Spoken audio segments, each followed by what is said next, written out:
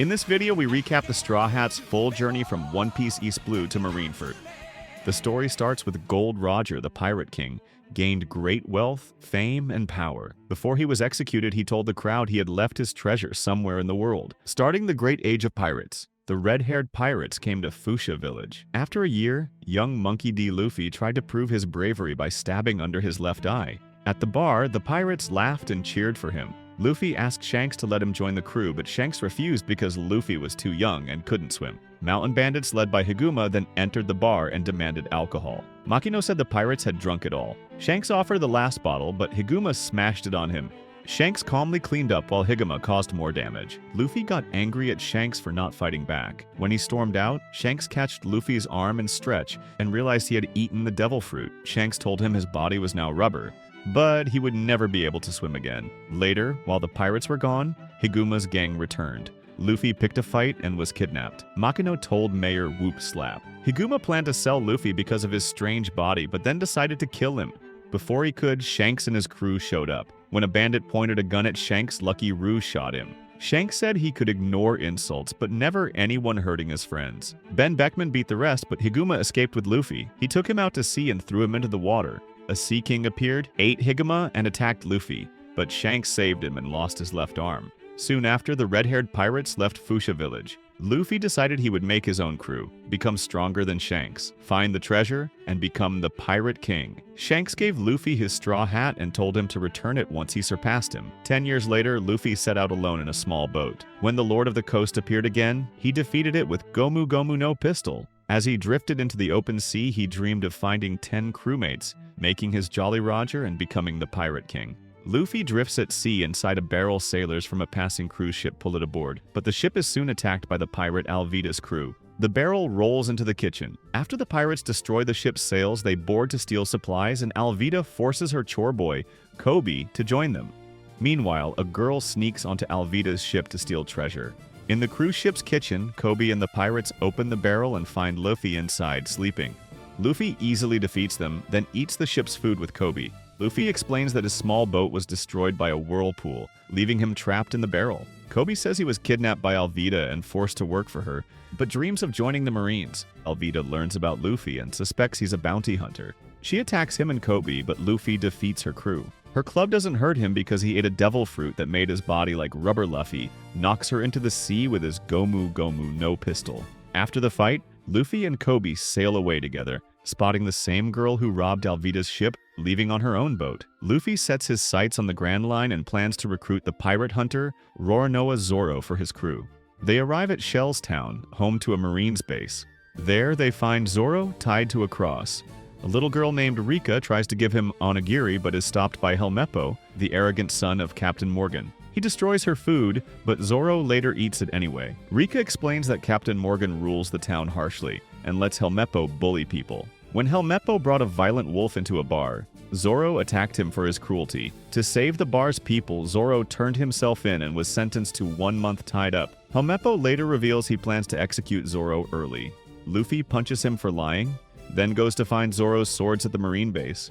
As Morgan builds a huge statue of himself, Luffy accidentally destroys it while launching to the rooftop. He grabs Helmeppo and finds Zoro's swords while the same girl from before sneaks in to steal treasure. Kobe tries to free Zoro but is caught by Morgan, who orders his men to shoot, but Luffy blocks the bullets with his rubber body and returns the swords to Zoro. Zoro cuts himself free, fights back, and agrees to join Luffy if they survive Morgan attacks with his axe hand, but Luffy and Zoro easily defeat him. Helmeppo takes Kobe hostage, but Luffy punches him, and Zoro cuts Morgan down. The Marines, tired of Morgan's abuse, arrest him. Afterward, Luffy, Zoro, and Kobe celebrate in a restaurant. Kobe explains that the world is split by the Red Line, and the Grand Line runs across it, the sea where Gold Roger hid his treasure. The new base commander, Ripper, accepts Kobe into the Marines but orders Luffy and Zoro to leave town because they're pirates. He promises not to report them. Luffy and Zoro agree and set off together to continue their journey. Meanwhile, a girl sneaks into a Marine base looking for a map of the Grand Line. She learns that it was stolen by another pirate,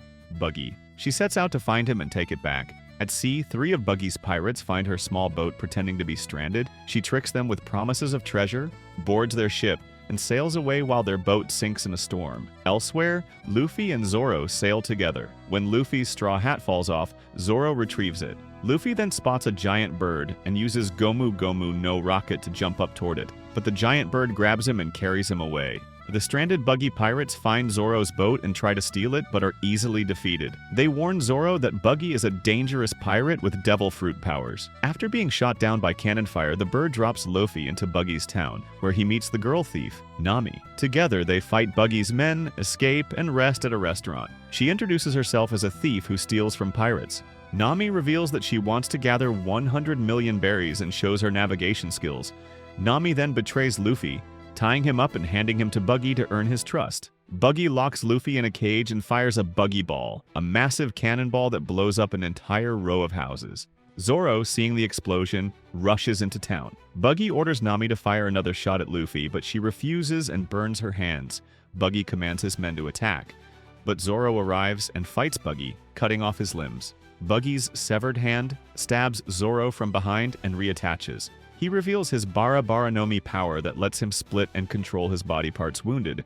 Zoro redirects the cannon and blasts Buggy's crew with Nami's help. Zoro drags Luffy's cage to a pet shop, where they meet a dog named Choo Choo guarding his late owner's store. Nami finds the cage key, but Choo Choo eats it. Buggy sends his beast tamer Moji and his lion Richie to attack. Richie destroys the cage, freeing Luffy, but burns down the pet shop. Luffy defeats Moji and Richie and gives Choo Choo a saved box of food. Buggy, angry at Moji's failure, fires another Buggy Ball, destroying the mayor's house. The mayor, unhurt, decides to fight Buggy.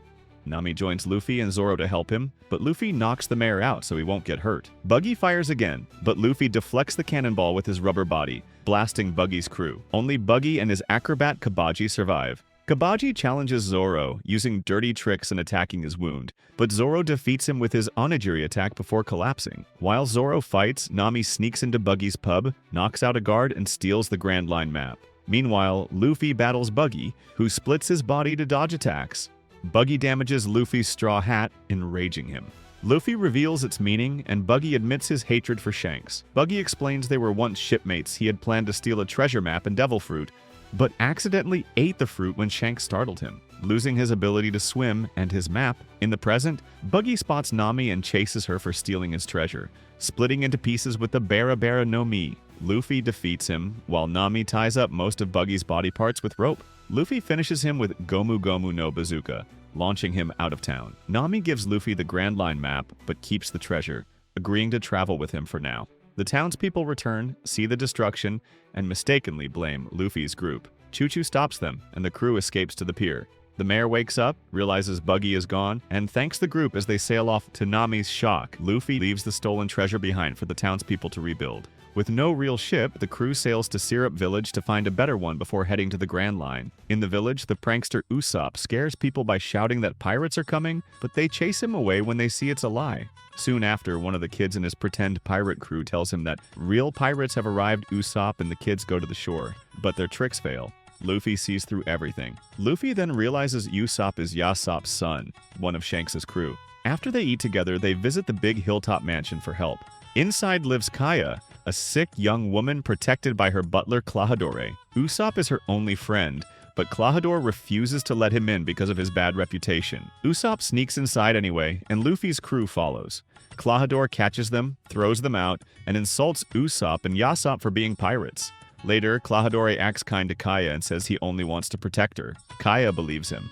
Meanwhile, outside town, a strange man named Django shows off his hypnosis, and even hypnotizes himself by accident. Usopp and Luffy talk about Yasopp on a cliff, but they soon see Klahadore secretly meeting Django. They overhear the truth. Klahadore is actually Captain Kuro of the Black Cat Pirates, and he plans to kill Kaya and steal her fortune by having Django hypnotize her into changing her will. Django spots them and hypnotizes Luffy to sleep, making him fall off the cliff. Usopp runs away, but nobody believes his warning. The villagers chase him off, and Kaya refuses to trust him. When he tries to make her escape, her guards stop him. She slaps him, and her servant Mary even shoots him in the arm. That night, Kuro visits Kaya's room, breaks the glasses she made for him, shows his claws, and slashes Mary. The next morning at dawn, the Black Cat Pirates land. but they come from the North Shore, not the South. Luffy gets lost, and Zoro struggles climbing the slippery hill. Usopp tries to stop the pirates alone with his slingshot, and by offering Luffy's treasure to bribe them, but Nami stops him. The pirates keep advancing until Luffy and Zoro finally arrive to help. Kuro, furious that his crew is late, decides to kill his crew if his plan gets ruined. Django hypnotizes his crew to make them stronger, but he also hypnotizes Luffy by mistake. The overpowered Luffy defeats the pirates and even tears off the bow of their ship, then hypnotizes Luffy again, and Luffy collapses.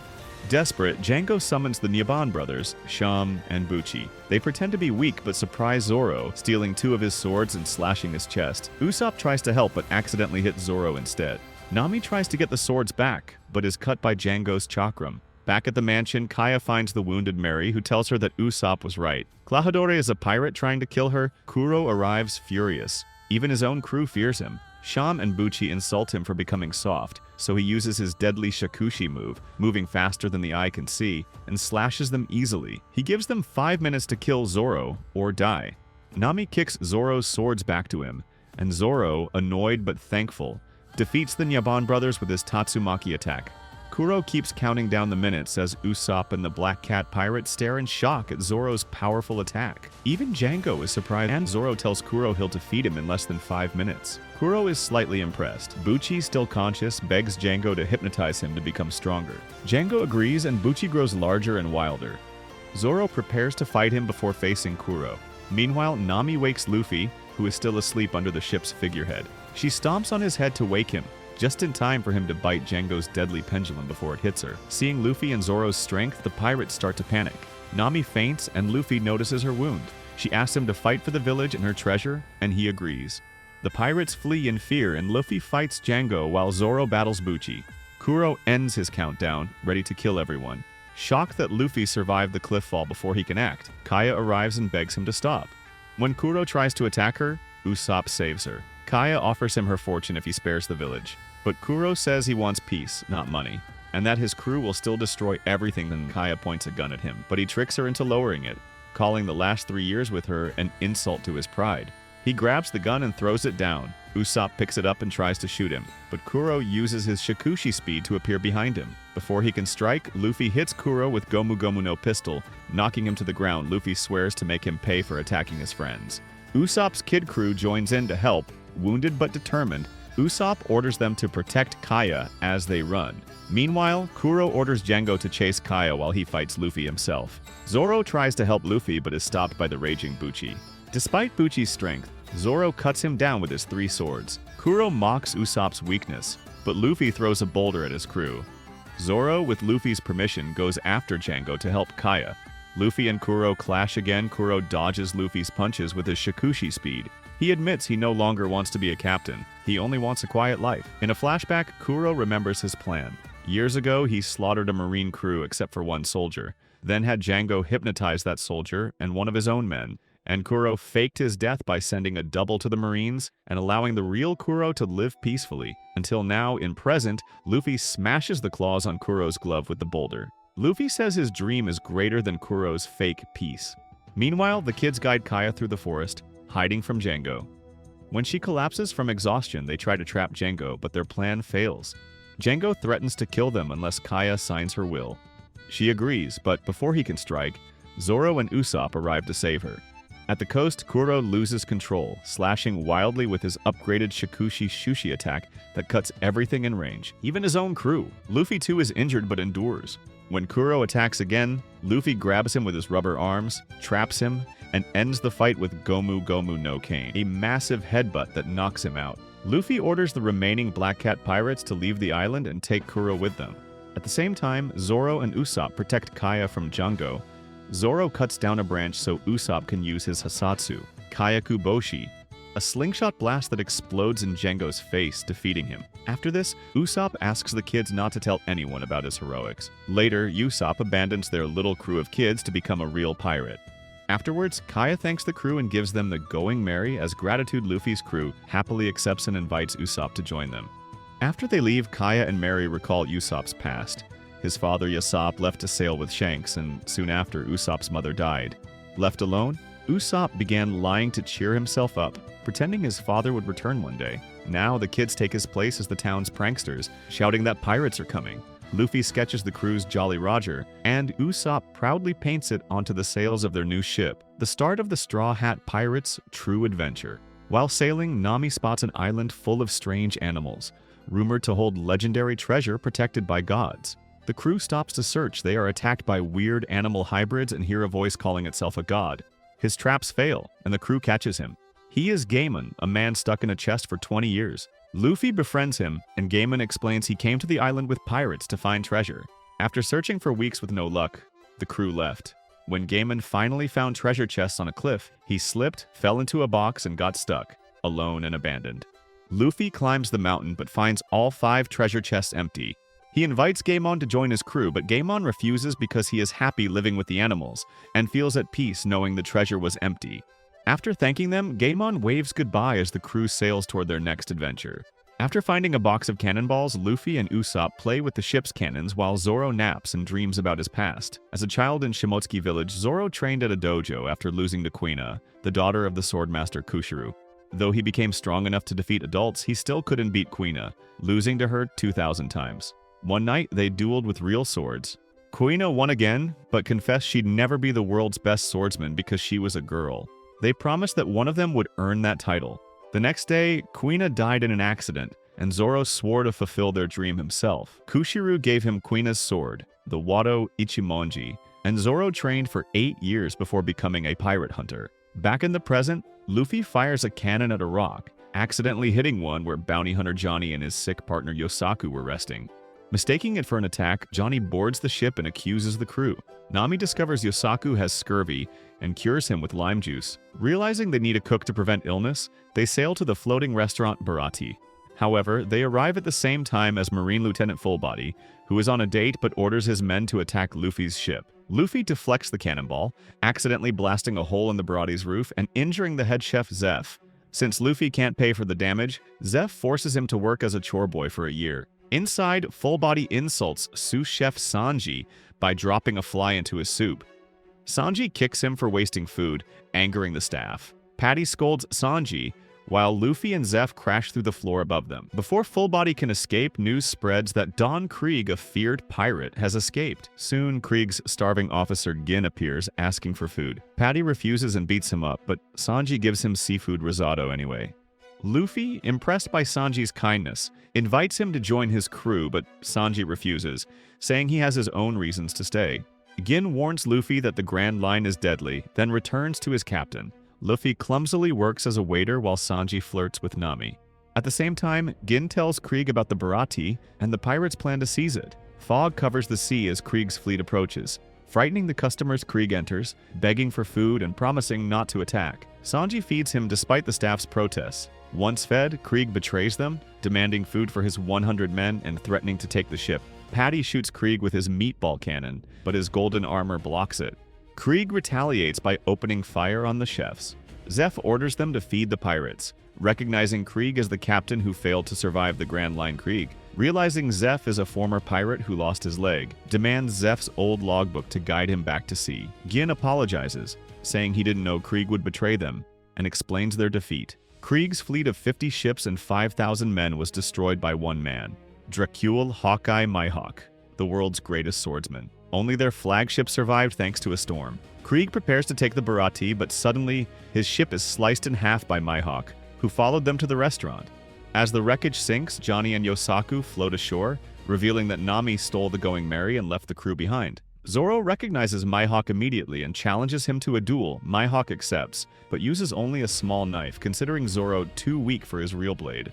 Despite using 3 swords, Zoro can't land a hit, but Mihawk wounds him. Impressed by his will, switches to his massive black sword, Yoru. With one strike, he shatters 2 of Zoro's katanas, leaving only the Wado Ichimonji.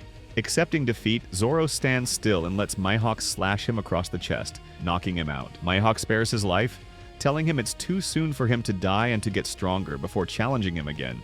Zoro promises never to lose again. Satisfied, Mihawk ends the duel and sails away, leaving Krieg behind. Luffy orders Usopp and Zoro to follow Nami while he faces Krieg. Zeph agrees to nullify Luffy's debt if he stops Krieg. Sanji, wanting to protect the restaurant from damage, orders them to raise the defenses so they can still use the restaurant as a battlefield. With no more interruptions, Krieg begins his attack on the PRE-TIMESKIP. Patty and Carne attack with Sabagashira the Yur, but Krieg easily blocks it. The chefs also attack, but they are quickly defeated. Patty and Carne remember how they were accepted here, so they decide to stay and fight Krieg. Krieg then unleashes his top fighter, Pearl, a man covered in iron armor who claims he's never bled. Krieg attacks Luffy, and when Luffy falls, he bumps into Pearl, causing Pearl's nose to start bleeding, ending Pearl's never bled record. Pearl sets the deck on fire, boasting that his armor protects him from the flames. Sanji fights him, severely injuring him, but gets knocked out. Just then, Gin points a gun at Zeph. Pearl recovers and says that if Sanji dodges his next attack, Gin will shoot Zeph. With no choice, Sanji takes several heavy hits. As Sanji is knocked out, he remembers his childhood when he worked as a cook's apprentice on a cruise ship that was attacked by Zeph's pirate crew. They robbed the ship and beat Sanji. During this, Sanji mentioned his dream of finding the All Blue. A storm swept Sanji overboard. Zeph jumped after him to save him, but a giant wave destroyed the ship and Zeph's leg was trapped. He had to cut it off using a chain to escape. He saved Sanji and the two were stranded on a rock with almost no food. Zeph gave Sanji a small bag of rations and kept a large sack for himself. Sanji rationed his food carefully but eventually ran out. They waited on opposite sides of the rock, watching for passing ships to rescue them. Starving, Sanji attacked Zeph to steal his food, only to discover the big sack contained only treasure. Zeph had given Sanji all the real food. Sanji also realized Zeph sacrificed his leg to save him. Zeph explained he saved Sanji because he too once had the dream of finding the All Blue. Eventually they were rescued and together they built the PRE-TIMESKIP. In the present, Sanji stands up and declares he will keep fighting. Enraged, Luffy uses Gomu Gomu no Ono, destroying the entire portside. Krieg orders Gin to kill Sanji, but Gin hesitates. Sanji was the man who once fed him. Pearl attempts to kill Sanji himself, but Gin defeats Pearl and knocks him out. Gin decides to fight Sanji as thanks for the food, while Krieg focuses on Luffy. Gin fights Sanji using two weighted tonfa. Sanji initially lands hits easily, but Gin quickly recovers, beating Sanji badly. Yet he cannot bring himself to finish him. Gin begs Krieg to stop the attack. Instead, Krieg releases his deadliest weapon, the MH5 poison gas bomb. Gin sacrifices himself to shield Luffy and Sanji, taking the full blast. Gravely poisoned, the restaurant staff rush to help him. Enraged, Luffy unleashes a storm of attacks. A fierce battle erupts.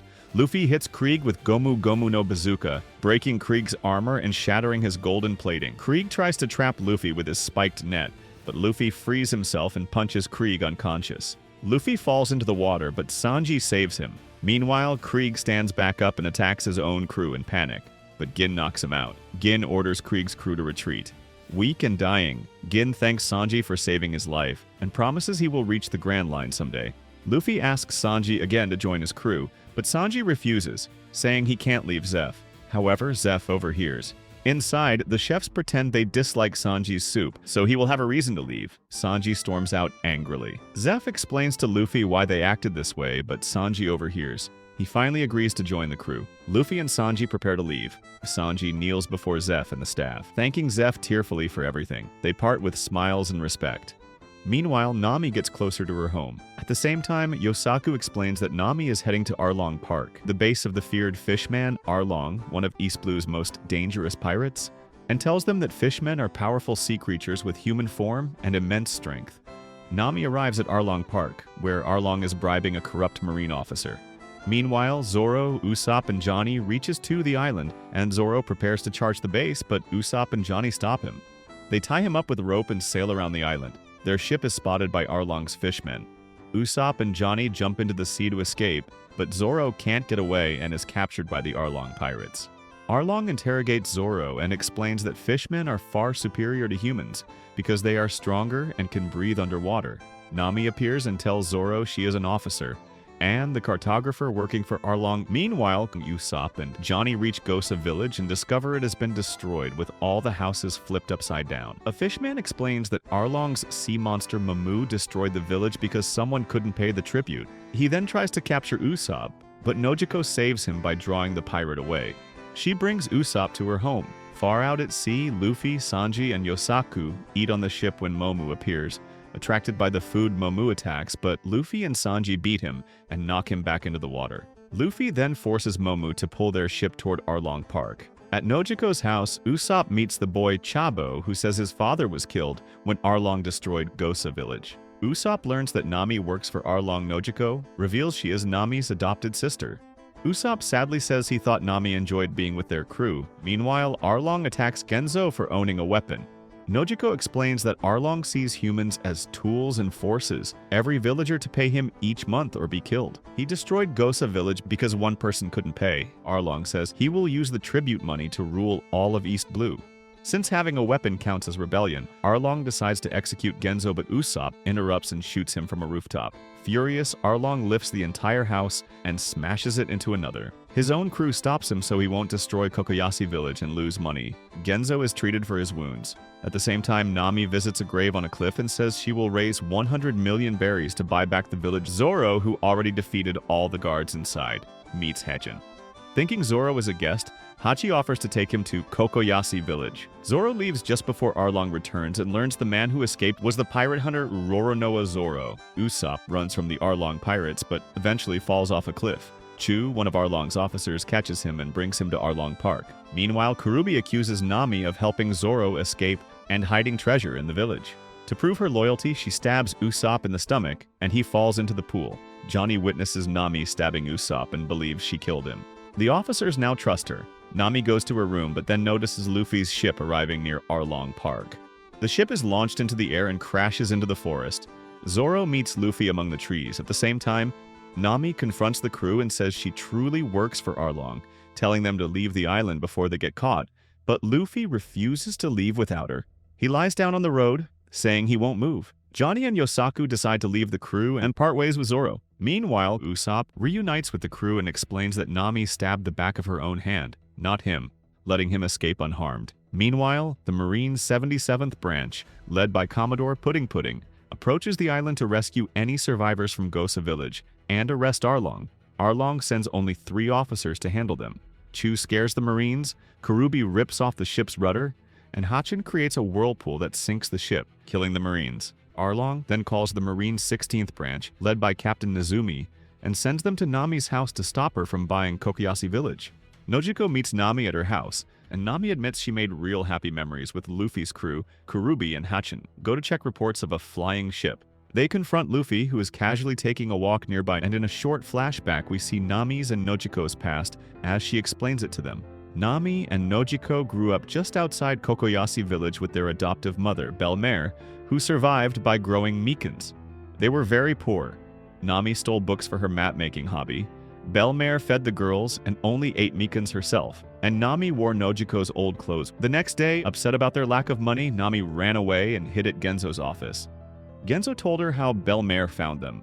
While serving as a Marine during a war, Belle-Mère discovered Nojiko and baby Nami and took them home to raise as her daughter's Nojiko arrives, and they go back to Belle-Mère's house for dinner. Then the Arlong pirates invaded the island. Arlong declared the whole place under his control and forced everyone to pay a monthly tribute to live. Seeing smoke from the outskirts, Nami and Nojiko rushed home, knowing Belle-Mère didn't have enough money for all 3 of them. Arlong confronted Belle-Mère. She only had 100,000 berries, enough for herself or for her daughters, but not both. Villagers tried to hide Nami and Nojiko so Belle-Mère could pay for herself, but she refused to deny her family. She paid the tribute for the girls, not for herself. After telling them goodbye, Belle-Mère was shot and killed by Arlong. Impressed by Nami's map, Arlong forced her into his crew and gave her money.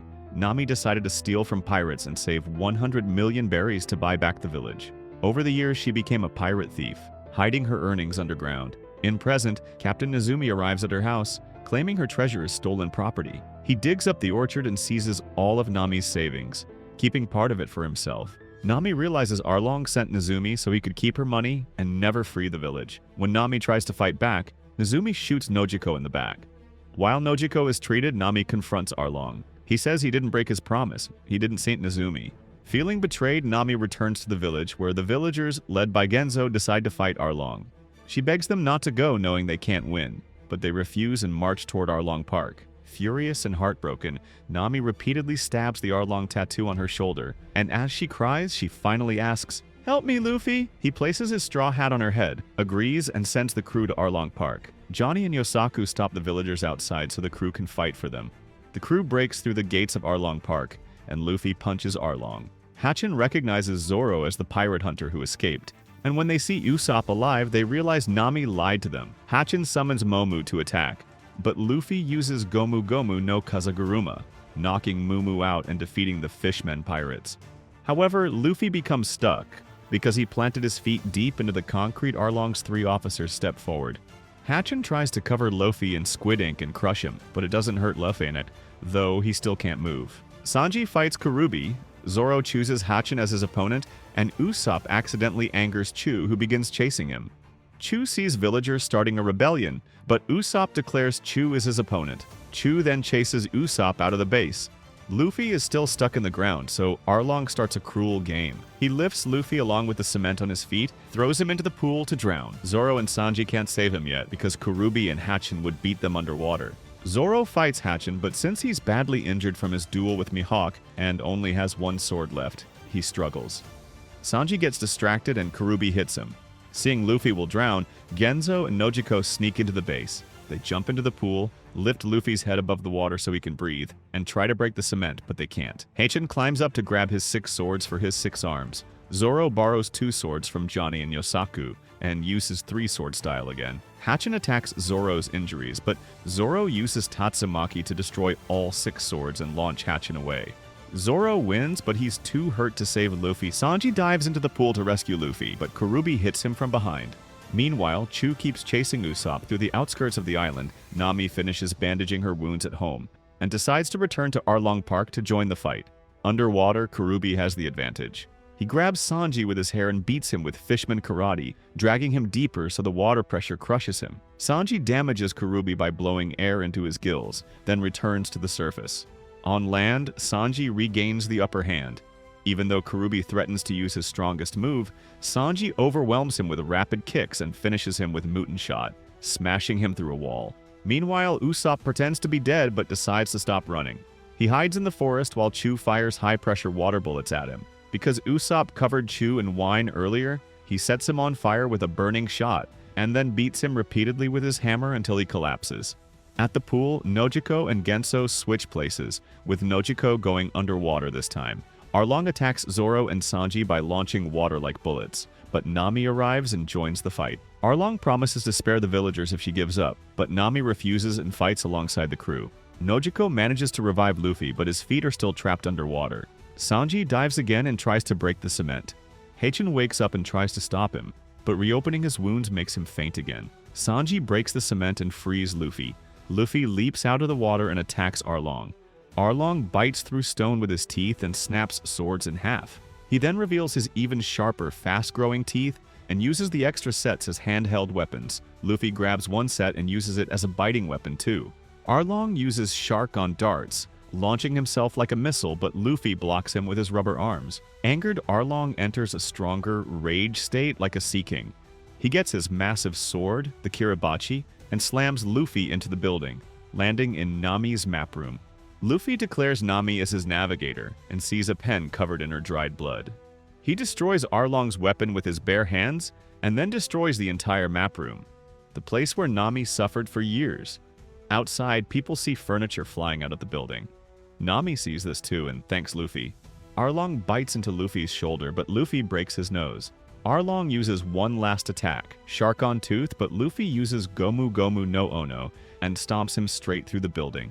Arlong crashes through every floor and is knocked out. The whole building collapses from the damage. Luffy climbs out of the rubble and says Nami is his crewmate. She accepts. The villagers try to celebrate, but Nezumi's Marines arrive to steal Arlong's money. The Straw Hats beat the Marines and tell them to arrest Arlong and return the money to the villagers. Nezumi escapes, swearing revenge.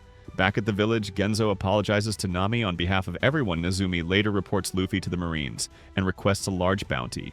News of Arlong's fall spreads and the whole island celebrates. Zoro is treated by Dr. Nako, while Luffy eats. Nami visits Belmare's grave with Nojiko and Genzo, telling them she will leave the village to follow Luffy. After sunset, she asks Nako to remove Arlong's tattoo and replaces it with a new one, a Mikan and Pinwheel, symbols of Belmare and Genzo. She leaves her 100 million berries behind, packs her things, and heads to the dock. Ignoring the villagers thanking her, Nami jumps onto the Going Merry, and it's revealed she pickpocketed them one last time, laughing as she shouts, "Thank you." As the Going Merry sails away, Nami officially joins the crew as their navigator, and the villagers wave goodbye, finally free. After leaving Kokoyashi village, the crew sails toward Logtown, the town of the beginning and the end, where the pirate king Gold D. Roger was both born and executed. During the trip, they celebrate Luffy's new 30 million berry bounty, the highest in East Blue. News of Arlong's defeat spreads across the seas, shocking pirates and marines. Many see Luffy's wanted poster, full body, now demoted. Mihawk, who shows it to Shanks, and even Buggy and Alvida, now teamed up and plotting revenge. After docking, the crew splits up. Luffy wants to see the platform where Roger died. Zoro searches for new swords. Nami shops. Usopp looks for weapons, and Sanji hunts for rare ingredients. Marine Captain Smoker, who can turn into smoke thanks to the Moku Moku no Mi fruit, learns Luffy has arrived and begins to hunt him down. Luffy visits the same bar Roger once did. The old bartender remembers Roger fondly and sees the same spirit in Luffy. As he leaves, Smoker spots him and gives chase, amazed by Luffy's fearless smile that reminds him of Roger's. Meanwhile, Zoro finds a sword shop run by an old man and meets Tashigi, who looks just like his late friend Kuina.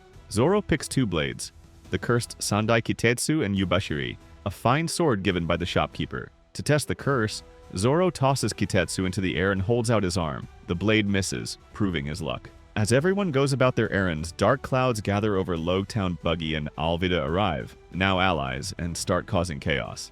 Curious, Luffy climbs the execution platform, not realizing it's the very spot Roger died. Kabaji slams a set of stocks down on Luffy, trapping him. Buggy declares his intention to publicly execute Luffy right there on the same platform where Gold Roger died. Smoker surrounds the area but waits to strike until Buggy finishes. Zoro and Sanji race to save Luffy, while Nami and Usopp hurry to the ship as the storm worsens. Tied up on the platform, Luffy laughs and shouts, "I'm going to be king of the pirates!" Just as Buggy raises his blade, lightning strikes the platform, destroying it and saving Luffy. Buggy is electrocuted as rain pours down. Smoker watches stunned, recalling Roger's final moments. Luffy's smile is the same.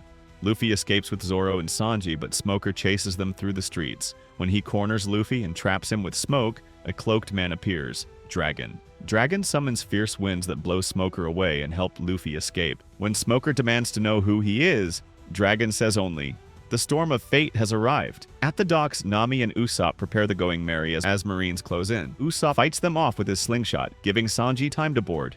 Luffy, Zoro, and Sanji leap onto the ship under cannon fire, and the storm's winds carry them out to sea toward Reverse Mountain, the gateway to the Grand Line. Everyone decide to chase them to the Grand Line as they gather up in different teams.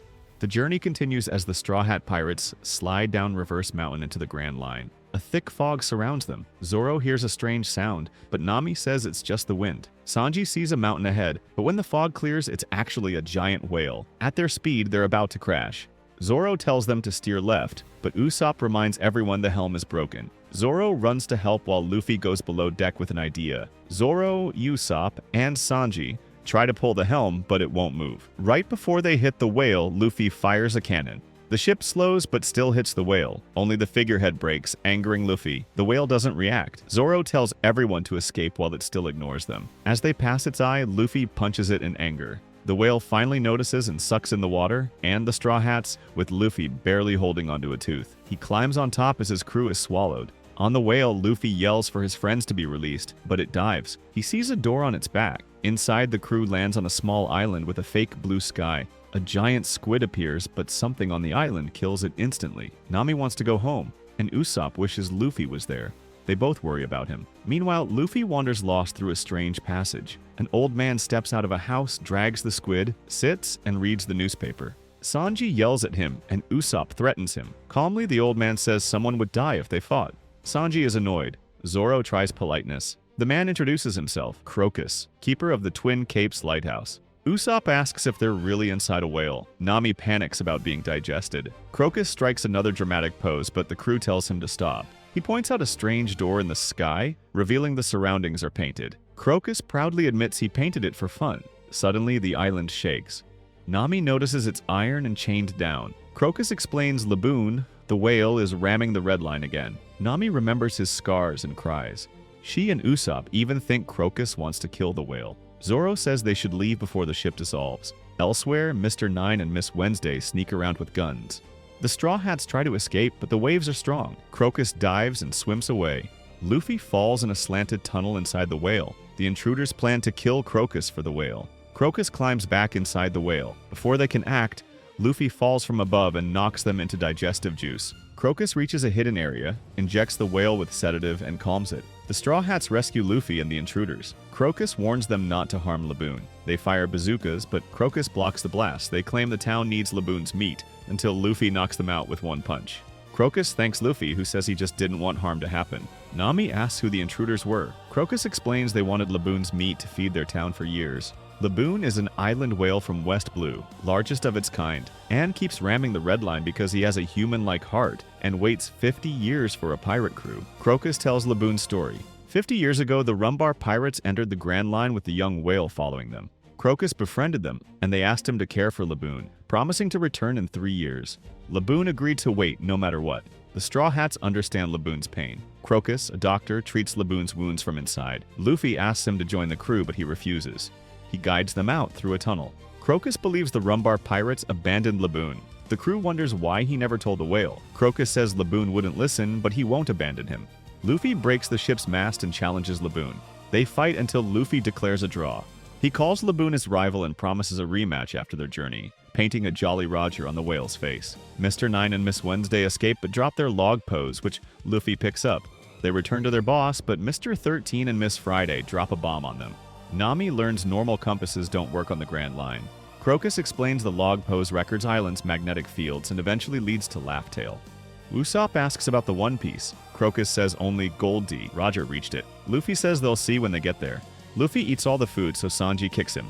The log pose breaks. Nami kicks both of them. Crocus offers his own log pose as thanks. Laboon spits out Luffy, Sanji, Mr. 9, and Miss Wednesday. The intruders ask to travel to Whiskey Peak. Crocus wants the Straw Hats to leave them, but Luffy agrees to take them home. The Straw Hats sail toward Whiskey Peak. Nami notices the Grand Line's wild weather and guides the crew back on course. At Whiskey Peak, the intruders swim ashore. Nami warns no one can leave until the log pose resets. The townspeople warmly welcome the Straw Hats, surprising them. Nami and Zoro join a drinking contest. Sanji charms local women, Usopp boasts, and Luffy eats nonstop. Nami wins. After the party, Igaram reveals the townspeople are bounty hunters aiming to capture the Straw Hats. Zoro knew from the start and fights them, causing chaos as hunters hit each other. Mr. 8 orders an attack, but Zoro easily overpowers them, dodging bullets, explosions, and odd attacks. Inside a bar, Nami wakes sober, realizing the town is a trap. Zoro keeps fighting waves of hunters, showing off his swords. Miss Monday briefly overpowers him, but he defeats her with one hand. Agents explain their ranking system. Mr. 8 says Marines mistakenly think Zoro is the Straw Hats' captain. Miss Wednesday, Mr. 9, and Mr. 8 attack him, but Zoro outmaneuvers them. Chaos escalates when Miss Wednesday threatens sleeping Luffy. Zoro drags Mr. 9 into danger, sending all three flying. Far away, the Unluckies arrive just as Mr. 5 and Miss Valentine show up. Instead of helping their fellow agents, they blow them up. Mr. 9 thanks them, thinking they came to assist, but they reveal their true mission: eliminate the agents who know too much, especially Miss Wednesday, who is actually Princess Nefertari Vivi of Alabasta. Igaram, revealed to be the captain of Alabasta's royal guard, attacks Mr. 5 and Miss Valentine to protect Vivi.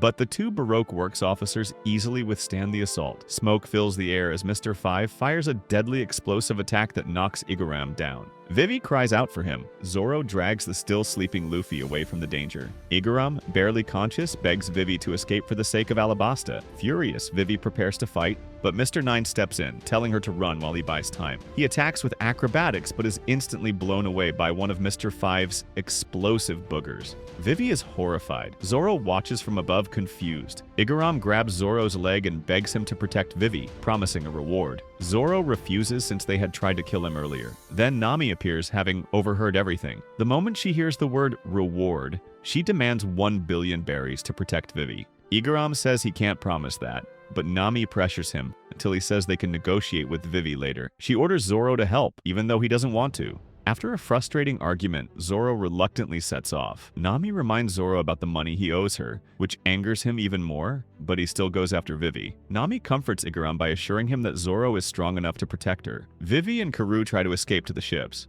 Luffy, still bloated from eating, wakes up in a river, sees the destruction from Zoro's fight, and staggers onward. Vivi is soon blocked by Mr. 5 and Miss Valentine again. Miss Monday appears and tells Vivi which road leads to the ships. She decides to stay behind and hold off the assassins. Vivi hesitates, but Miss Monday tells her to go, otherwise everyone's sacrifices would be wasted. Vivi thanks her and flees. Miss Monday bravely confronts Mr. Five but is brutally defeated in an explosion. Vivi stops running when she hears it and stares in horror at the flames. Mr. Five and Miss Valentine explain their devil fruit powers and say Vivi has no chance. Just as Mr. Five prepares to finish her, Zoro blocks attacks and tells Miss Wednesday to stop panicking. Meanwhile, Nami keeps questioning Igaram about Baroque Works. He explains it's a secret criminal organization focused on sabotage, assassination, and bounty hunting. Higher-ranked agents get more power. Miss Valentine guesses that Zoro defeated all the bounty hunters in Whiskey Peak. Mr. Five wonders why he would protect Vivi. Zoro simply says he has his own reasons, and Mr. Five replies they will have to kill him for interfering. Zoro and Mr. Five are about to fight when an angry shout stops them. Luffy has arrived. Vivi is confused, and Zoro says he can handle the enemies alone, but instead of helping, Luffy starts yelling at Zoro. He thinks Zoro attacked innocent people because the townsfolk tricked him earlier.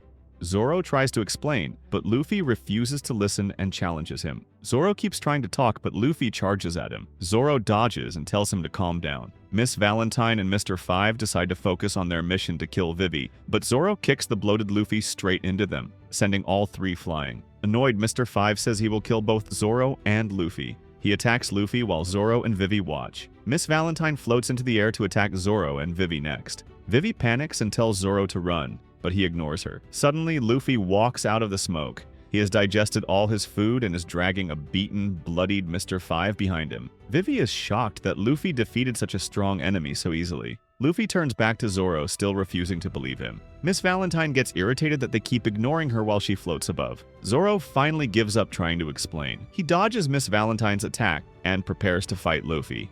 Vivi watches in disbelief as they launch powerful attacks. Both smash into walls but burst out quickly and keep fighting. Mr. Five and Miss Valentine complain the pirates are making fun of Baroque Works. They charge in, but Luffy and Zoro knock them out instantly for getting in the way. With the enemy agents defeated, Luffy and Zoro get ready to continue their own fight, until Nami appears and knocks both of them out cold. Luffy finally understands what really happened in Whiskey Peak. Nami then demands that Vivi pay a 1 billion berry fee for escorting her to Alabasta. Vivi says her kingdom is in chaos and she probably can't pay. She explains that she learned years ago that Baroque Works has been manipulating Alabasta to overthrow her father. She asked Igaram to help her infiltrate the group and discover the leader's identity. Vivi hesitates to say the boss's name because it puts their life in danger, but she accidentally reveals it. Mr. Zero is Crocodile, one of the 7 warlords of the sea.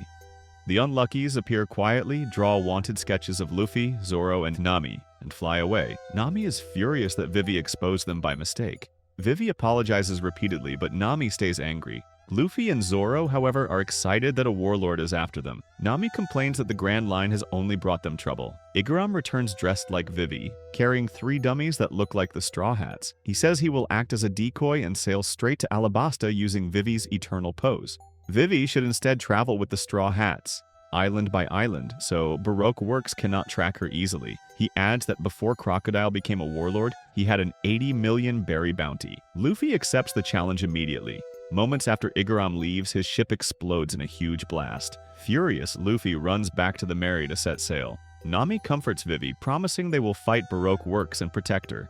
Luffy drags Sanji and Usopp to the ship. Karoo is already waiting. A mysterious woman appears. Miss All Sunday, Crocodile's partner. She claims she blew up Igaram's ship. Luffy asks who she is. She says she's curious about Vivi's mission, but calls it foolish. She disarms the crew instantly. Sanji falls for her beauty. She shows Nami that the log pose points to Little Garden and gives Vivi an eternal pose for safe travel. Vivi hesitates. Luffy crushes the pose, refusing an outsider to decide their path, and angrily tells her off. Miss All Sunday laughs, liking his spirit, and leaves on a giant sea turtle. Vivi collapses. The crew explains everything to Usopp and Sanji. Miss All Sunday wonders how the Straw Hats will handle Little Garden. A jungle, tiger, and giant footprint are shown.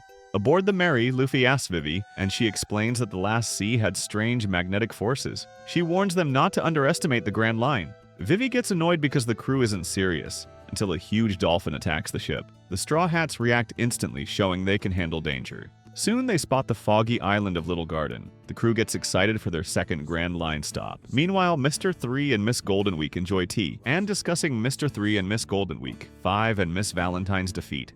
Mr. 3 calls Mr. 5 an overconfident fool and promises to show the Straw Hats the true terror of Baroque works. As the crew approaches Little Garden, Sanji is attacked by a giant bird. A huge tiger appears beside the ship but collapses, bleeding heavily. Luffy says they should explore the island, and Vivi joins him because she wants to clear her mind. Zoro goes for a walk and Sanji tells him to bring back anything edible. They argue and rush to compete for the bigger catch. Hearing strange sounds, Nami remembers something about the island and checks her books. Luffy and Vivi find a squid-like shellfish as huge footsteps approach. Sanji almost gets eaten by a T-Rex, while Zoro runs into a Triceratops wondering if it's edible. Luffy and Vivi meet a Brachiosaurus, and Vivi realizes the island is untouched because nothing leaves the Grand Line, keeping its ecosystem frozen in time. As Nami explains the creatures to Usopp, a giant silhouette appears. Nami and Usopp panic at a massive figure approaching the Going Merry. The giant asks for alcohol. Nami says they only have cooking and medical alcohol. Suddenly, a T-Rex bites him from behind. The giant cuts off its head and introduces himself as Brogy, claiming to be Elbaf's strongest warrior. He calls Nami and Usopp his guests, but they are so terrified they pretend to be dead.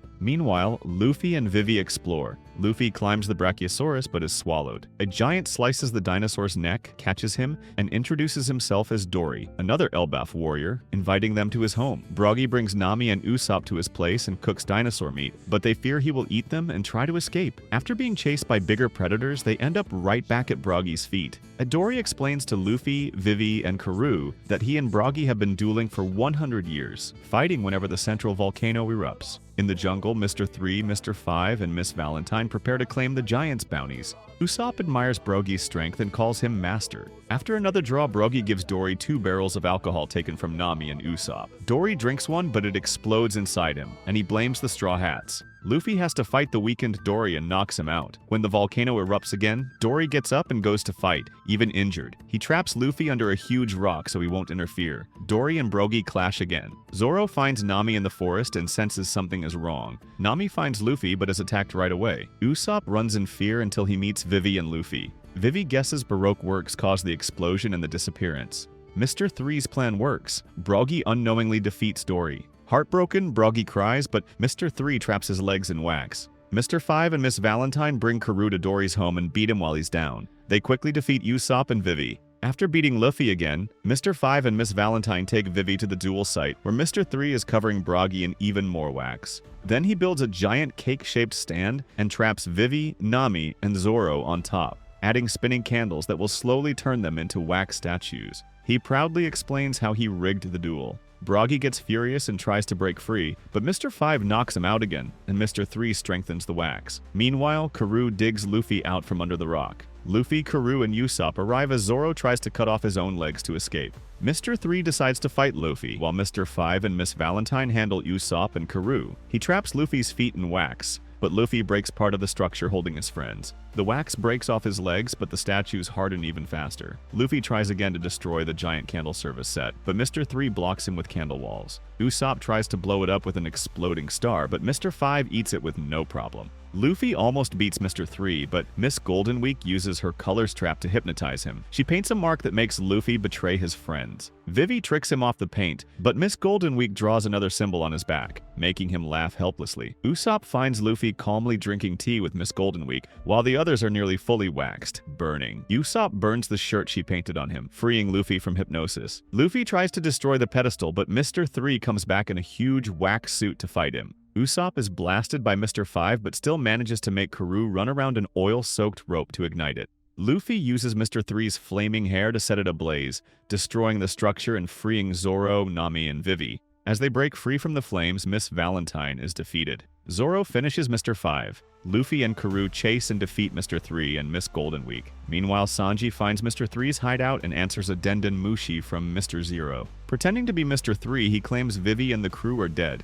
The Unluckies deliver an eternal pose to Alabasta, attack Sanji, but he defeats them. Crocodile orders Mr. 3 to return to Alabasta, and after the call, tells Miss All Sunday to send Mr. 2 to eliminate him. Brogy cries over Dory's death, but Dory wakes. He explains Broggy's axe only knocked him out. Using the eternal pose, the Straw Hats set sail. Broggy and Dory help them by killing a giant predator trying to eat the Going Merry. They remember the reason for their duel. Long ago, after each killed a Sea King, a little girl asked which one was bigger. They came to Little Garden to settle it and stayed for a century. On the Merry, Usopp dreams about visiting Elbaf someday, and Luffy happily agrees, and they dance until they almost fall overboard. Meanwhile, Nami hands Vivi the eternal pose. Vivi remembers she must survive to save Alabasta. Sanji comforts them while Luffy, Usopp, and Karoo drool over food, which he scolds them for. Zoro trains alone, ashamed he couldn't save everyone during the candle trap.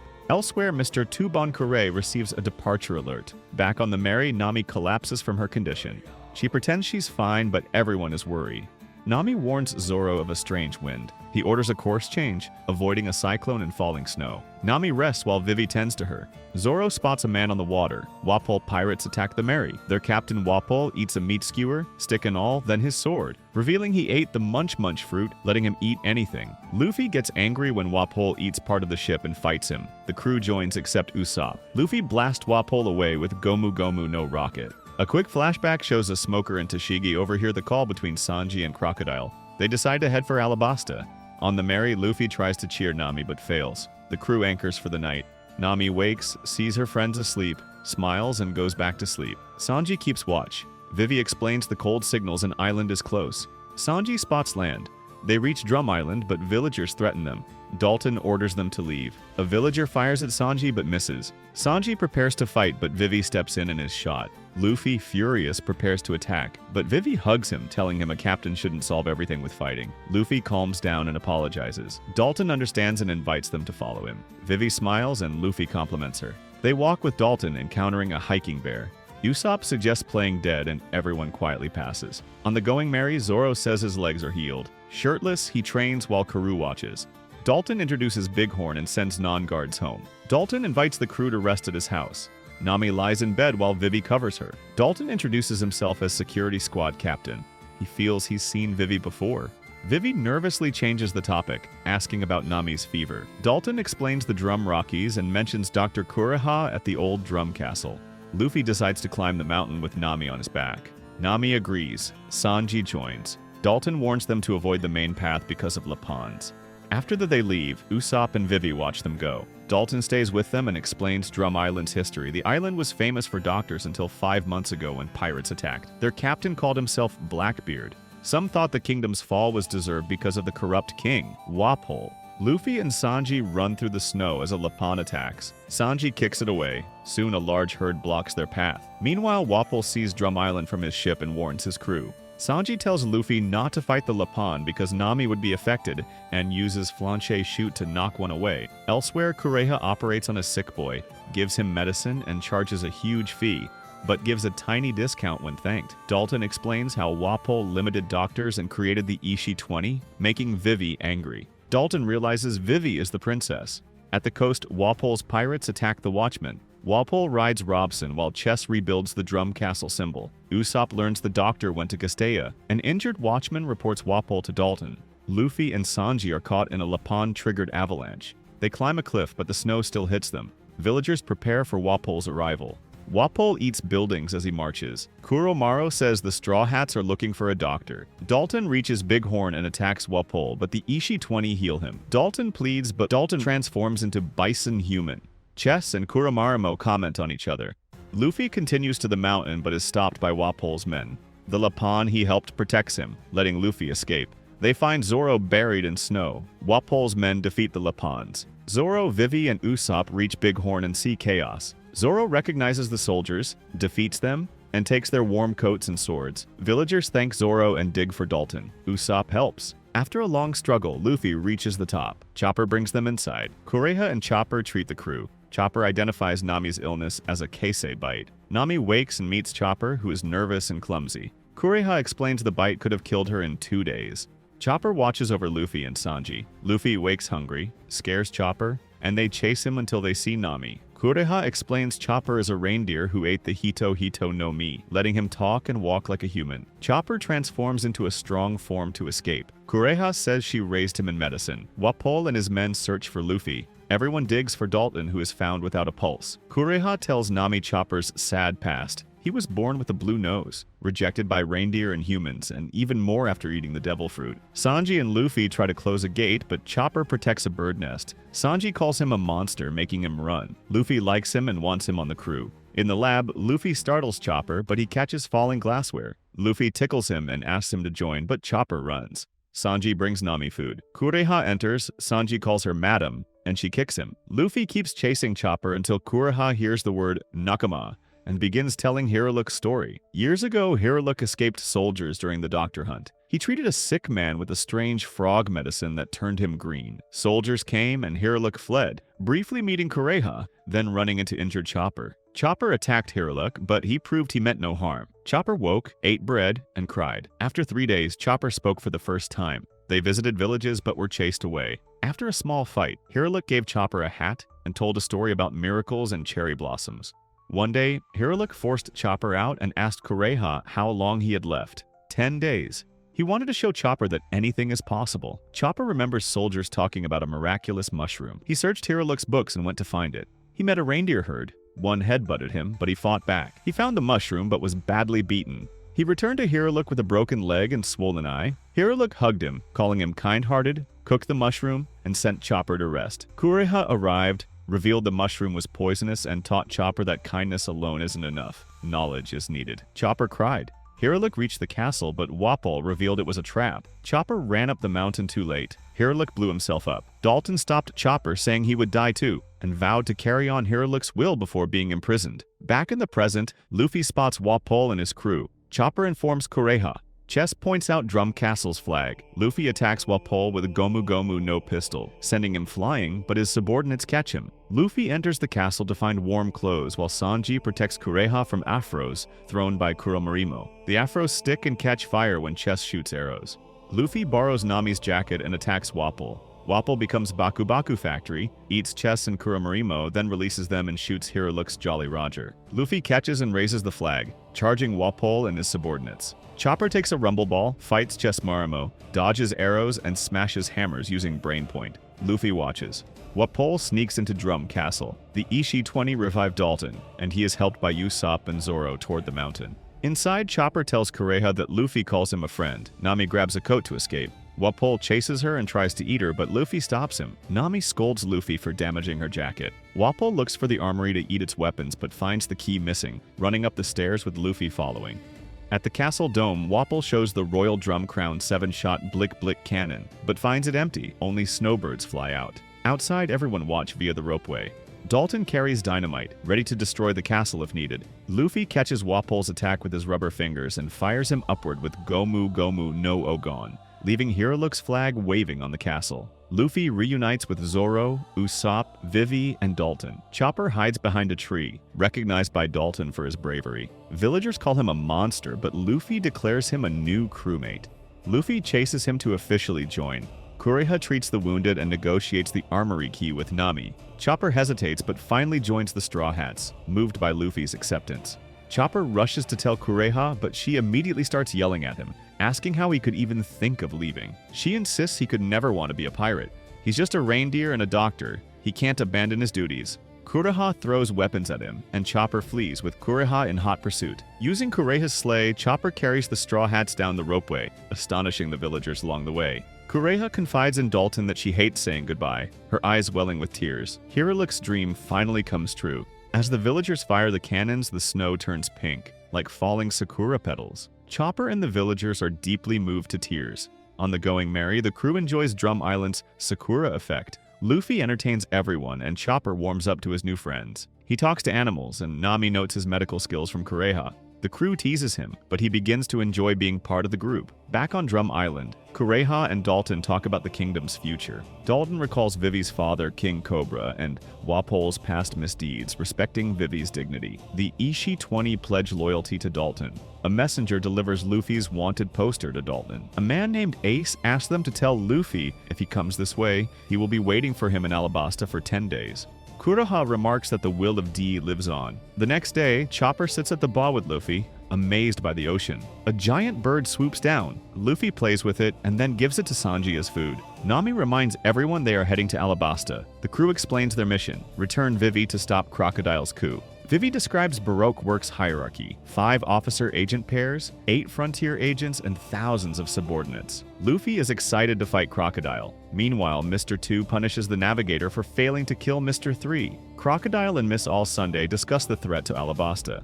Later, Luffy and Usopp save Mr. 2 from drowning. While waiting for his ship, he shows his main Know My Power, which lets him copy anyone's face he touches. Luffy, Usopp, and Chopper are amazed, and Vivi notices he has copied her father. Later, Mr. 2's ship arrives, showing he is a Baroque Works officer. To avoid confusion, the crew wraps bandages around their arms so he cannot copy them. Arriving at Alabasta, Nami urges good behavior, but Luffy runs off to find food. Vivi explains she plans to go to Yuba, where the rebel army is, but the only way is across the desert.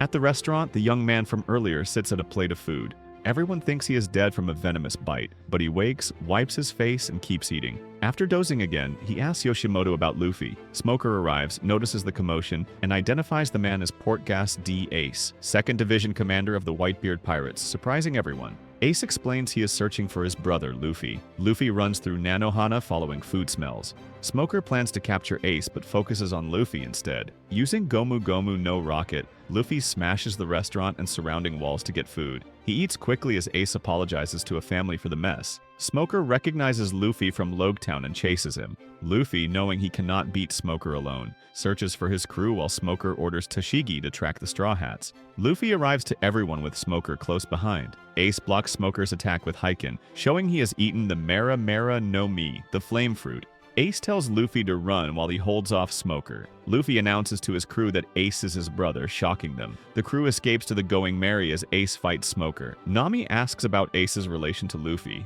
and he confirms it. They reach the ship and load supplies, but Luffy is missing. Luffy waits in an alley, unsure where the crew went. Ace greets him from a roof and invites Luffy and the crew to join the Whitebeard pirates, but Luffy refuses. On Smoker's ship, Mr. 11 is tied to the mast. Billions try to get promoted by capturing Ace, but when Mr. 11 asks to be untied, they shoot him instead. They hear Ace is in town and see a chance for promotion. Luffy and Ace look for the crew, unaware Billions surround them. A fight breaks out, but Luffy defeats the leader with Gomu Gomu no Bazooka. Spotting the ship, Luffy stretches his arms to reach it. Ace arrives in his boat and destroys 5 approaching ships with Hyken attacks. Smoker questions Tashigi about Vivi, but concludes she seems friendly with the Straw Hats. He senses something big is coming. On the Going Merry, Usopp, Luffy, and Chopper toast to Ace joining them, but he declines, saying he seeks Blackbeard for killing a crewmate. Nami notes they are going to Yuba, the same place as Ace. Vivi explains the route, and they all toast together. On shore, Vivi gives Karoo a letter for his father about Baroque Works plans. Karoo leaves quickly to deliver it. On the ship, Ace warns Zoro that Crocodile may have bigger plans. The crew reaches the desert. Chopper notes the heat, and Nami says it is over 50 degrees Celsius. Vivi warns that skin exposed to the sun will burn. Sanji complains about their clothes but follows. Zoro spots Kung Fu dugongs in the water. Luffy mistakes them for seals, fights them, and learns they can't cross the desert. They say goodbye. At Eromeru, Vivi explains it is now a ghost town. Dance powder caused droughts called the King's Miracle. Luffy destroys a building in anger, eager to continue. Later, he makes the crew play Rock, Paper, Hami to decide who carries equipment. At the rocks, Luffy finds moaning birds and rushes to Chopper for help. Returning, they find Waragi birds have stolen their things. Luffy chases the birds, and carnivorous plants swallow him briefly. He saves a camel named Matsu, who carries Nami and Vivi through the desert. The crew continues. On the way to Yuba Oasis, Vivi plans to meet the rebel army. Luffy, Usopp, and Sanji fight over water. Nami asks Vivi about the rebels. Vivi tells events from 11 years ago. Young Koza confronted King Cobra over a drought. Toto intervened, and the king promised to help. Vivi sees Koza running, and later he becomes the Suna Suna clan's assistant leader, forming a close bond with her family. Koza protects Vivi from kidnappers, gets injured, and praised by Cobra. He leaves to help build Yuba, telling Vivi to be a great princess. Vivi explains to Nami that Koza leads the rebel army. Before leaving, Ace gives Luffy a paper, promising to meet next at the Pirate Summit. Luffy treasures it, and Nami sews it into his hat. Vivi notes that Yuba is just beyond a distant rock. In Crocodile's lair, he and Miss All Sunday discuss their plan. She says everything is ready and they can act in 2 days. Crocodile is happy and mentions agents from Spider Cafe will meet them in Rain Base. At Spider Cafe, the agents gather, but Mr. 1 is missing. The others want to leave. Mr. 2 and his men dance, but Mr. 1 bursts through the wall, knocking over one of them. A fight starts, but Miss Doublefinger stops it, saying they must go to Rain Base to meet the boss. They leave in a carriage. Luffy and the crew arrive at Yuba, now ruined by a sandstorm. The town is empty.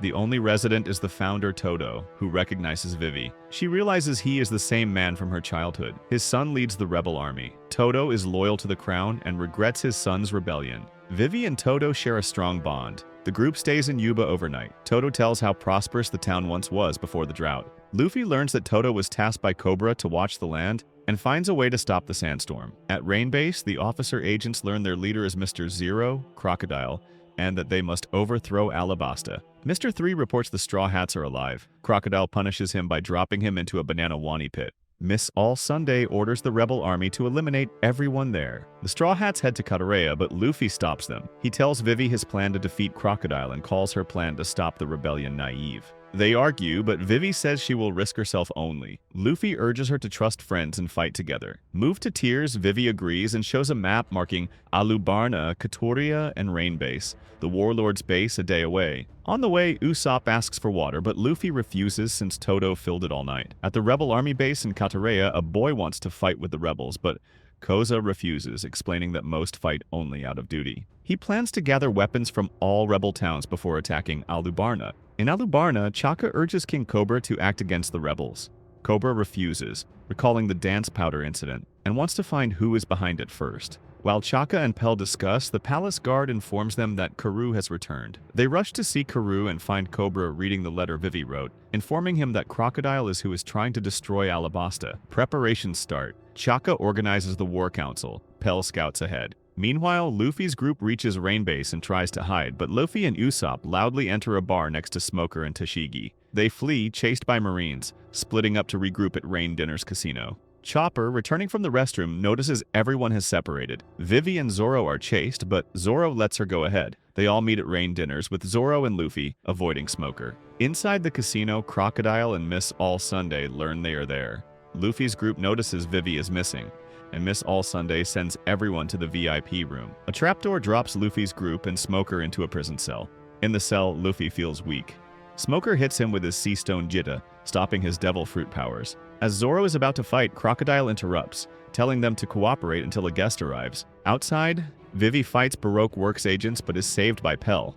Miss All Sunday appears, overpowers both, and takes Vivi to the casino. Inside, Vivi attacks Crocodile, but he is untouchable, having eaten the Sunasuna no Mi, sand fruit. He tells her to sit as the party starts. Operation Utopia, the plan to take over Alabasta, begins. Crocodile explains his plan. The king is kidnapped and replaced by Mr. 2, who orders Nanohana destroyed. Koza intervenes but is wounded. Mr. 1 and Miss Doublefinger crash into Nanohana on a pirate ship. Citizens flee, the royal army burns the city, and the rebels are blamed. Koza leads his forces forward, finding an armory ship, calling it Divine Guidance. At the palace, Chaka is alarmed. The Straw Hats stay imprisoned. Crocodile taunts Vivi with a key, but it falls and is eaten by a banana wani.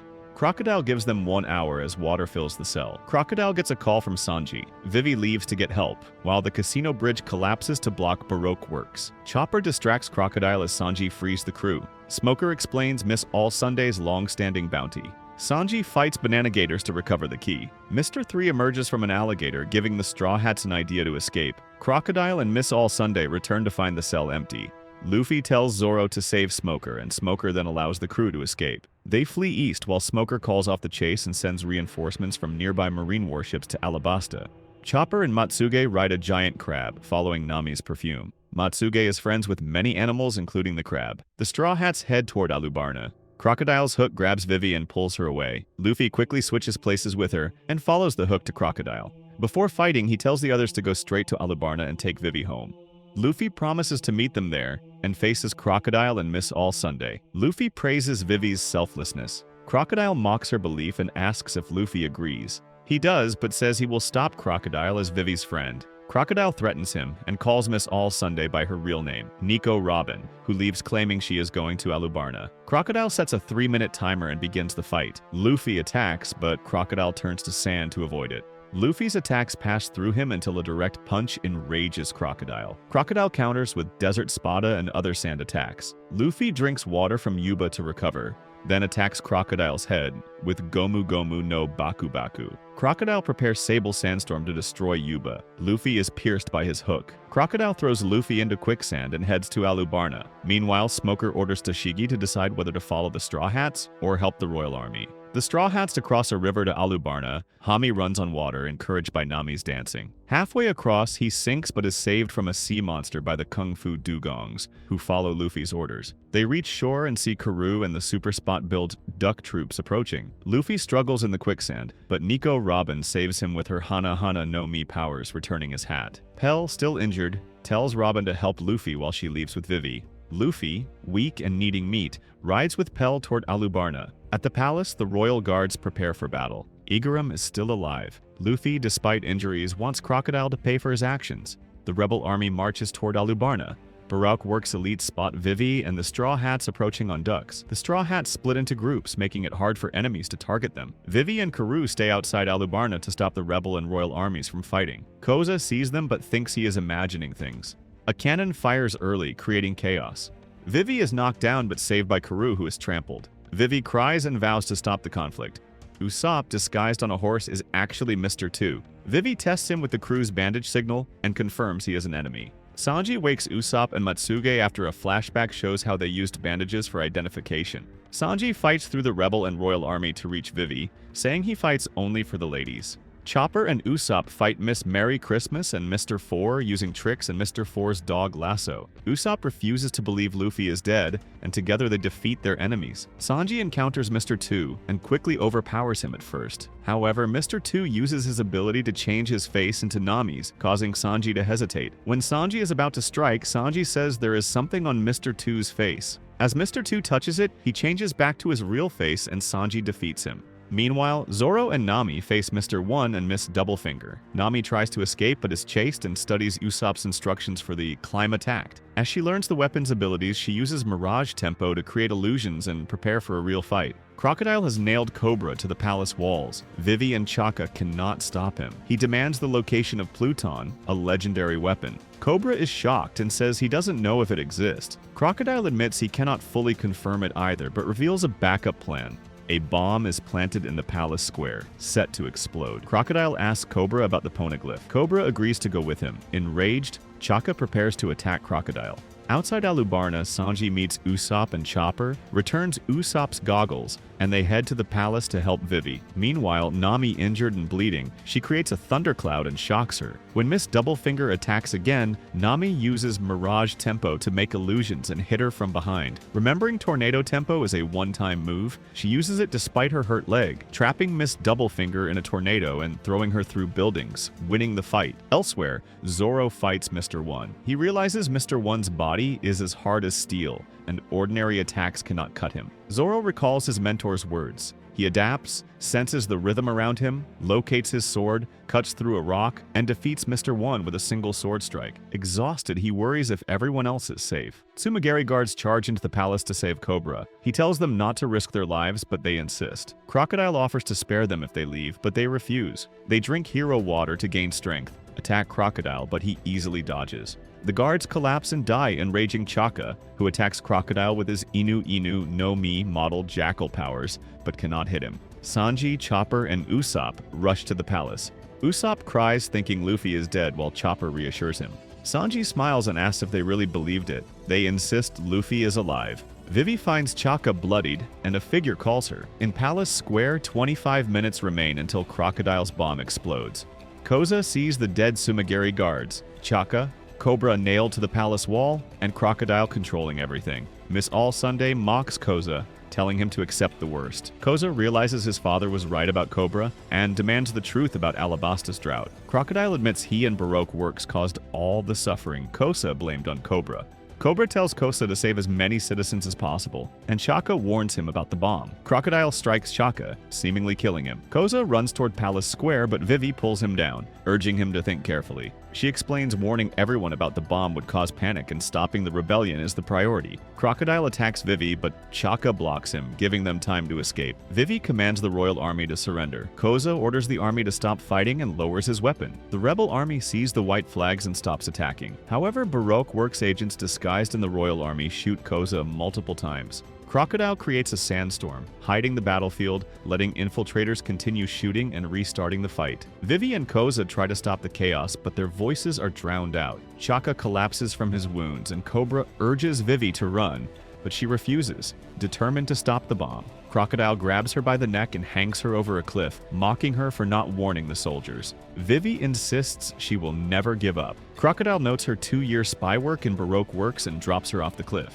Luffy flies on Pell, catching Vivi before she hits the ground. She tells them about the bomb. The crew regroups. Luffy apologizes for losing to Crocodile and promises not to lose again, asking the others to handle other matters while he goes to fight Crocodile. Luffy punches Crocodile, making him bleed, and attacks again, finding his weakness. Water stops him from turning to sand. Crocodile tries to dehydrate Luffy's arm, but Luffy drinks water from a barrel, calling himself Water Luffy. He squirts water at Crocodile, letting his attacks hit. Miss All Sunday removes the stakes, impaling Cobra, and Dima Bianti lead her to the Poneglyph. Crocodile tells her to go. As they leave, Crocodile uses ground secco to dry the area, turning it into a desert. Luffy sprays water at him, but Crocodile absorbs it and keeps draining moisture from the palace. With 8 minutes left until the explosion, the Straw Hats rush to find the cannon. Meanwhile, Cobra wonders if Robin is really Miss All Sunday, whose name was famous 20 years ago. On the way to the Poneglyph, they encounter Tashigi and Marines. Robin disables some with her powers, and a Marine recognizes her as the 8-year-old who earned a 79 million bounty for sinking 6 ships. Tashigi sends her men to Palace Square and stays to fight Robin, who easily defeats her. In the palace, the lawn has turned to sand. Crocodile sneaks on Luffy, grabs him by the neck, and absorbs all water from his body, leaving him dehydrated. Crocodile says Luffy lost again. However, water Luffy had sprayed on Crocodile falls back, reviving him. Luffy recovers and searches for them. Luffy meets Tashigi and asks which way Crocodile went. She points the way, scolding herself as he rushes off. Near the tomb, Luffy collapses from bleeding and falls asleep. Robin and Cobra find the Poneglyph. Crocodile reaches them and demands Robin read it. She reads Alabasta's history, not Pluton's location. Angered, Crocodile says she has been useful in Baroque works for 4 years but must die for breaking her promise. Robin tries to attack him but fails. Cobra starts a timer that will destroy the tomb, planning to kill Crocodile and Robin to protect his country. Vivi injures her knee while searching for the bomb. She figures out where the bomb is and has Usopp call the rest of the Straw Hats. Luffy wakes up and starts looking for Crocodile. Crocodile tells Cobra he can turn the tomb's stone to sand and bury them all. Vivi and Usopp are chased by Baroque Works agents and use a chalkboard to distract them. Luffy finds Crocodile, Cobra, and the badly hurt Robin. He demands Crocodile return Vivi's country and hits him twice. Using his own blood, Luffy stops Crocodile from turning into sand. Crocodile reveals his hook is filled with poison. Zoro finds Marines from Tashigi's group, who point him toward the city center. Vivi and Usopp keep running while Tashigi stops their pursuers. Nami and Chopper reach Vivi and Usopp with only 2 minutes left before the bomb explodes. Luffy faces Crocodile while Vivi searches for Pell, believing he may be the only one fast enough to stop the cannon. In the clock tower, Mr. Seven and Miss Father's Day stand guard. Nami then comes up with a plan using one of Usopp's devices. Working together, they launch her through the tower. With only seconds to spare, Vivi manages to cut the bomb's fuse. Luffy is poisoned by Crocodile's hook and starts going numb. Vivi realizes the cannon is also a timed bomb. Pell arrives, remembers his duty as the guardian of Alabasta, and flies the bomb far away. It explodes in the sky and he sacrifices himself. The shockwave hits the city, but the civil war continues. Vivi screams from the bell tower, begging everyone to stop. Nami tells the Straw Hats they must end the fight no matter what. Underground, the tomb collapses.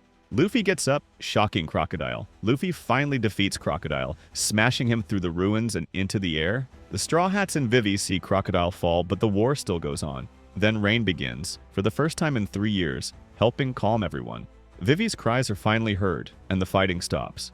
People are still angry about past events, but Chaka orders the royal army to stand down. Igaram appears with Kappa, who proves Baroque works caused everything. The people lower their weapons. The Straw Hats meet King Cobra carrying the hurt but alive Luffy. Cobra explains Luffy carried both of them to safety and got an antidote for the poison, though he still needs more care. The Straw Hats prepare to return to the palace in secret. People gather around the defeated Crocodile as Tashigi and the Marines arrive. Tashigi says her men captured Baroque work ships carrying dance powder, proving Crocodile's crimes. She removes his warlord title and arrests him, even though he is unconscious. Koza struggles with the rebellion's actions and Crocodile's betrayal, but Cobra tells everyone to move forward and help Alabasta recover. On the coast, Hina accuses Smoker of using dance powder. Smoker denies it and says he did not want to ruin Cobra's plan to save his kingdom. He orders Hina to take the ship and Crocodile to Marine headquarters. Meanwhile, Tashigi tells her Marines to ignore the Straw Hats. That evening, the Straw Hats return to the palace to rest. Vivi watches the rain while Igaram enters and speaks about Pell, honoring his sacrifice. The next day at the port, Tashigi delivers Crocodile to Smoker and apologizes for letting Luffy escape. Smoker ignores it and tells her to become stronger if she doubts herself. Marine headquarters calls, giving credit to Smoker and Tashigi for capturing Crocodile. Hina says the world government wants to hide the Straw Hats' role, but Smoker angrily rejects the promotions. Dr. Honka is amazed by Chopper's medical skills, even after her 40 years of experience. Vivi takes care of Luffy while Karoo rests. Sanji and Usopp walk through the city, proud of the people rebuilding. And Zoro trains by balancing boulders. In the palace library, Cobra lets Nami take any books she wants. Chaka and the guards block Marines searching for Luffy and Zoro. Luffy wakes up hungry and sees his straw hat on the next bed, not knowing how badly injured he was. Terracotta, the royal chef, arrives to prepare a banquet for Luffy. She brings fruit, which he eats instantly. The Straw Hats enjoy a lively feast. Later, Cobra invites the Straw Hats to the baths. The women wash on one side while Nami and Vivi chat. The men try to peek, but Nami's happiness punch stops them. Nami says they should leave Alabasta that evening because Marines are probably looking for them. Cobra bows to the Straw Hats, thanking them as both a king and a father for saving Vivi. Nami and Vivi overhear him. That night, the Straw Hats prepare to leave. Luffy wants more food, but Zoro says they have to go. Chaka and Igaram receive new bounty posters. Luffy's is now 100 million berries, and Zoro's is 60 million berries. Igaram warns that Luffy cannot turn back after defeating a warlord. When he rushes to alert the Straw Hats, they have already left, leaving only Vivi behind. Vivi decides to go to the eastern harbor by 8 a.m., pondering whether to be a princess or a pirate. Earlier, Bon Kure contacts the Straw Hats via Den Den Mushi. He explains he moved the Going Merry to the upper Sandora River to protect it from the Marines and blocks all ports. The Straw Hats accept his help, wary but willing to trust him. Meanwhile, Marines Django and Fullbody attempt to intercept them. Usopp fires a cannon, destroying both their ships. Bon Kure helps the Straw Hats escape, distracting the Marines with his Okama disguise. Vivi begins her farewell speech about her travels with the Straw Hats. The people recognize her, and she meets the crew at the harbor. She announces she will stay behind, but asks that if they meet again, she be considered part of their family. To avoid incriminating her, the Straw Hats silently raise their left arms in a cross mark, which Vivi and Karoo mirror. Hina reports the escape to Smoker, who seems pleased. Cobra continues Vivi's speech to the kingdom, and Chaka mourns Pell's death. Back in Yuba, Toto laughs, knowing the Straw Hats' full role in saving Alabasta. And Pell stands at his own grave, alive and well. The Marines continue to attack the Going Merry. Luffy, Zoro, and Sanji throw large pipes at the enemy ships, disabling them and making a quick escape. Smoker informs Tashigi of Luffy and Zoro's new bounties. The Straw Hats lament leaving Vivi behind, though Zoro jokes about it. The Alabasta Saga ends with Robin suddenly appearing, shocking the crew. She explains that Luffy forced her to keep living when she wanted to die, and now she joins the crew. She reveals her past as an archaeologist from age 8, her involvement in killing, and other jobs. Nami is convinced by Jules, Sanji by her being a woman, while Usopp, Luffy, and Chopper play with her powers. Only Zoro remains wary but is briefly disarmed by her cheerfulness. The journey continues when a giant ship suddenly falls from the sky. The log pose suddenly points straight up, and Robin explains it's being pulled by a powerful magnetic field from a sky island. Exploring the sunken ship, they find an old map of a place called Skypea. Through books and a skull, they learn the ship is the St. Brice, which left the Kingdom of Breeze in South Blue 208 years ago. Curious, the crew decides to salvage it. While salvaging, they encounter pirates led by Masira, who claims that all sunken ships belong to him. As he raises the ship, Luffy, Zoro, and Sanji attack his crew underwater. Masira comes down to stop them, but a giant sea turtle swallows the ship. Everyone escapes, but suddenly the sky darkens and 3 huge shadows appear. Scared, the pirates flee. Robin takes an eternal pose to the nearby island of Jaya to gather more information. Elsewhere, the pirate Roshio wins a poker game against Bellamy, who accuses him of cheating. Bellamy stabs Roshio's hand and shoots him. In Mocktown, Nami warns Luffy and Zoro that they must not fight, no matter what happens. They meet several strange pirates and end up at a hotel. There, Sarquis of the Bellamy Pirates insults them and gives them money for new clothes. They leave, and the Bellamy Pirates see Luffy's bounty. In a bar, they unknowingly meet Blackbeard. Bellamy then barges in looking for Luffy and wanting to test him. Bellamy punches Luffy and Nami asks about Sky Island, but Bellamy mocks them, claiming that chasing dreams like gold or the One Piece is meaningless compared to real power. Nami tells them to fight back, but Luffy tells Zoro they're not going to fight. Bellamy attacks Luffy and Zoro and others throw objects, but the crew doesn't fight back. They are laughed out of the bar and later meet Blackbeard again, who praises them for not wasting energy on the unworthy and openly supports Luffy's dreams. Back on the ship, Robin has found useful information. A man named Mont Blanc Cricket may know how to reach Sky Island. On the way, they encounter Shu, an orangutan pirate and Masira's brother, but escape. At Cricket's empty home, they find a book about Mont Blanc Noland, Liar Noland. Sanji explains it's a fairy tale from North Blue. Noland discovered a city of gold, told the king, but when they returned, the city was gone. The king executed Noland for lying, though he claimed the island sank. Cricket, a descendant of Noland, searches the ocean daily for proof, even injuring himself. Chopper treats him, and the crew meets Masira and Shuju again, who help Cricket as the Saruyama Alliance. Cricket explains the only way to reach Sky Island is via Knockup Stream, a giant ocean geyser. He sends the Straw Hats to find a Southbird, which always points south. Meanwhile, the Suriyama Alliance upgrades the Going Merry to survive Knockup Stream. Hearing Cricket found gold, Bellamy attacks him and his team, severely injuring them using his spring-like devil fruit powers. When the crew returns with the Southbird, Luffy decides to reclaim the gold. In Mocktown, new bounties arrive. Luffy has 100 million, Zoro 60 million, while Bellamy only 55 million. Bellamy dismisses them as fake. Luffy challenges Bellamy to return the gold. Bellamy attacks using his devil fruit, but Luffy doesn't fight back at first, letting Bellamy use his ultimate move, Spring Hopper. Finally, Luffy loses patience and knocks Bellamy out with a single punch. The terrified pirates realize Luffy's bounty is real and flee. Luffy takes the gold back to Cricket's house while the remaining Bellamy pirates are too scared to fight. Hearing about Luffy's bounty, Blackbeard and his crew plan to strike. Elsewhere, Ace boards Buggy's ship to help search for Luffy. Shanks tries to contact Whitebeard, but his letter is torn up. Whitebeard tells Rockstar to bring Shanks to him in person. Shanks orders his crew to prepare for the meeting. At Mary Joyce, the Marines and the 7 warlords gather to discuss replacing Crocodile. Fleet Admiral Sengoku is surprised to see Kuma and Doflamingo there. Mihawk also arrives, and just as the meeting begins, Lafitte from the Blackbeard Pirates shows up to recommend his captain as Crocodile's replacement. No one has heard of him yet, but Lafitte says they are working on it. Back at the Straw Hats, they return Cricket's gold and head for Knockup Stream, guided by the Suriyama Alliance and the Southbird. They are confronted by Blackbeard pirates showing their new bounties, but before a fight starts, the Straw Hats are swept into Knockup Stream, sent flying into the White Sea, while the Blackbeard pirates' raft is destroyed. Riding the stream, the Straw Hats reach Skypiea, a sea of clouds. They are attacked by a masked man on the clouds, but are saved by an old knight, Ganfall, riding a bird named Pierre.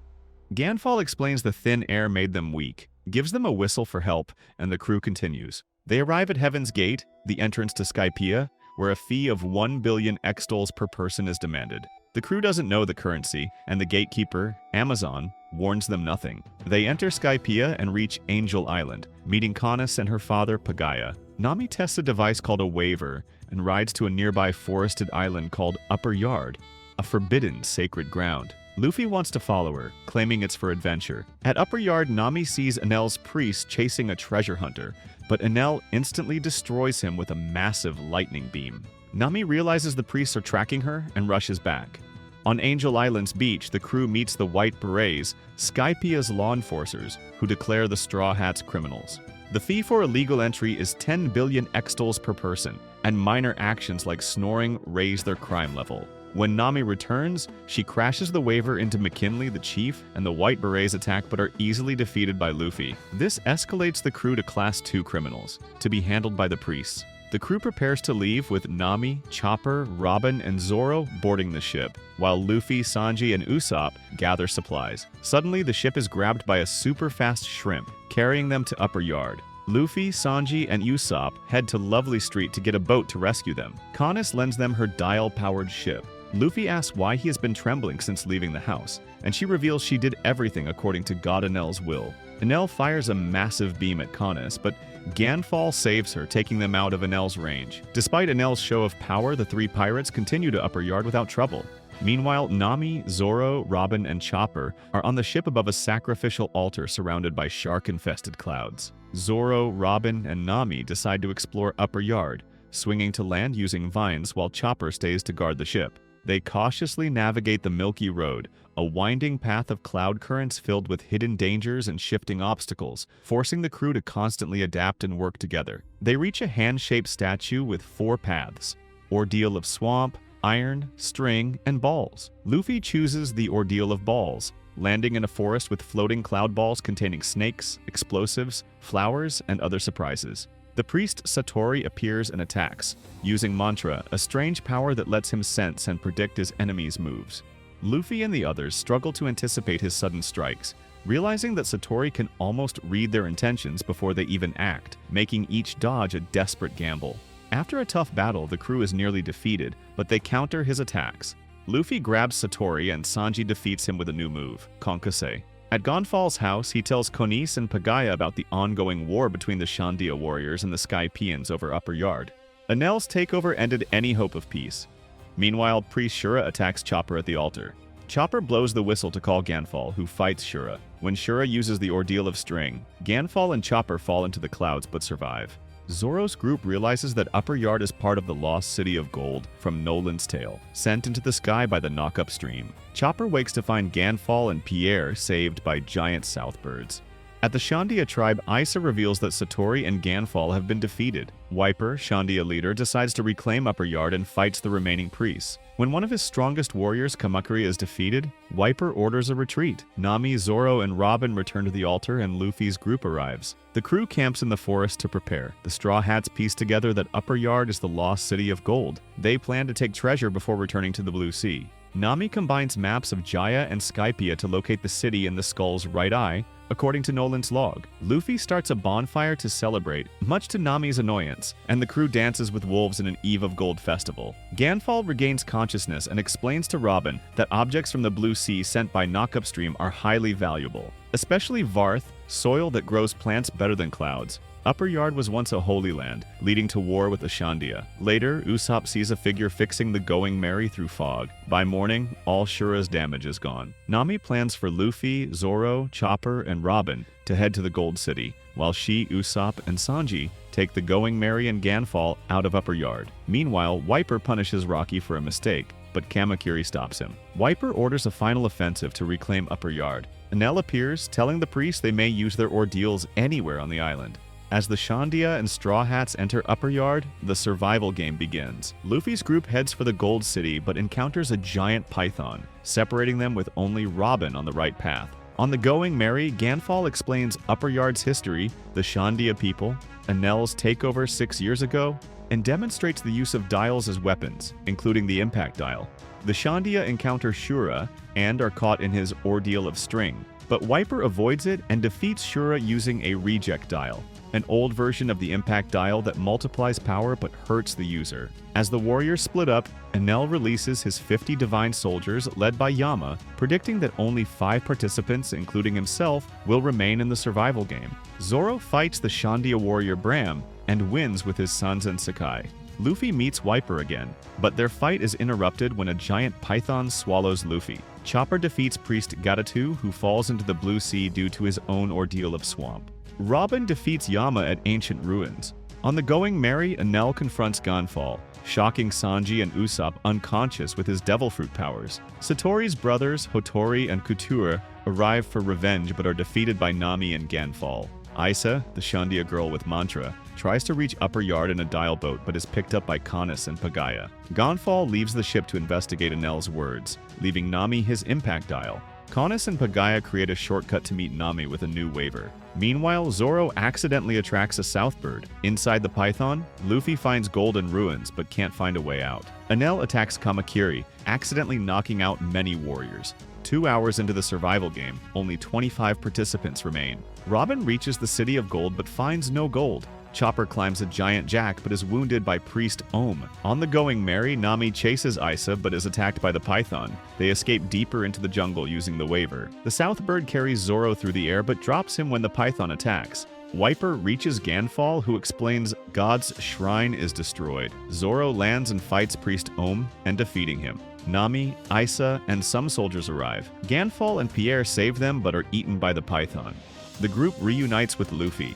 In the Gold City ruins, Robin meets Enel, who has taken all the gold but is interested in the Golden Bell. At the Going Merry, Enel attacks, leaving Caunus to warn Angel Island. Clouds are destroyed, sending Zoro, Wiper, and the Python falling. Ganfall and Nami escape, leaving Luffy, Isa, and Pierre behind. With 3 minutes left, 6 survivors remain.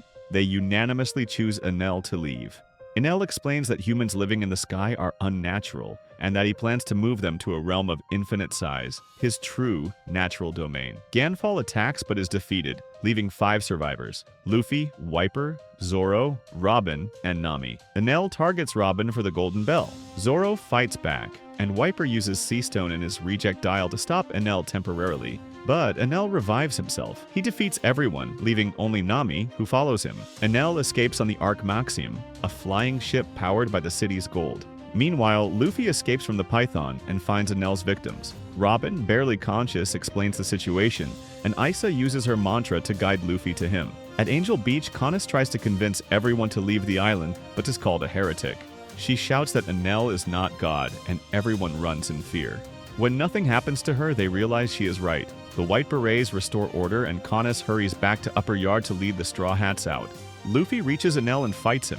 Enel is shocked that his lightning has no effect on Luffy, and that Luffy can bypass his Logia powers to hurt him. Enel changes tactics, heating his staff, teleporting, and using mantra to predict Luffy's moves. He uses the Ark Maxim to start Death Paya, forming massive thunderclouds to amplify his power and destroy the islands. Luffy gains the upper hand until Enel attaches a large gold ball to his arm, knocking him back onto Upper Yard. Nami prepares to fight, using Climattack attacks to deflect Enel's weaker bolts. Sanji and Usopp wake up, and Sanji declares he will save Nami. He forces Usopp to help her onto the ship.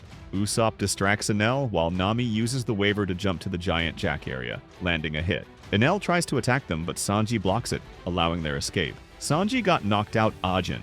The ship begins to explode as Sanji sabotaged its machines, letting the Ark Maxim fly.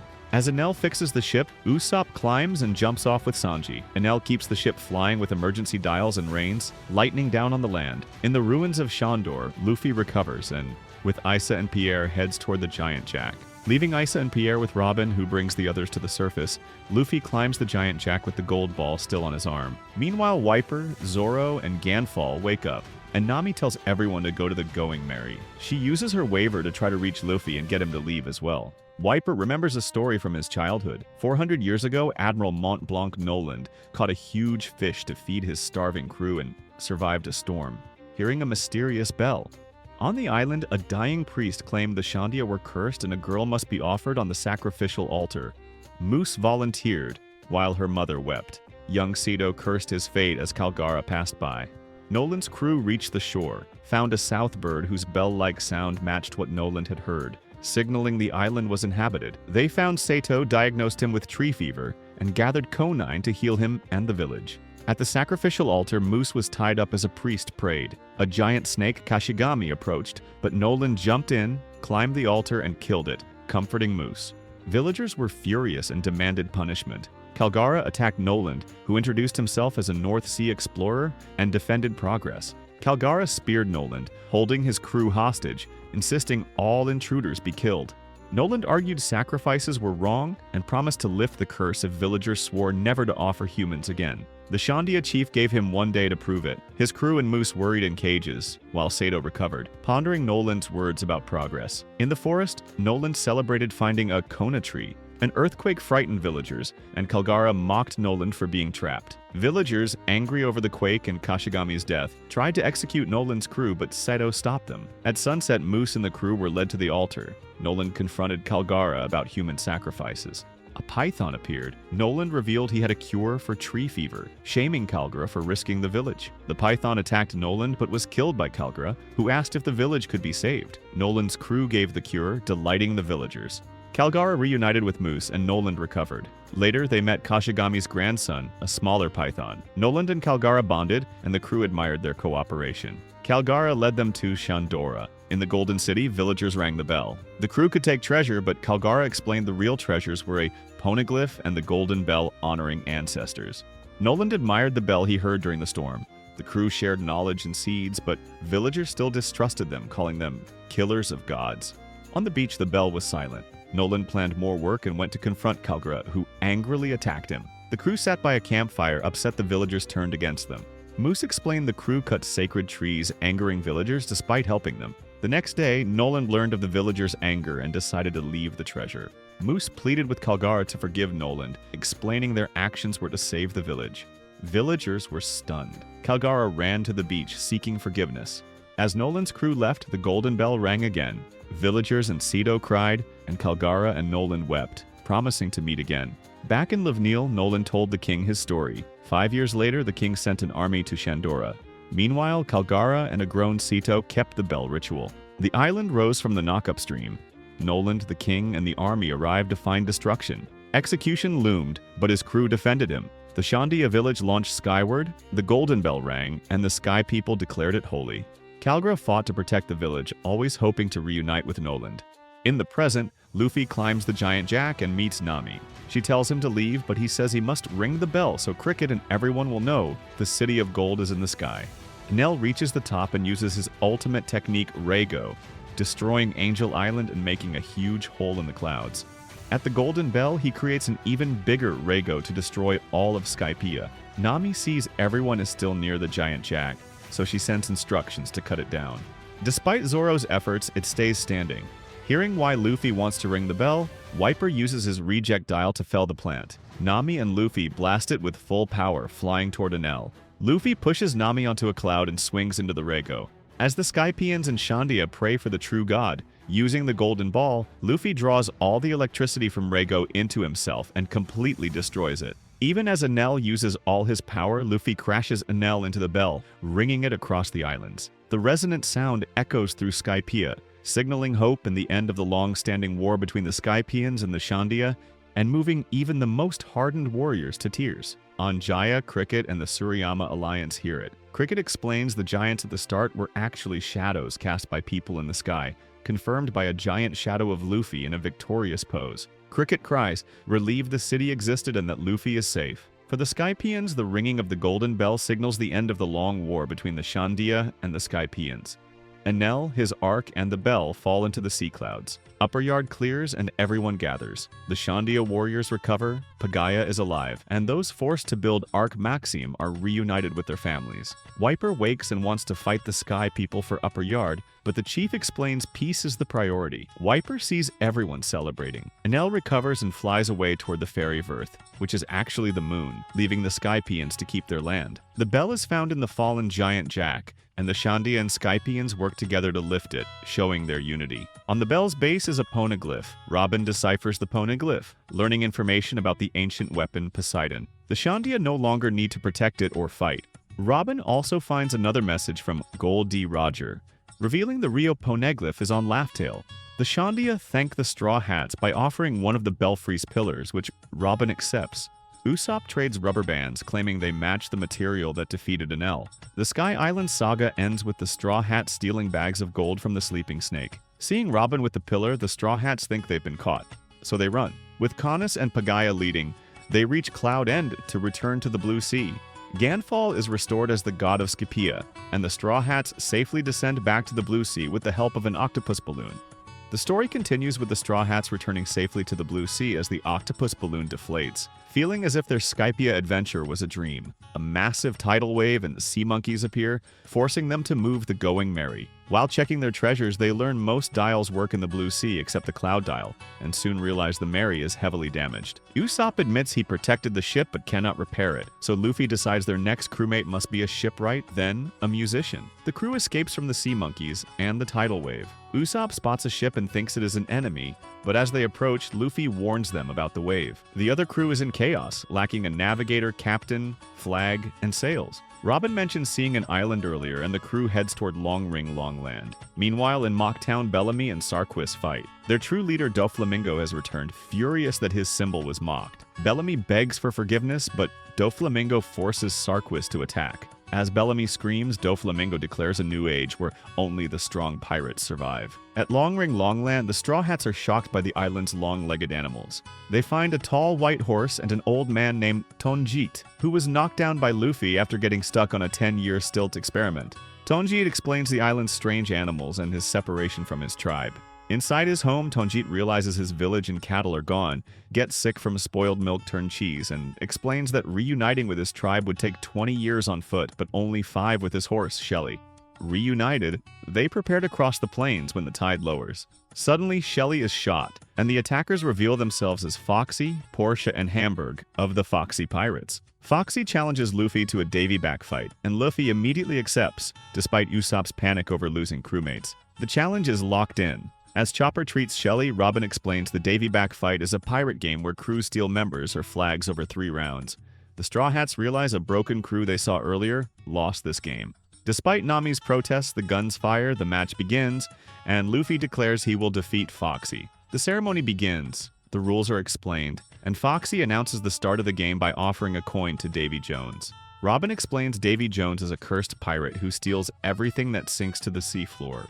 The crew split for the 3 rounds, starting with the donut race. As the race begins, the Foxy Pirates interfere from the audience, blasting the Straw Hats' boat into the air, but they narrowly escape a falling boulder. Sanji fights back against the cheaters. Capote uses Fishman Karate, but Robin restrains him and throws him into Manda. The Straw Hats use the impact dial to gain speed and take the lead, while Porsche plans to sink them near the Long Coral area, Long Whirlpool, and Long Cape, as Foxy prepares more tricks from shore. Foxy orders Hamburg ahead, while Luffy is distracted by food, Sanji by Foxy's women, Chopper by sweets, and Zoro by rum.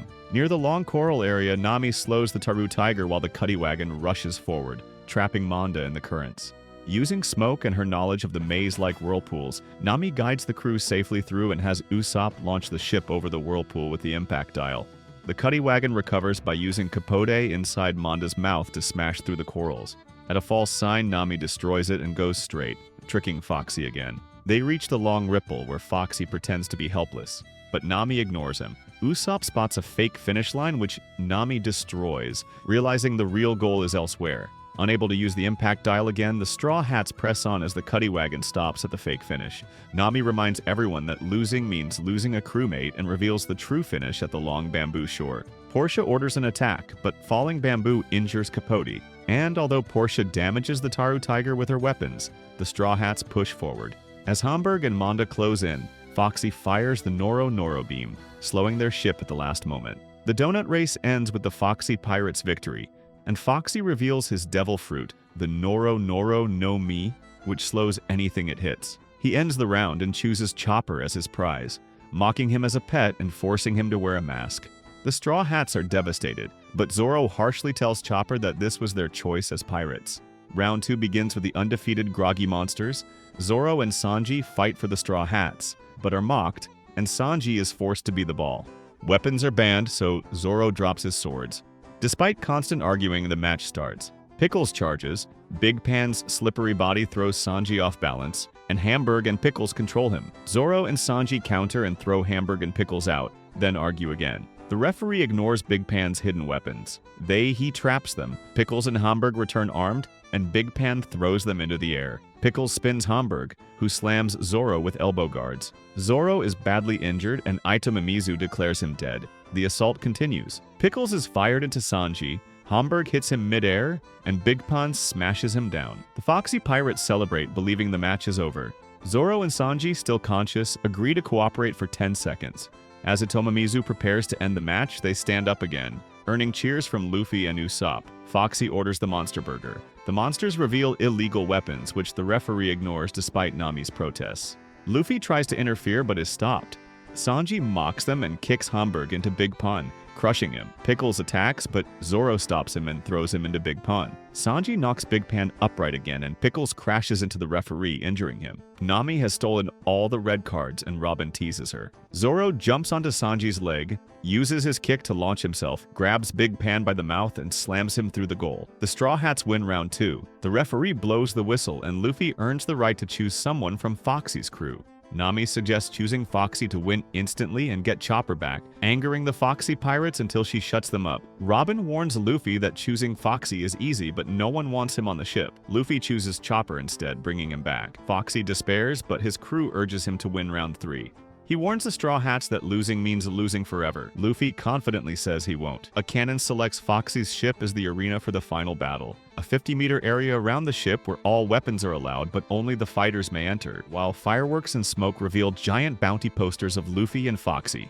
Itamamisu announces the final battle between the captains. Luffy appears with an afro and flaming skull tattoo. Usopp coaches him as the crowd cheers. Nami warns about the Noro Noro beam. At the bell, Luffy attacks with Gomu Gomu no pistol, but Foxy slows him with the beam. The more Luffy struggles, the slower he moves. Foxy fires again. Luffy's movements and speech are delayed. Using Foxy Rush, the delayed damage sends Luffy flying, but he grabs the ship. He fights carefully, chasing Foxy across the ship while dodging arrows and cannonballs. Foxy uses decoys, face bombs, trap rooms, disguises, and a mirror machine to slow and trick Luffy, who survives, hits Foxy, destroys the mirror, and endures powerful attacks. Foxy traps Luffy with the Noro Noro beam sword, repeatedly attacking, but Luffy rises each time for his friends. Riding a slowed cannonball, Foxy launches a final attack. Luffy breaks free and counters with Gomu Gomu no Gatling. Foxy fires another beam, but a mirror piece in Luffy's afro reflects it, freezing Foxy. Luffy finishes with Gomu Gomu no Flail, winning. The Foxy pirates are stunned. Itamamisu declares Luffy the winner. The Straw Hats celebrate while Foxy's crew saves him. Usopp pokes Luffy until Chopper scolds him. Sanji and Nami joke about Luffy's afro. Luffy asks if he won, then relaxes. Foxy offers a handshake, tries to attack but fails. He gives up and ends the fight. Itamamizu allows Luffy to choose a member, but he takes only the Foxy Pirates flag, shocking everyone, making Nami relieved. Luffy promises to redraw their Jolly Roger, earning praise despite the flag's poor look. The Foxy Pirates leave aboard the Sexy Foxy, vowing revenge. Afterward, the Straw Hats check on Tanjit and Shelly. Luffy celebrates their victory, Chopper treats Shelly, and Nami offers a ride to reunite them with their tribe. Usopp explains the islands are connected, so the log pose cannot guide them separately. A man suddenly wakes up and asks who they are. The Straw Hats are confused, but Robin collapses in fear. They get ready to fight. The man reveals himself as Admiral Aokiji and notes how much Robin has grown. When Luffy asks if Robin knows him, Aokiji says they met before and explains he is not on duty, just taking a walk. Robin explains that Aokiji is a Marine Admiral, one of the strongest officers. Usopp panics. Aokiji ignores him, flirts with Nami, and angers Sanji. He talks about his lazy justice and says he only came to confirm Robin's location after Alabasta so he could report it. He gives up counting their bounties because he finds it too troublesome. Luffy tries to attack to protect Robin, but Usopp stops him. Aokiji repeats that he does not plan to fight and prepares to leave. Before going, he tells Tanjit to get ready, revealing he overheard his plan. Luffy protests at first, then realizes Aokiji wants to help. Aokiji explains how to cross during low tide, and despite Shelly's injury, Robin confirms Aokiji can assist. At the shore, Aokiji touches the sea. A Sea King appears, but Aokiji uses Ice Age, freezing the entire ocean instantly. Robin explains he has a Logia-type devil fruit. Aokiji says the ice will last about a week, and Tanjit thanks him happily. Aokiji suddenly becomes serious and mentions Luffy's grandfather, unsettling him. He says the world government does not yet see the Straw Hats as a major threat, but he does. He warns that their growth, willpower, and Robin's presence make them dangerous. He questions Robin, bringing up her past betrayals and asking if the Straw Hats are only tools to her. Angry, Robin attacks Aokiji and shatters his body, but he reforms from ice. He creates an ice sword and attacks. Zoro blocks it, Sanji kicks him, and Luffy strikes, but Aokiji instantly freezes them at the same time. Nami realizes he has defeated all three at once. Chopper warns that the frozen injuries must be treated immediately. Aokiji tells Robin she has good friends, but says she has not changed. Robin disagrees, but Aokiji suddenly hugs her and freezes her completely. He tells Luffy that Robin can survive if thawed carefully, warning that her body is extremely fragile. Aokiji pretends to demonstrate this by trying to smash her. Luffy saves Robin at the last moment, and Usopp moves her away, taking the hit himself. Luffy orders them to take Robin back to the ship to thaw her. Aokiji tells them not to bother. Nami attacks him in anger but is easily defeated. Zoro and Sanji step in, but Luffy stops them and asks to fight Aokiji alone. Aokiji agrees, warning it will be a fight to the death. On the ship, Robin begins to recover.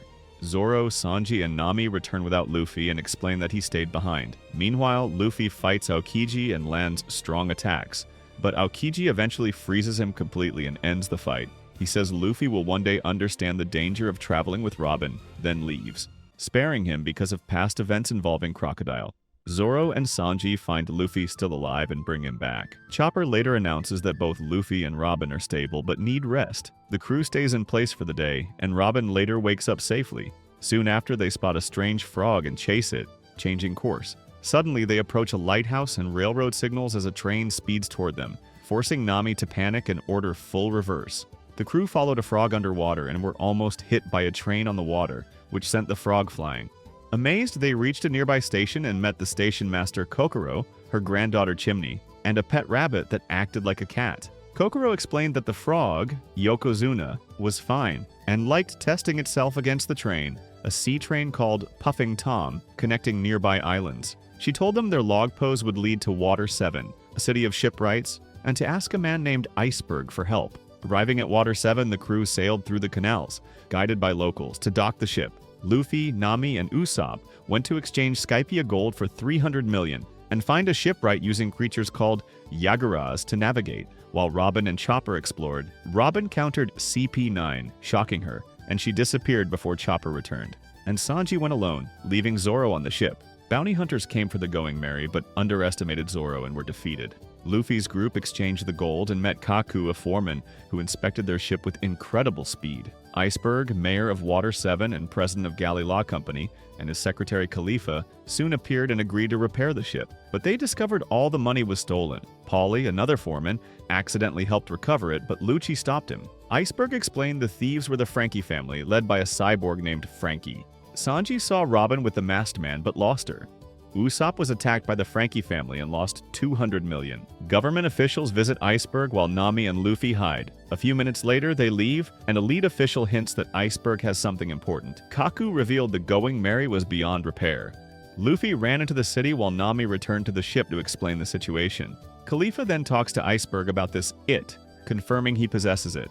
A wanted poster of young Nico Robin is shown on Iceberg's office wall. Meanwhile, the Frankie family prepared the stolen money for Frankie.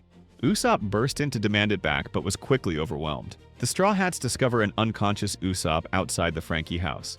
Seeing him in such a state ignites their anger and they storm inside. There they find the Frankie family, high on money and celebrating wildly. When one member is punched, the others panic, but their confidence quickly returns, only to vanish again when Luffy smashes through steel armor. The Straw Hats swiftly defeat the Frankie family and destroy their base, though Frankie escapes with most of the stolen money. Facing the damage to the Going Merry, Luffy decides it's time to abandon the ship and acquire a new one. Usopp is enraged, prompting Luffy to explain that the Merry cannot be repaired after the damage she has sustained. Refusing to accept this, Usopp believes Luffy has abandoned the Merry. Usopp leaves the crew and challenges Luffy to a duel for the ship that night. Despite attempts to reason, the duel goes ahead. The fight is intense, with Usopp using tricks and clever attacks to slow Luffy and cause real damage, forcing Luffy to struggle and adapt. Despite Usopp's skill and strategy, Luffy ultimately overpowers him and wins the duel. Luffy lets Usopp keep the Going Merry while the rest of the crew leaves the ship. The next morning, Water 7 panicked over Iceberg being attacked. Luffy and Nami went to see the mayor, while others searched for Robin. Frankie, returning, found the Straw Hats were behind the damage and sent word to his gang. Iceberg woke, identifying his attackers, a masked man and Robin. The city also faced the annual high tide, Aqua Laguna. At Dock 1, Frankie taunts Luffy about attacking his gang and destroying his house. Nami wants the money back, but Frankie says he already spent it. Luffy, unfazed, seeks revenge. Frankie unleashes a massive fire attack, leaps into the water, and crashes into the boat, sending Luffy and Nami flying. Using his strong right, he flings Luffy across the water and into a wall. Nami realizes Frankie hasn't eaten a devil fruit.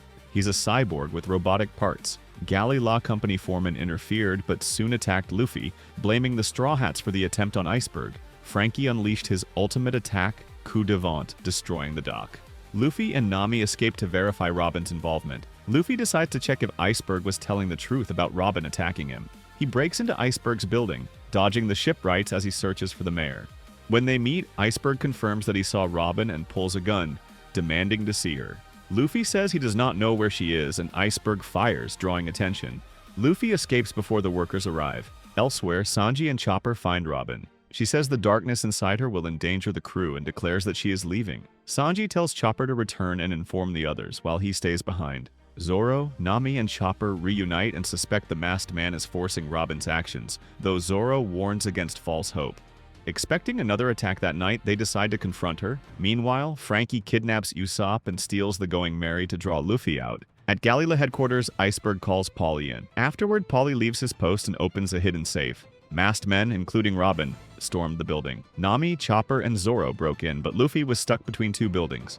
The man with Robin, wearing a bear mask, entered Iceberg's room and shot him, leaving Robin to finish the job. Iceberg revealed the attackers were CP9, targeting the blueprints of the ancient weapon, Pluton, which Iceberg inherited. Meanwhile, Polly takes the blueprints from Iceberg's safe, but encounters two men wearing bowls and skull masks. Polly attacks them but is quickly defeated. It turns out the blueprints were fake. Using Den Den Mushi, the other CP9 agents gather at Iceberg's room. Luffy breaks in but is caught off guard by CP9's powers, including air blades from their legs. Luffy and Polly are pinned, but Luffy escapes and frees Polly. The four CP9 agents reveal themselves: Lucci, Kaku, Secretary Khalifa, and bar owner Blueno. Iceberg refuses to cooperate with CP9. Lucci checks Iceberg's pulse and confirms his theory. Iceberg inherited the Pluton blueprints from shipwright Tom. CP9 believed Tom's other apprentice, Cutty Flam, died under a sea train, but he actually lives as Frankie in Water 7. Iceberg's pulse quickens, proving Lucci right. CP9 prepares to chase Frankie when Luffy, Polly, Zoro, Chopper, and Nami break in. Polly attacks Lucci but is beaten. CP9 demonstrates Rokushiki, 6 martial arts techniques that make them superhuman. Robin leaves, saying she has a wish she cannot achieve with them. CP9 sets a firebomb. Lucci shows his devil fruit power, the Neko Niko no Mi model. Luffy and Zoro attack, but Lucci throws them across the island. The building catches fire with Iceberg and Polly unconscious, Nami thrown outside, and Chopper buried under rubble. CP9 leaves, encountering Frankie family members who taunt them about Usopp and the ship being captive. Lucci beats them for information and heads for Frankie's hideout. At Frankie's hideout, Usopp fixes the ship while Frankie and his assistants cry. Usopp says he plans to return to Syrup Village after a bit more adventure, but Frankie warns the ship is too damaged. To prove it, Frankie throws Usopp in the water under the ship. Even so, Usopp keeps repairing it, revealing he saw a mysterious figure in Skypiea, repairing the ship after Priest Shura damaged it, which he thinks was the Going Merry's soul. Frankie confirms the Kleboterman, a ship spirit, exists and saves crews if the ship loves them. They discuss whether to leave a friend behind, but before finishing, 4 CP9 agents break in and knock out the assistants. Frankie recognizes them as Galley Law Company, but Lucci reveals they are government agents who know he is Cutty Flam and that they killed Iceberg. Frankie is knocked into a workshop, the old place where Tom's workers built ships. CP9 searches for the Pluton blueprints, but Frankie tells them to leave. A quick flashback shows young Frankie building ships and being attacked by a Sea King, while young Iceberg scolds him for always creating weapons. Tom, the skilled pufferfish shipwright, constructs ships flawlessly as Kokoro prepares meals. The island's shipbuilders argue over customers, and with the rising water, the city teeters on the edge of sinking. Tom devises a solution. After Gold D. Rogers' execution, a judiciary ship arrives to arrest Tom, but he declares he will build a sea train to connect the islands. The judge grants him 10 years to complete it. A decade later, Puffing Tom launches successfully. CP5 agents led by Spandam appear but are repelled by Frankie's cannons. Spandam confronts Tom, demanding the Pluton blueprints, yet Tom refuses. Later, Tom entrusts the blueprints to Iceberg and Frankie. The next day, a judiciary ship returns for Tom's retrial, and ships built by Frankie attack Water 7. The blame falls on Tom, and Frankie tries to intervene. Spandam claims he saved everyone, and Frankie protests, prompting Tom to punch him to make a point. A ship must be loved by its creator. Tom strikes at Spandam but is tranquilized. He requests that the sea train incident be erased, so he will face execution only for building the Oro Jackson, sparing Frankie and Iceberg. Frankie retaliates with a tranquilizer gun and escapes, while Tom boards the sea train to Eni's lobby, and Frankie fires at it from along the track. But the train does not stop. In present, Frankie and Usopp are restrained by CP9. Spandam, wounded, threatens Frankie, and CP9 arrests Usopp for claiming to be a pirate. Kaku releases the Going Merry into Aqua Laguna's storm, where it breaks apart. At Galley headquarters, Iceberg and Polly, saved by Chopper and Nami, regain consciousness. Iceberg tells the other shipwrights to leave and reveals Robin warned him CP9 could call a fleet to destroy the island, using a buster call if she did not obey. Robin's goal is to keep the Straw Hats safe. Nami wakes Chopper. Polly tells the others the pirates were not the attackers. Nami works to stop the sea train with galley workers, while Chopper searches for Luffy and Zoro. At Blue Station, CP9 boards the sea train with prisoners, observed by Sanji. The storm forces the train to depart early. Sanji sneaks on board, leaving a note for the crew. Nami now looks for a ship to chase them, but Polly warns it's too dangerous during Aqua Laguna. Kokoro watches the sea, noticing the unusually far retreat of the water. Chimney spots something in the alleys. Luffy stuck between two buildings. Chopper sees Zoro stuck in a chimney. Both Nami and Chopper leap across buildings to rescue Luffy and Zoro, with Chopper handing Zoro his sword.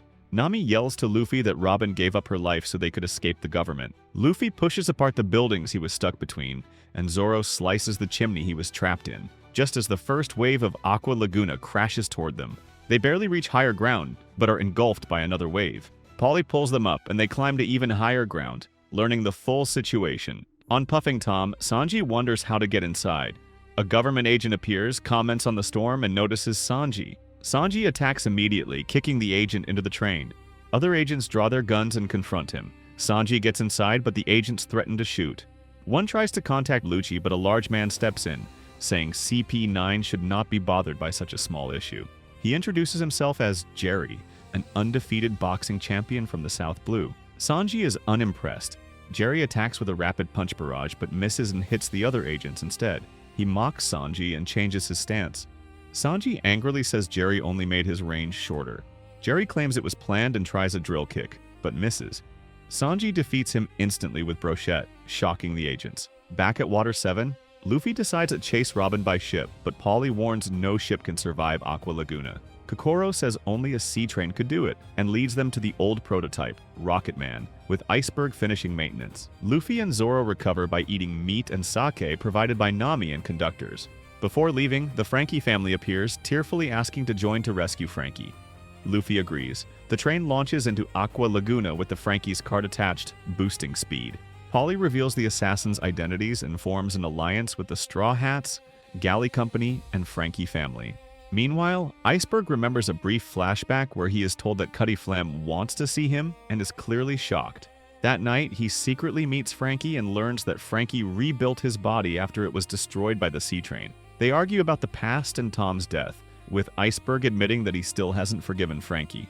In the end, Iceberg gives Frankie the Pluton blueprints, tells him to abandon the name Cutty Flam, and leave Water 7 to protect them. Though worried, Frankie refuses to leave, and Iceberg tearfully admits that he is glad Frankie is alive. In present on Puffing Tom, Sanji frees Usopp and Frankie from the next car after convincing Frankie is trustworthy. They climb toward Captain T-Bone's station and use a Den Mushi to contact Nami. Back on Rocketman, a huge wave approaches. Luffy and Zoro perform their ultimate combo, Gomu Gomu no Sanbyaku Pound Cannon, blasting a tunnel and saving the train. On Puffing Tom, Frankie wants to help rescue Robin, but Usopp refuses, saying he's no longer a part of the crew. Meanwhile, T-Bone and the Marines search for the escaped criminals. A Marine spots Sanji and Frankie outside the train, but he is suddenly shot into the water. The shooter reveals himself as Soga King, claiming Usopp told him everything and is willing to help. Sanji and Frankie see through his disguise but remain silent. On the Rocketman, Zoro notices Nami's new weapon. She explains it's the perfect climate tact, modified by Usopp before he left. Nami and Luffy feel disappointed by Usopp's work, but Zoro angrily tells them not to lose spirit. Back at Puffing Tom, in Train Car 6, T-Bone and the Marines search for Sanji, Frankie, and Soga King.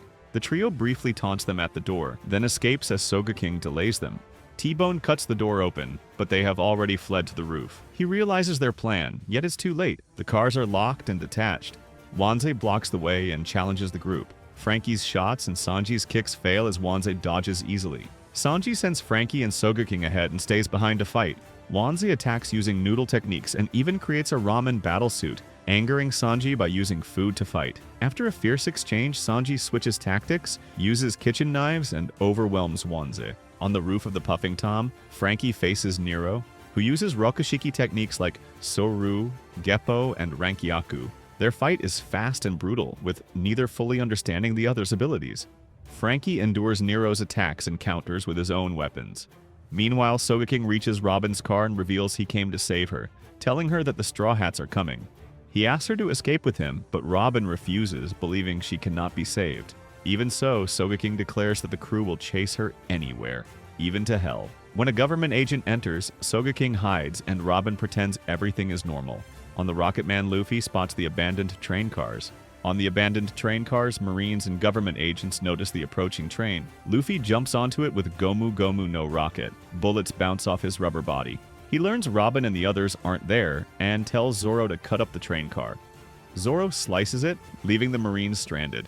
Ahead, they see a split Sea King, surprising everyone. On the tracks, T-Bone rushes after Puffing Tom to catch up. Zanbai recognizes him as the Navy's ship slasher, capable of cutting any ship. He challenges Zoro, who blocks T-Bone's Chokaku Hicho, Bone Odori attack, and defeats him.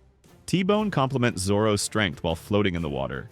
On Puffing Tom, Sogeking hides inside Robin's coat while Corgi sniffs around, suspicious of pirates.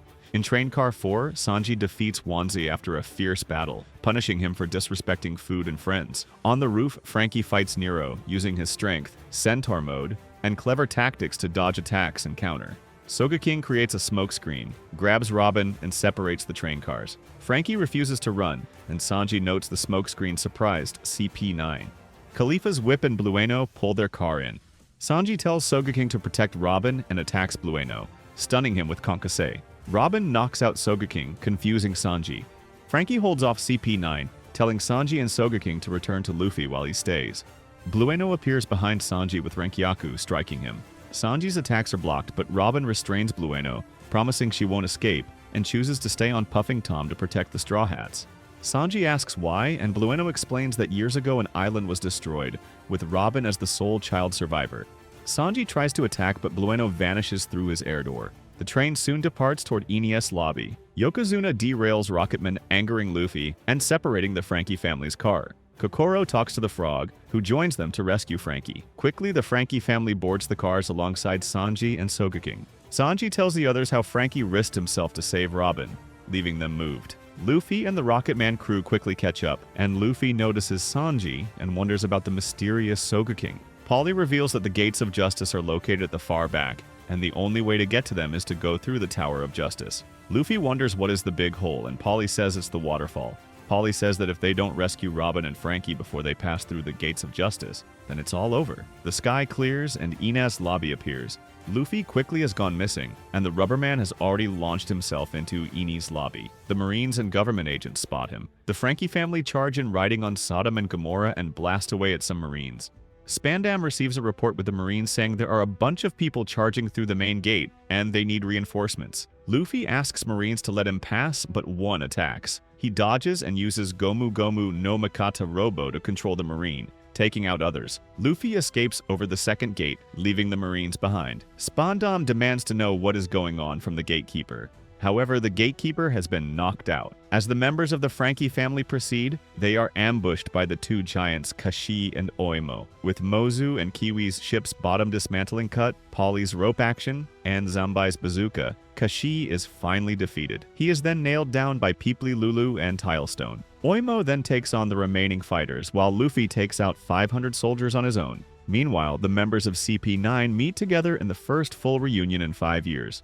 After CP9 finishes fighting, Spandam praises them for capturing Robin and Cutty Flam, promising a reward later. Meanwhile, Robin recalls her happy moments with the Straw Hats. On the streets, Luffy defeats more Marines, tearing a wall and using Gatling gun to send rubble flying everywhere. Baskerville sends 100 men from the Watchdog unit to the area. At the gate, Oimo is distracted by the Frankie family while Mozu and Kiwi manage to unlock the gate. Meanwhile, the Rocketman finally reaches Ines Lobby. Yokozuna pushes on the gate, allowing the Rocketman to ride over the fence. The train is sent flying into the air. Meanwhile, the Frankie family finally defeats Oimo. The Straw Hats try to catch up with Luffy. Zoro notices they're being followed as Marines surround them, but Sodom, Gomorrah, Galila, and the Frankie family help the Straw Hats escape and fight the Marines. Meanwhile, Spandam reveals Aokiji allowed the Buster call, punching Robin when she questions it. Spandam asks what the CP9 wants, and Lucci explained they want blood. And they have the right to kill people because they are with the government. Sodom and Gomorrah come and rampage over the Marines. Luffy gets cornered by the Marines, so to escape he goes on the roof. Meanwhile, the Straw Hats now notice that Sogeking is not with them. Oimo wakes crying and Sogeking asks why.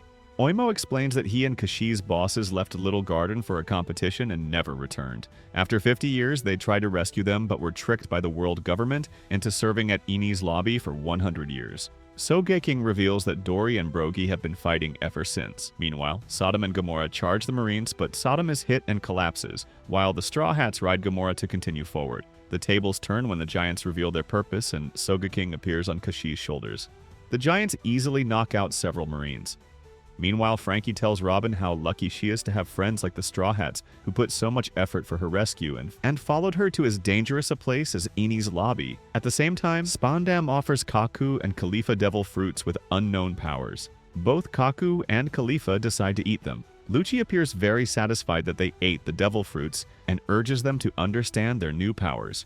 On the roof, Luffy faces Blueno and declares that he cannot finish the fight in his current state. Luffy, using Gear 2 for the first time, enhance his body and overpower Blueno and defeat him. Luffy, exhausted from the fight, struggles with Gear 2 but knows he must keep moving forward. Meanwhile, Frankie frees himself and Robin. The Straw Hats gather together and Luffy calls out to Robin, but she refuses to be saved. She just wanted to die. Quick flashback shows 20 years in the past. Robin grows up on Ohara, isolated and mistreated while her mother is away. Despite this, she becomes an archaeology scholar at only 8 years old and dreams of studying the Forbidden Void Century. After being rejected by the scholars, she befriends Saul, who teaches her how to smile.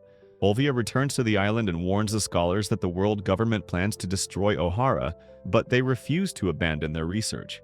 To protect her daughter, Olvia cuts ties with Robin. The world government launches a buster call. Professor Clover is executed after revealing the truth about an erased ancient civilization. As the Tree of Knowledge burns, Robin reunites briefly with her mother, who sends her away with Saul to escape. Saul sacrifices himself to protect Robin. Vice Admiral Kuzan, Aokaji, secretly allows her to flee, while Akainu destroys the evacuation ship. From that day on, Robin lives as a fugitive, feared by the world for simply existing.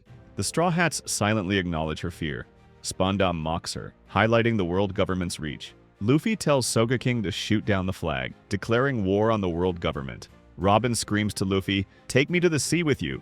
Judge Baskerville fires the mortar cannon to stop the drawbridge, while Spandam drags Robin. Trusting the Straw Hats, Frankie makes a final gamble. Hoping Tom would understand, he burns the Pluton blueprints with fresh fire, shocking Spandam and CP9 as years of planning are erased. With the plans gone, Pluton can now only be rebuilt through Robin's knowledge. As Spandam attacks and sends Frankie falling into the abyss, Kokoro tells the Straw Hats to prepare to jump.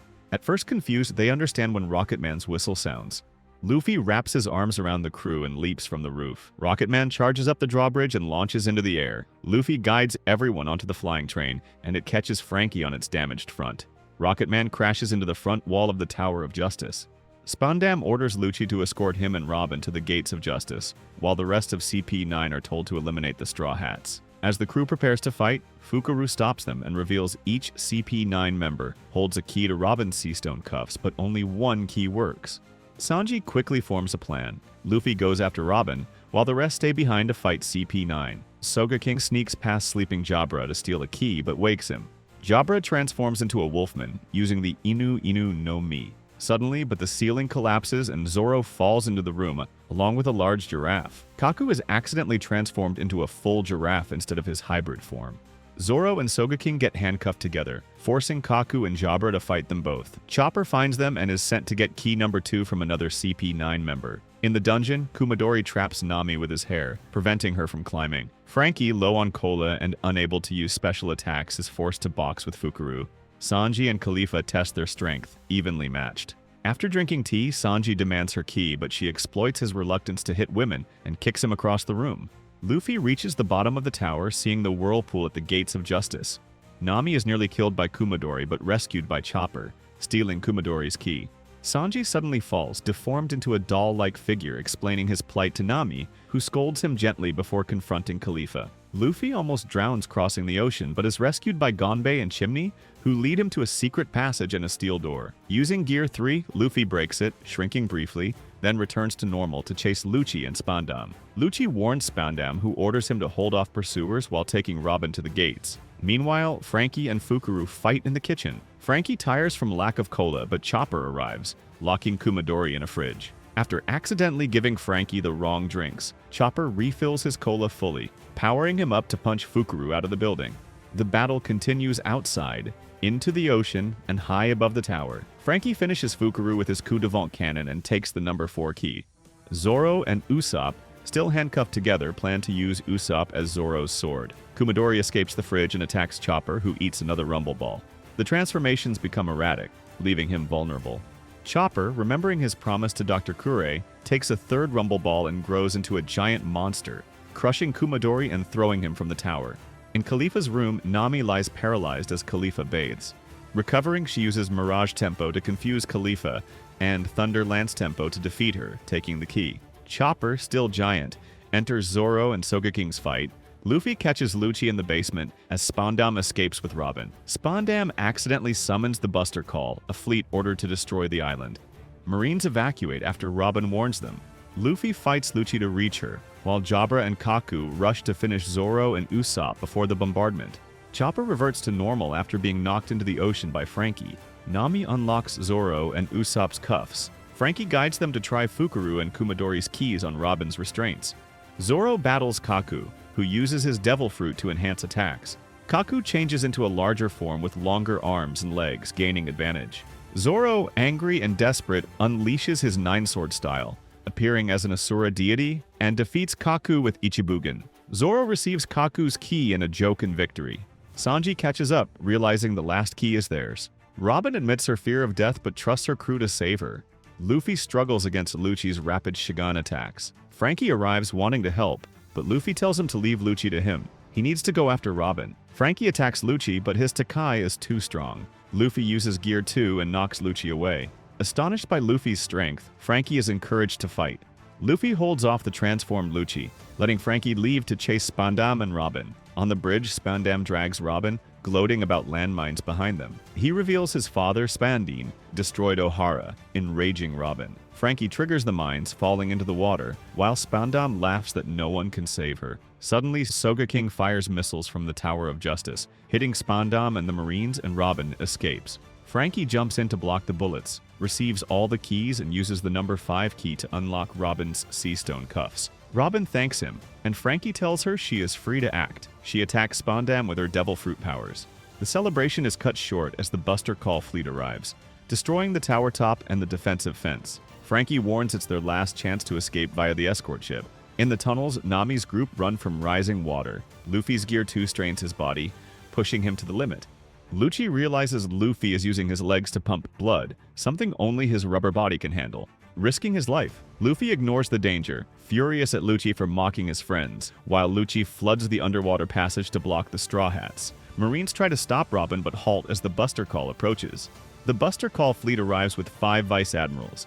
They can destroy everything except the bridge where Robin stands. The Frankie family rushes toward the gates. Sogeking, blown from the tower, lands near Sanji and Zoro. Meanwhile, Nami's group are caught in rising water. Exhausted, Luffy is attacked by Lucci, then uses Gear 3 to grow his arm and strike Lucci with a Gomu Gomu no Gigant pistol, sending him flying into the sea. He then lands on a ship of the Buster Call, where the Marines are confused and amazed. Lucci, after recovering, returns to human form, showing scars from the world government. Luffy heads to the ship where Lucci is, dodging Marine gunfire.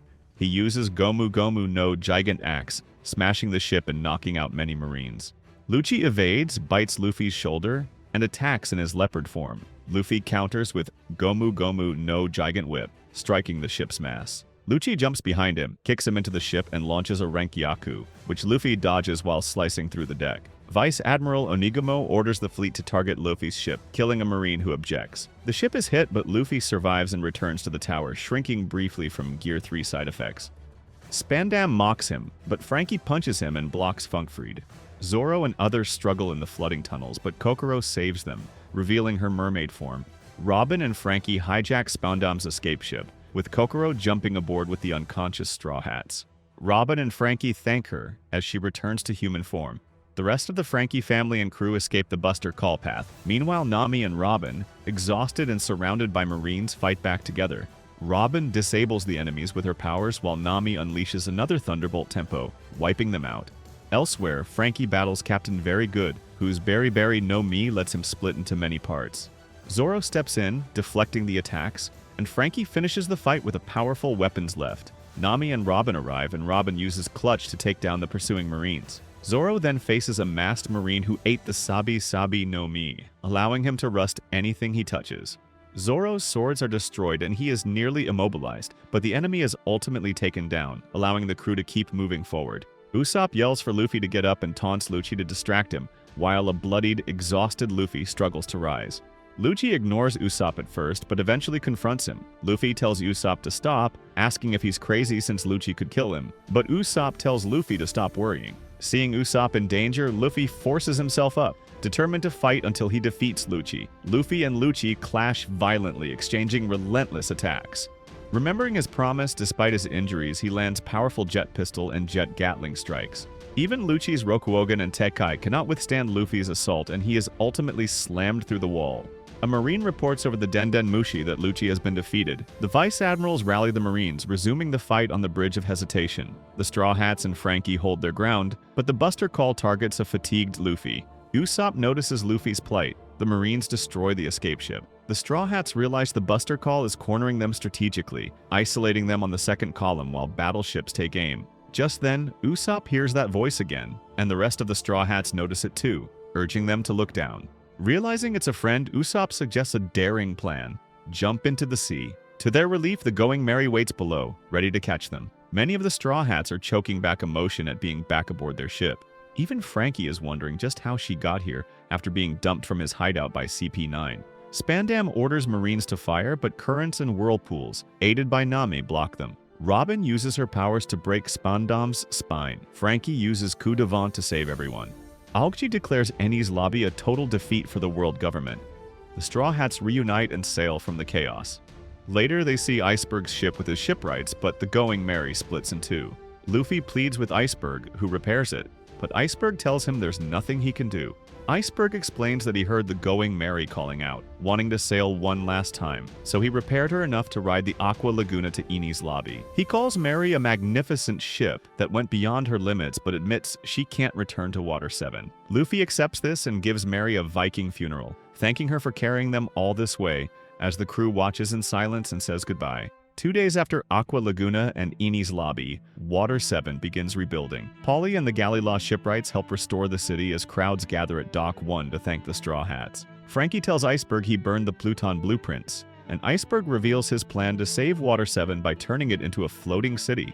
The Straw Hats rest at Iceberg's headquarters while Luffy eats constantly. Kokoro says the log pose will reset in 3 days. Nami worries about losing their ship and belongings, but the hotel managers return everything. Franky reveals he used the stolen bully to buy Adam Wood and announces he will build the crew a new dream ship.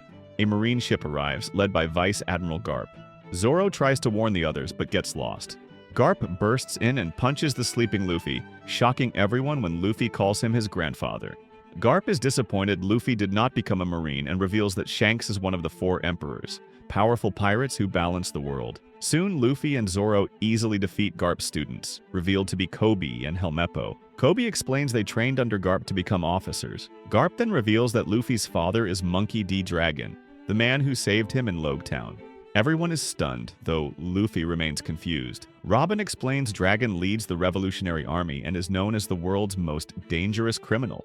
Garp says he will not arrest his grandson, and only came to check on him and introduce Kobe and Helmeppo. Luffy learns the Marines can cross the Calm Belt with seastone-coated ships made by Dr. Vegapunk, and Nami overhears that Dr. Vegapunk can even place devil fruits into objects.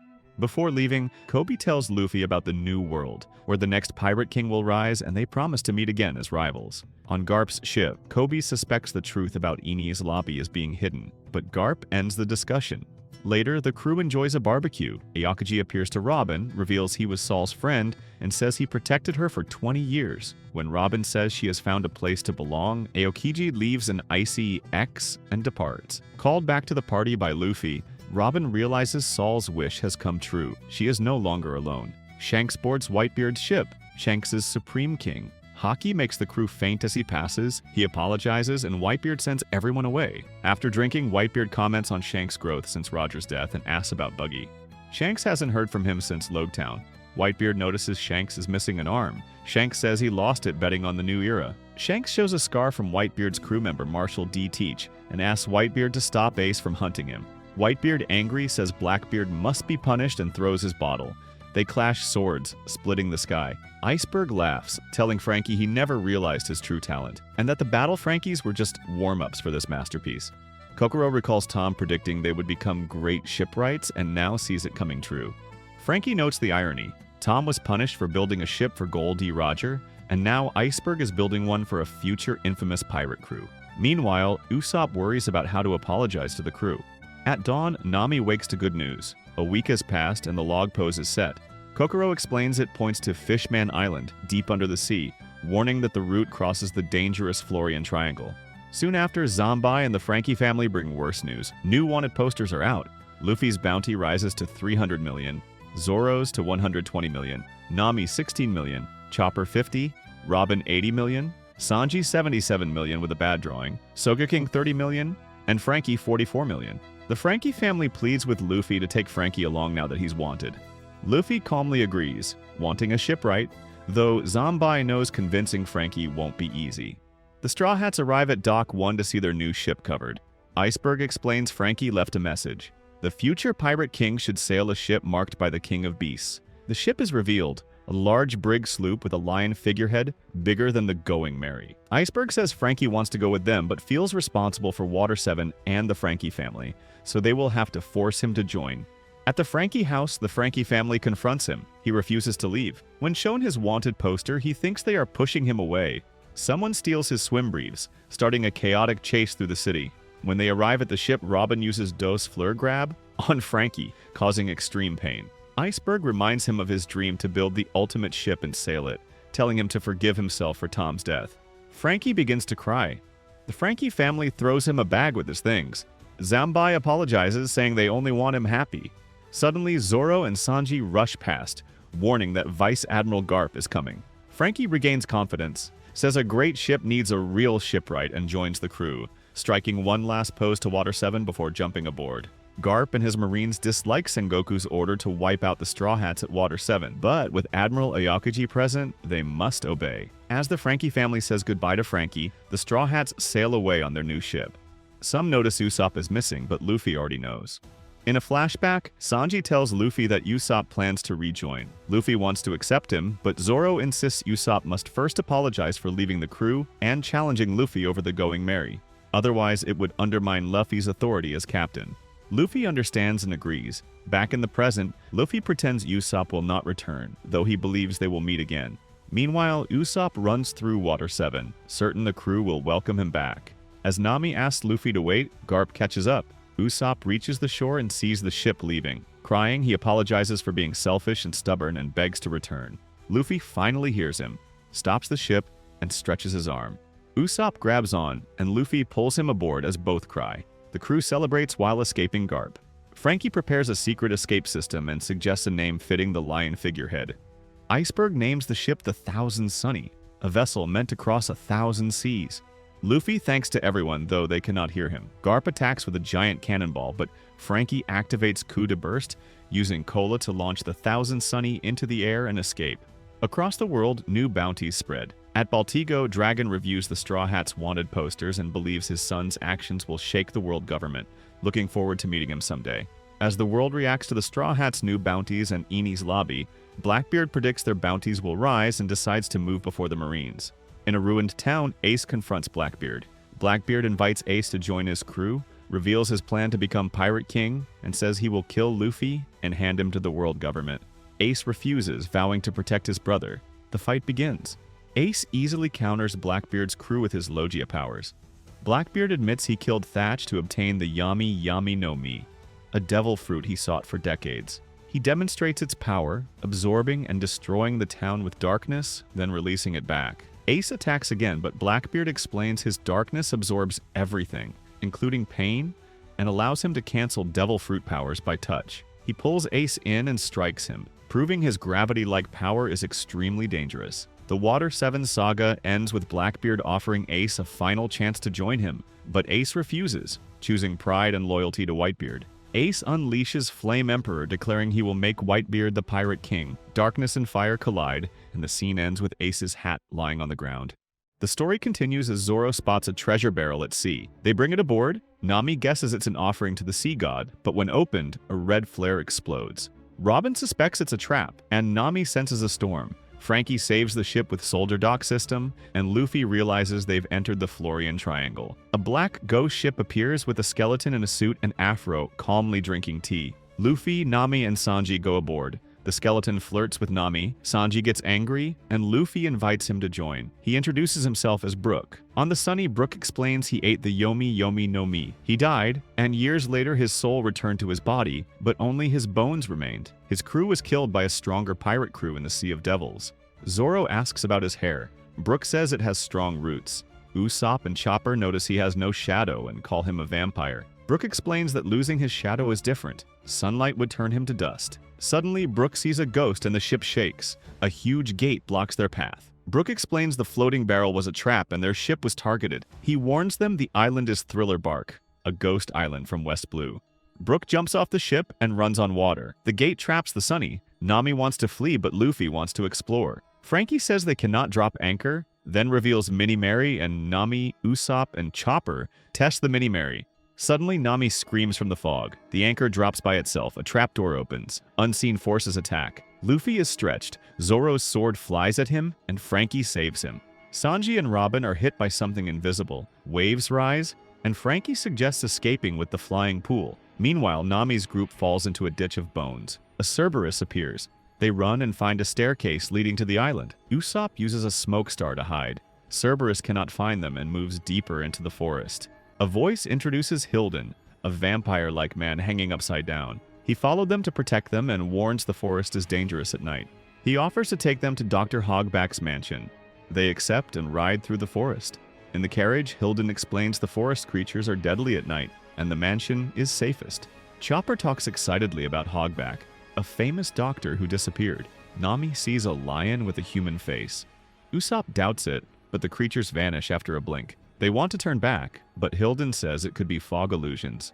Soon zombies rise in a graveyard. One grabs Usopp, flips the carriage, and forces Nami and Chopper out. Nami sees Usopp being bitten. Chopper attacks in heavy point, but the zombie reattaches its head. Usopp uses a fire star to escape, and the zombies suddenly start running faster, shocking them. Back on the Sunny, currents push the ship into a giant spiderweb, trapping it. Nami's group reach the mansion gate and enter. Sindri throws plates at Usopp, refusing entry. Dr. Hogback appears, welcomes them, and explains Sindri's bitterness. Sindri locks the door behind them. In the dining room, Hogback questions their arrival. Chopper wants to see him, while Nami and Usopp explain the zombie attack. Hogback examines the zombies but admits he knows little. Chopper asks for an autograph and then requests to see the lab, but Hogback refuses. Sindri serves dessert and announces the bath is ready. Usopp nervously asks if Hogback has seen a skeleton. He denies it. Nami goes to bathe while Usopp and Chopper keep watch. Chopper still wants to see the lab, and Nami senses something strange, suspecting Hogback is lying. In the bath, invisible hands pin her to the wall as a growling voice claims she will be his bride. Usopp and Chopper rush in. Nami kicks the invisible attacker and escapes. Chopper tracks him by scent, and Usopp attacks, but the intruder flees. Nami realizes the invisible man knows their plan. On the Sunny, Zoro suspects the island is a trap, but Luffy insists on exploring to find Nami, Usopp, and Chopper. In the forest, they encounter Cerberus. Luffy tries to tame it, gets bitten, but punches its heads and succeeds. They continue searching. They then meet a talking tree and a unicorn. Luffy and Frankie chase them, and Luffy invites them to join the crew. Zoro and Sanji object. Outside the mansion, Hogback talks with Absalom, who wants Nami as his bride. Hogback refuses because of her bounty and orders him to capture Luffy for his bounty. Inside, Usopp argues the zombies and strange events aren't real. Chopper suspects medical explanations, but trusts Hogback may have found miracles. They go to the dining room. It is dark and empty. Hilden appears, hanging upside down. He says Hogback and Sindri went to bed. Usopp is angry at being left in the graveyard. Hilden apologizes, but Nami and Usopp do not trust him. Chopper still wants to talk to Hogback. A woman emerges from a portrait and grabs Chopper. Zombies attack. A stitched zombie claims to be captain. A skin rug zombie throws Usopp onto a chandelier. Usopp uses candles to burn zombies, but the door is locked. Zombies recover and chase them. They enter Sindri's room. Nami reads about Sindri's past as an actress who died on stage. She finds a treasure chest. A jack-in-the-box zombie jumps out, and they run. Ryuma appears, tells the zombies not to fear. Meanwhile, Luffy's group rides Cerberus. Sanji complains they already have strange crew members. Robin notices all creatures are bandaged, stitched, or numbered. They encounter zombies in a graveyard. Luffy asks about Nami, Usopp, and Chopper. The zombies refuse at first, but after being beaten, they admit they didn't harm them. The crew then heads to Hogback's mansion. An old zombie warns them about Gecko Moria. Robin recognizes him as a warlord with a higher bounty than Luffy. He warns their shadows will be stolen and sunlight will destroy them. Luffy accepts the challenge. More shadowless zombies appear. Meanwhile, Ryuma kicks Nami, Usopp, and Chopper into Hogback's lab, shocking him. They apologize, but Hogback warns a midnight raid will start. Zombies report to Moria. 3 zombies report the Straw Hats' progress. Luffy's group sees rain and a pirate sail. An old zombie explains Thriller Bark is a giant pirate ship. Moria's home is the backmast. Absalom orders the hunt at midnight. Perona prepares for battle, and Moria declares Thriller Bark will bring nightmares. Luffy moves deeper into the mansion. In Hogback's lab, Nami learns how he creates zombies, and about Sindri's death 10 years ago. Hogback orders Sindri and Ryuma to attack. Ryuma, showing Brook's personality, flirts with Nami and tries to peek at her panties, but fails. He knocks them down with Soul Solid. Luffy's group finds a room of portraits. The portrait zombies attack, and they defeat them easily. Buachuk lies about their crew's presence, but Frankie notices Sanji is missing. Robin takes a pig zombie as a guide while portraits mock them and warn Moria will destroy them. Luffy vows to destroy Thriller Bark if his crew is hurt.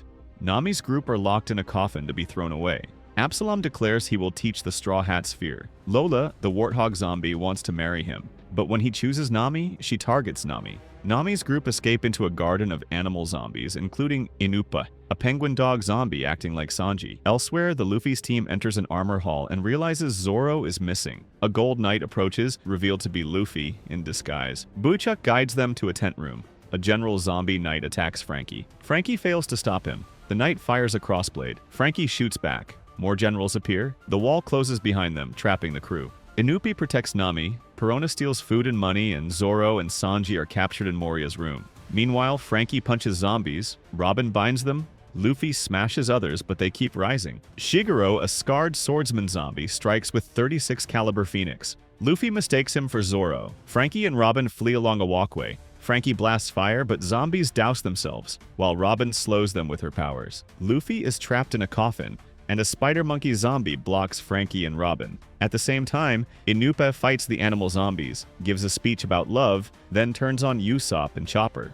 Lola suddenly appears and Absalom tries to stop her, but she attempts to kiss him. He rejects her, she blames Nami, and breaks Inupe's axe with one punch. Absalom kidnaps Nami while invisible, but Usopp and Chopper recognize him from the bath. Nami shocks Absalom with lightning, escapes, and runs as Lola chases him. The animal zombies panic over Perona's punishment, and Absalom attacks Inupe. Nami uses Usopp and Chopper as shields.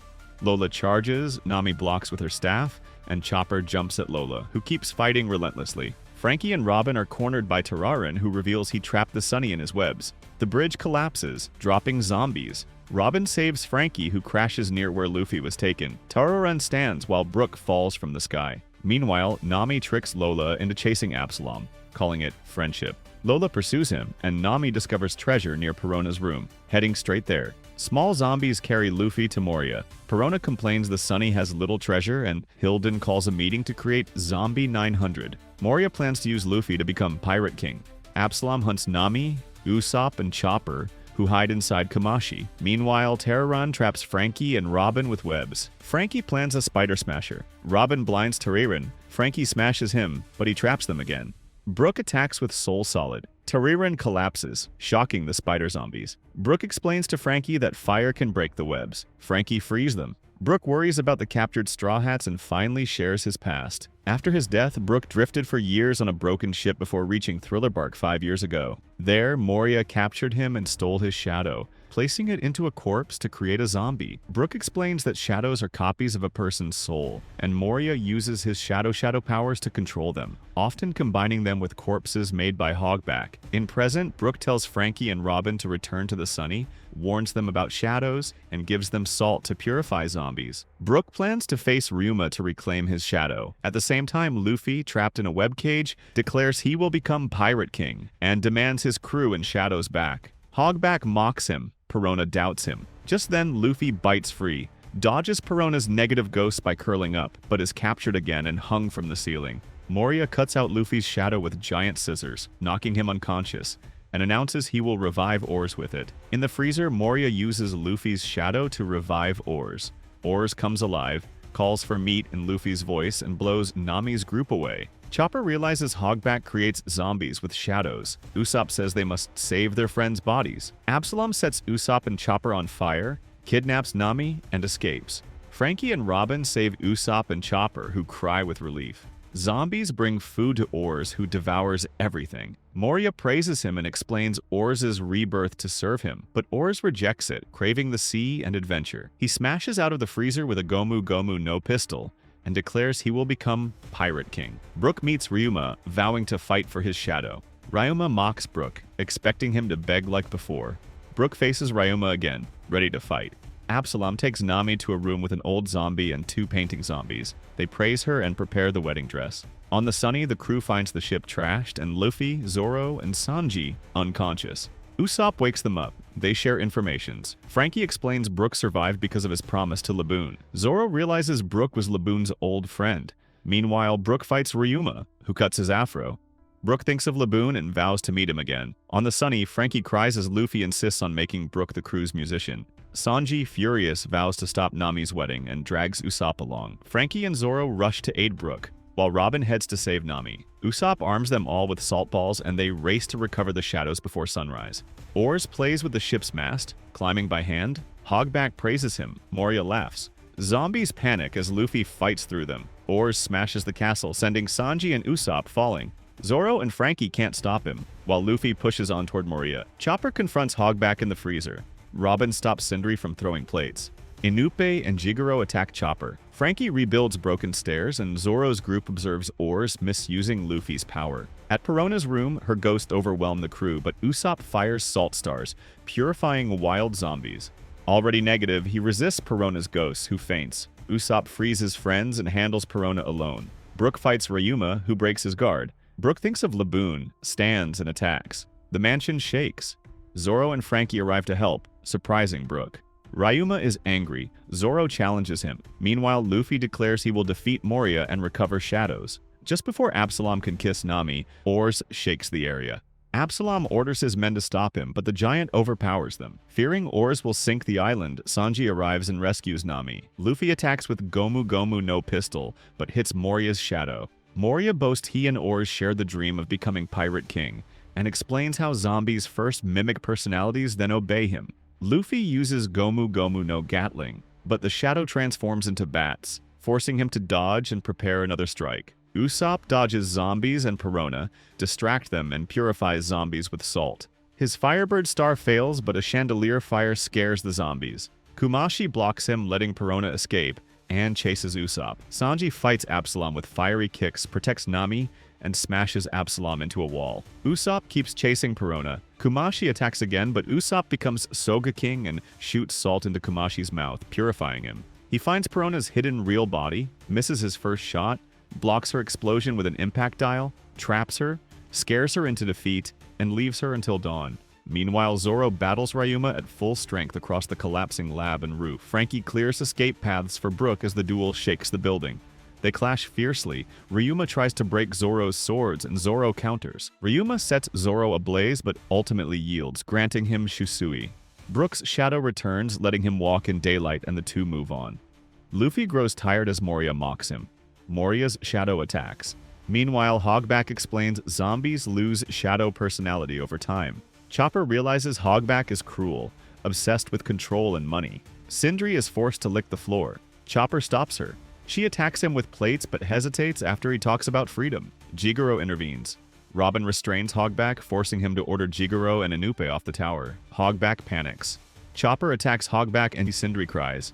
Oars reaches Moria and Luffy. Hogback orders Sindri to stall. Robin restrains her and Chopper catches Hogback. Oars crushes him, then interrupts Sanji's fight as Absalom grabs Nami. The crew attacks Oars but is defeated. Luffy chases Moria, blocked by shadow attacks. Perona wakes from a nightmare. Mansion collapses. Seeing Oars, she plans to steal the Sunny. Absalom's wedding continues. Nami wakes up and resists. Lola helps Nami escape. Nami defeats Absalom with a thunder attack. Lola calls Nami a friend. Luffy chases Moria but finds only his shadow. Nami reaches the Sunny and meets Perona, who plans to escape with the treasure. Suddenly, Kuma appears. Perona tries to leave Moria's crew, attacks Kuma, and disappears when he touches her. Kuma speaks to Nami about Luffy's brother Ace and leaves. Nami realizes she must warn the others. Moria meets Kuma and talks about Blackbeard replacing Crocodile. The Straw Hats attack Oars. Usopp runs for salt, and Oars targets him, but Brook saves him with a huge bag of salt. Sanji says they must purify Oars before sunrise. The crew strikes together. Oars retaliates. Nami uses Thunderbolt tempo, forcing him to his knees, but Oars hits her with Gomu Gomu attacks. Robin saves her. Luffy chases Moria through the forest, but realizes he is only chasing Moria's shadow. The rolling pirates help Luffy, giving him shadows that cause pain but increase his power. Luffy gains swords and shadow strength for 10 minutes, becoming Nightmare Luffy. Oars attacks with Gomu Gomu moves. Moria explains he gave Oars stretchy powers via Shadow's Revolution, turning him into a rolling ball. The crew fights together. Nami summons storm clouds. Usopp launches Brook. Brook strikes Oars with lightning. Oars blocks attacks. Robin binds Moria, but bats bite her. Moria switches with his double and steals her shadow, leaving her unconscious. Sanji attacks Oars but is fooled by a decoy. Oars strikes back. Chopper and Sanji hit his arm but are defeated. Only Nami, Zoro, and Usopp remain. Zoro wounds Oars but is kicked into a wall. Usopp throws salt but Moria's double blocks it. Oars crushes Usopp and Nami. Moria orders him to finish them. Nightmare Luffy appears, saving Usopp and Nami. He knocks down Oars, throws him around, slashes him, and punches Moria. The rolling pirates help evacuate the injured Straw Hats. Luffy collapses as the shadows leave him, but Oars and Moria stand again. The Straw Hats prepare for the final strike, and Luffy, exhausted, remains determined. The crew executes their plan. Nami weakens Oars with rain, Frankie freezes his legs, Sanji chains him, Zoro slices him, and Brook throws Luffy onto him. Luffy uses Gomu Gomu Giant Bazooka, breaking Oars' spine. Oars falls, finally defeated. Dawn approaches and the zombies panic. Moria uses Shadow's Asgard to absorb about 1,000 shadows, becoming monstrous.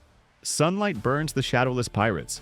Luffy activates Gear 2 and Gear 3, attacking Moria and forcing the shadows out. The main tower collapses and the shadows return to their owners. The Straw Hats survive, exhausted, with Luffy unconscious. Hogback escapes with Absalom. Suddenly Kuma appears and got the order to eliminate the Straw Hats.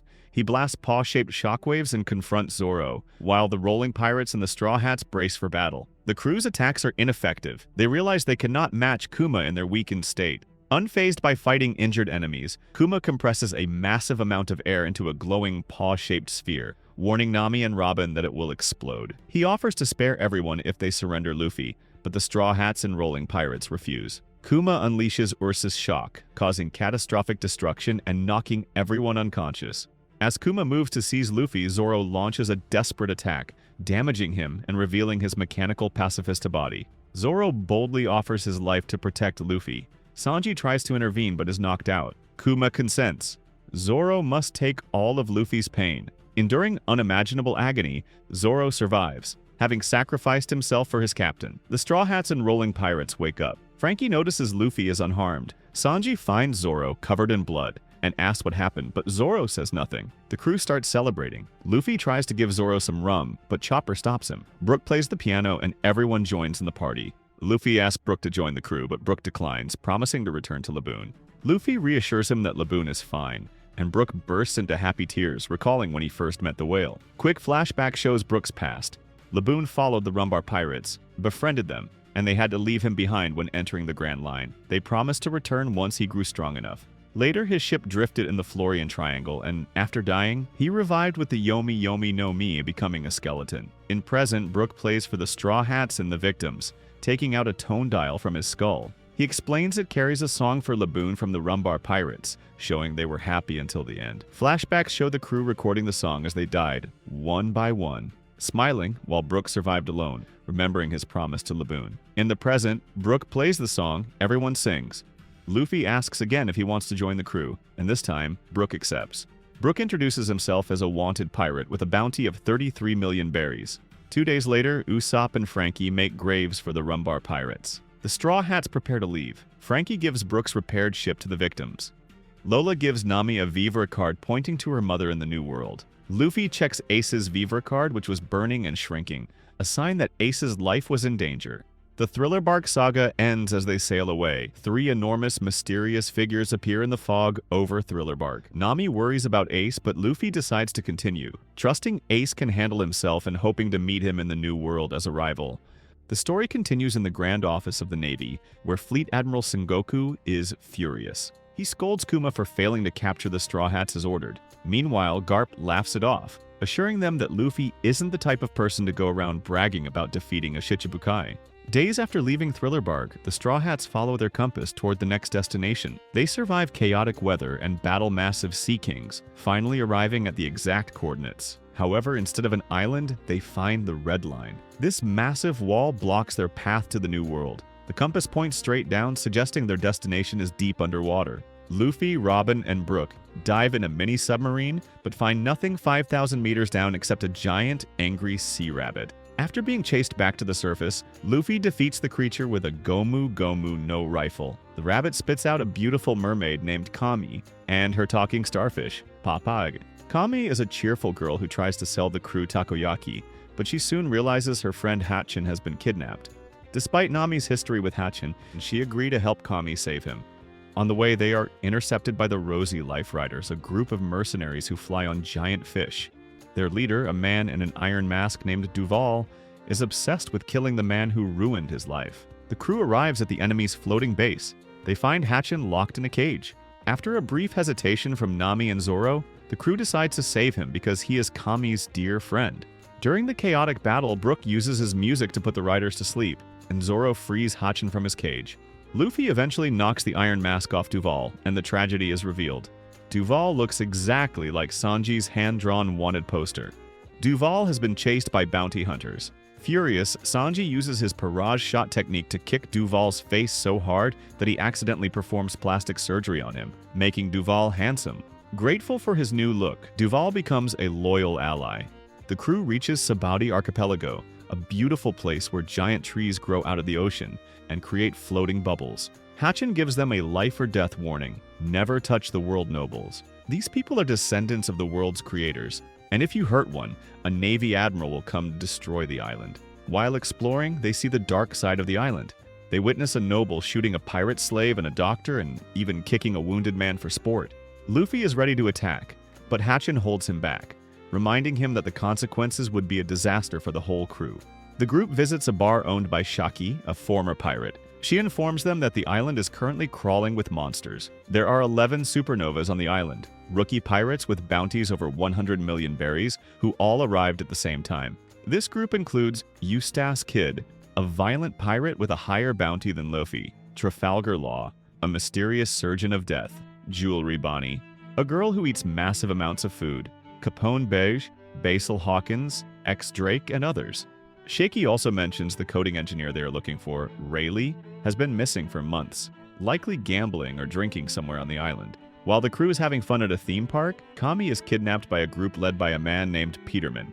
She is taken to a human auction house to be sold as a slave. The Straw Hats, aided by Duval's riders, scramble to find her. They discover she is being sold in Grove 1. Inside the auction house, we meet Silver's Rayleigh, who is actually the legendary first mate of Gol D. Roger. He is sitting in a slave cage by choice, planning to steal money from the owners.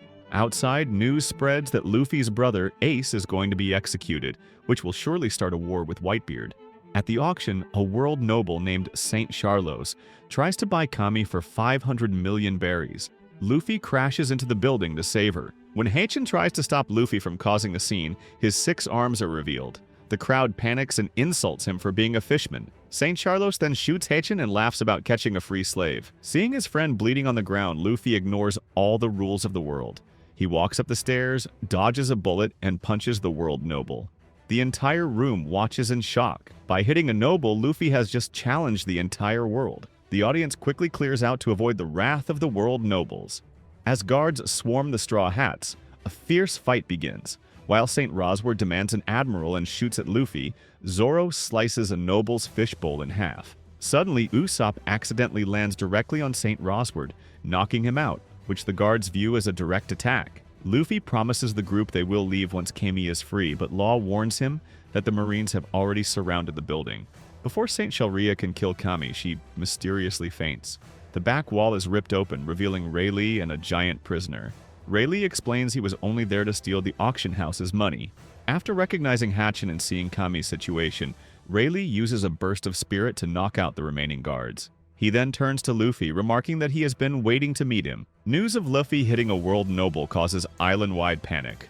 Most of the supernovas decide to flee, though a few stay to see which admiral will arrive.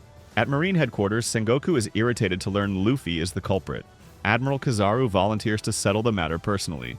Meanwhile, the slave owner Disco calls his boss, Doflamingo, for help, but Doflamingo abandons the business, noting that the 7 Shichibukai have been summoned to fight the Whitebeard pirates. Inside the house, Rayleigh removes Kami's explosive collar with his bare hands just before it blows up, shocking everyone. Frankie gives the keys he found to the other slaves so they can escape. Rayleigh then checks on Hatchin and thanks the Straw Hats. Outside, the Marines demand the release of the nobles. Kid, Law, and Luffy steps out. The 3 captains showcase their terrifying powers. Luffy uses his rubber abilities, Kid manipulates metal to form a giant arm, and Law uses a room to swap body parts with objects. They easily crush the first wave of Marines. Kid tells Luffy they will meet again in the New World, noting that while people laugh at the One Piece in other seas, in the New World, you're as good as dead if you don't have the nerve to seek it. After the incident, the Straw Hats regroup at Shaki's bar, where Rayleigh reveals he was Goldie Roger's first mate. He explains that Roger turned himself in due to an incurable disease and recalls his final words, "I ain't gonna die, partner." Rayleigh also mentions that Shanks and Buggy were once apprentices, and that Shanks had spoken about Luffy years ago. When Usopp tries to ask about the One Piece, Luffy stops him, refusing to ruin the adventure. Impressed, Rayleigh agrees to coat the Thousand Sunny for free, giving them vivre cards and warning them to stay hidden for 3 days. As the pirates try to flee, they're intercepted by Kuma, who is revealed to be a cyborg. Meanwhile, in Grove 27, Kizaru arrives riding a cannonball, unleashing destruction and effortlessly taking down the captains. The Straw Hats struggle against Kuma, eventually defeating it using their strongest combined attacks, leaving them completely exhausted. However, their relief is short-lived as Sentomaru and another Kuma appear, followed by Kizaru. Zoro, still wounded from previous battles, is targeted by Kizaru. Rayleigh arrives just in time to block Kizaru's lightspeed kick, starting a high-level duel. Suddenly, another Kuma appears, this time the real one. Using his pawpaw fruit, he begins making the Straw Hats vanish one by one. He whispers a secret to Rayleigh before sending them away. Luffy, watching his friends disappear in front of his eyes, suffers a mental breakdown. Kuma tells Luffy they will never meet again and sends him flying as well. The Straw Hat pirates are completely defeated. Luffy flies through the air for 3 days, eventually landing on Amazon Lily, an island inhabited only by the Kuja, a tribe of female warriors. Exhausted and grieving, he accidentally eats body-growing mushrooms. He is found and saved by a hunter named Marguerite. When the women realize Luffy is a man, having never seen one before, they put him in a cage. Luffy escapes, takes Marguerite hostage to get his belongings back, and tries to build a raft to leave. However, the island is in the calm belt, surrounded by giant sea monsters and no wind, making escape impossible. Marguerite attacks him with arrows imbued with haki, but their fight is interrupted by the news that the Empress is returning.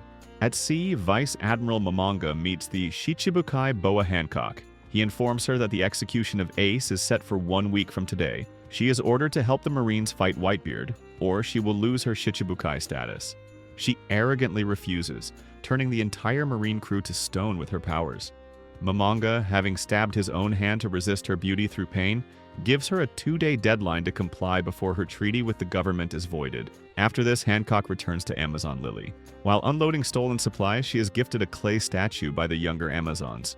Showing her cold nature, she smashes it, claiming it is ugly. When she notices many warriors are missing from the harbor, a guard named Enishida lies, saying they went to hunt a dangerous monkey. Hancock brushes this off and heads to her bath. The elder Neon enters the throne room to beg Hancock to accept the world government summons. She explains that the Shichibukai title is the only thing protecting the island, now that the Marines can cross the calm belt. Hancock remains stubborn, even when Neon tries to show her the future. Declaring that her beauty ensures she will always be forgiven, Hancock throws the old woman out of a high window. The princess's bath is announced, and the castle is cleared. A crew member named Ran explains the Gorgon's curse to a younger girl. They claim the Boa sisters defeated a monster that cursed them with eyes on their backs that turn anyone who sees them to stone. Meanwhile, Luffy is running across the castle rooftops looking for a way off the island. He falls through a weak roof and lands directly in Hancock's bathtub. He sees a mark on her back and mentions he recognizes it. Hancock, furious and terrified, tries to turn him to stone with her Mera beam, but it fails. After a failed escape attempt, he is captured and taken to the execution arena. In the arena, Hancock refuses to listen to Luffy's explanation about Kuma. When Marguerite, Sweet Pea, and Aphalandra step forward to defend him, Hancock turns them into stone statues. Enraged by her cruelty, Luffy faces the giant panther Bakura and defeats it with a single punch. As the sisters Marigold and Sandersonia step in to fight, the sisters transform into giant snakes using their devil fruit powers. Luffy accidentally releases a wave of Haoshoku Haki, knocking out most of the audience. During the chaos, Sandersonia's clothes are burned, exposing her back to the crowd. Luffy, remembering that Hancock would rather die than show the mark, jumps onto Sandersonia's back to cover her, telling her not to move. Touched by this, Hancock ends the fight and orders everyone to leave. Later, Hancock reveals the truth. At age 12, the sisters were kidnapped and sold as slaves to the world nobles. The mark on their backs is the claw of the celestial dragon. They were eventually freed by a fishman named Fisher Tiger, who attacked Marriage Wise. Luffy reveals he once punched a world noble, which causes Hancock to break down in tears, finally finding someone she can trust. She agrees to give him a boat, but she suddenly falls ill. Nyan realizes it is love sickness. Hancock has fallen in love with Luffy. To help Luffy save his brother Ace, who is being held at Impel Down, Hancock agrees to the world government's summons so she can sneak Luffy onto a marine ship. In the sky, Nami lands on Witheria and meets the wizard Heredas.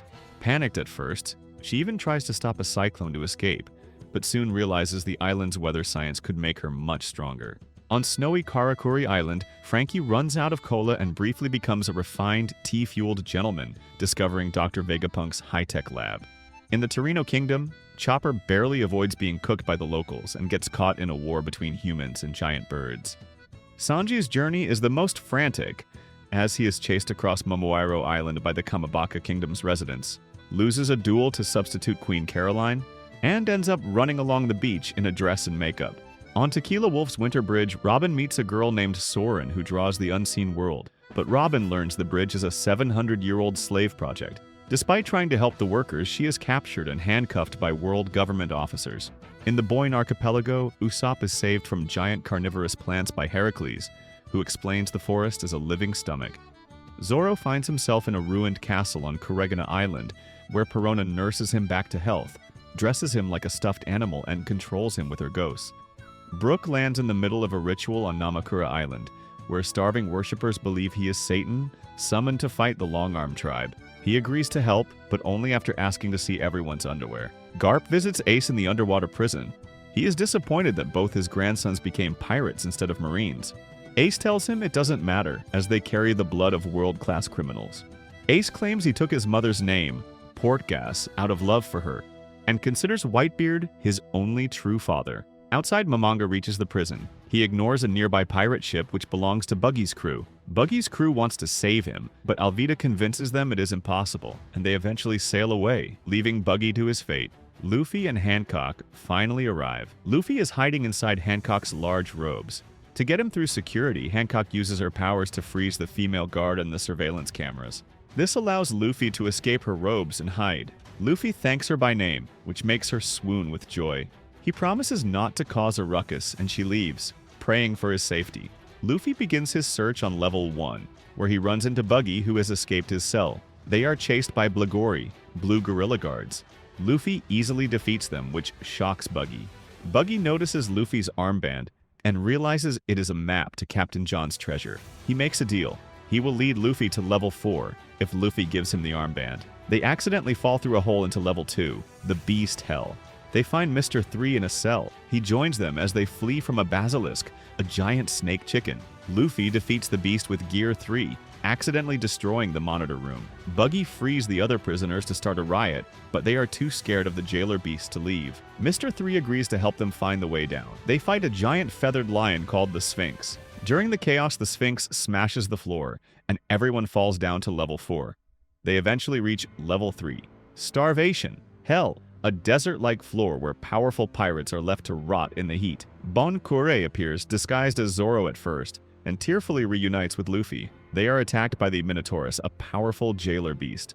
Using a combination of Buggy's Muggy Ball, Mr. 3's Wax, and Luffy's Gear 2, they finally defeat the beast. As they head for the kitchen, Chief Warden Magellan appears. He is a giant man made of poison. Bon Kure, knowing how deadly the warden is, tearfully runs away to save himself. Luffy stays to fight, realizing that if he doesn't, Magellan will force him to reveal how he snuck in, which would put Hancock in danger. Luffy realizes he cannot win without touching Magellan. He activates Gear 2 and hits Magellan with a Gomu Gomu no Bazooka, even though it covers his hands in burning acid-like poison.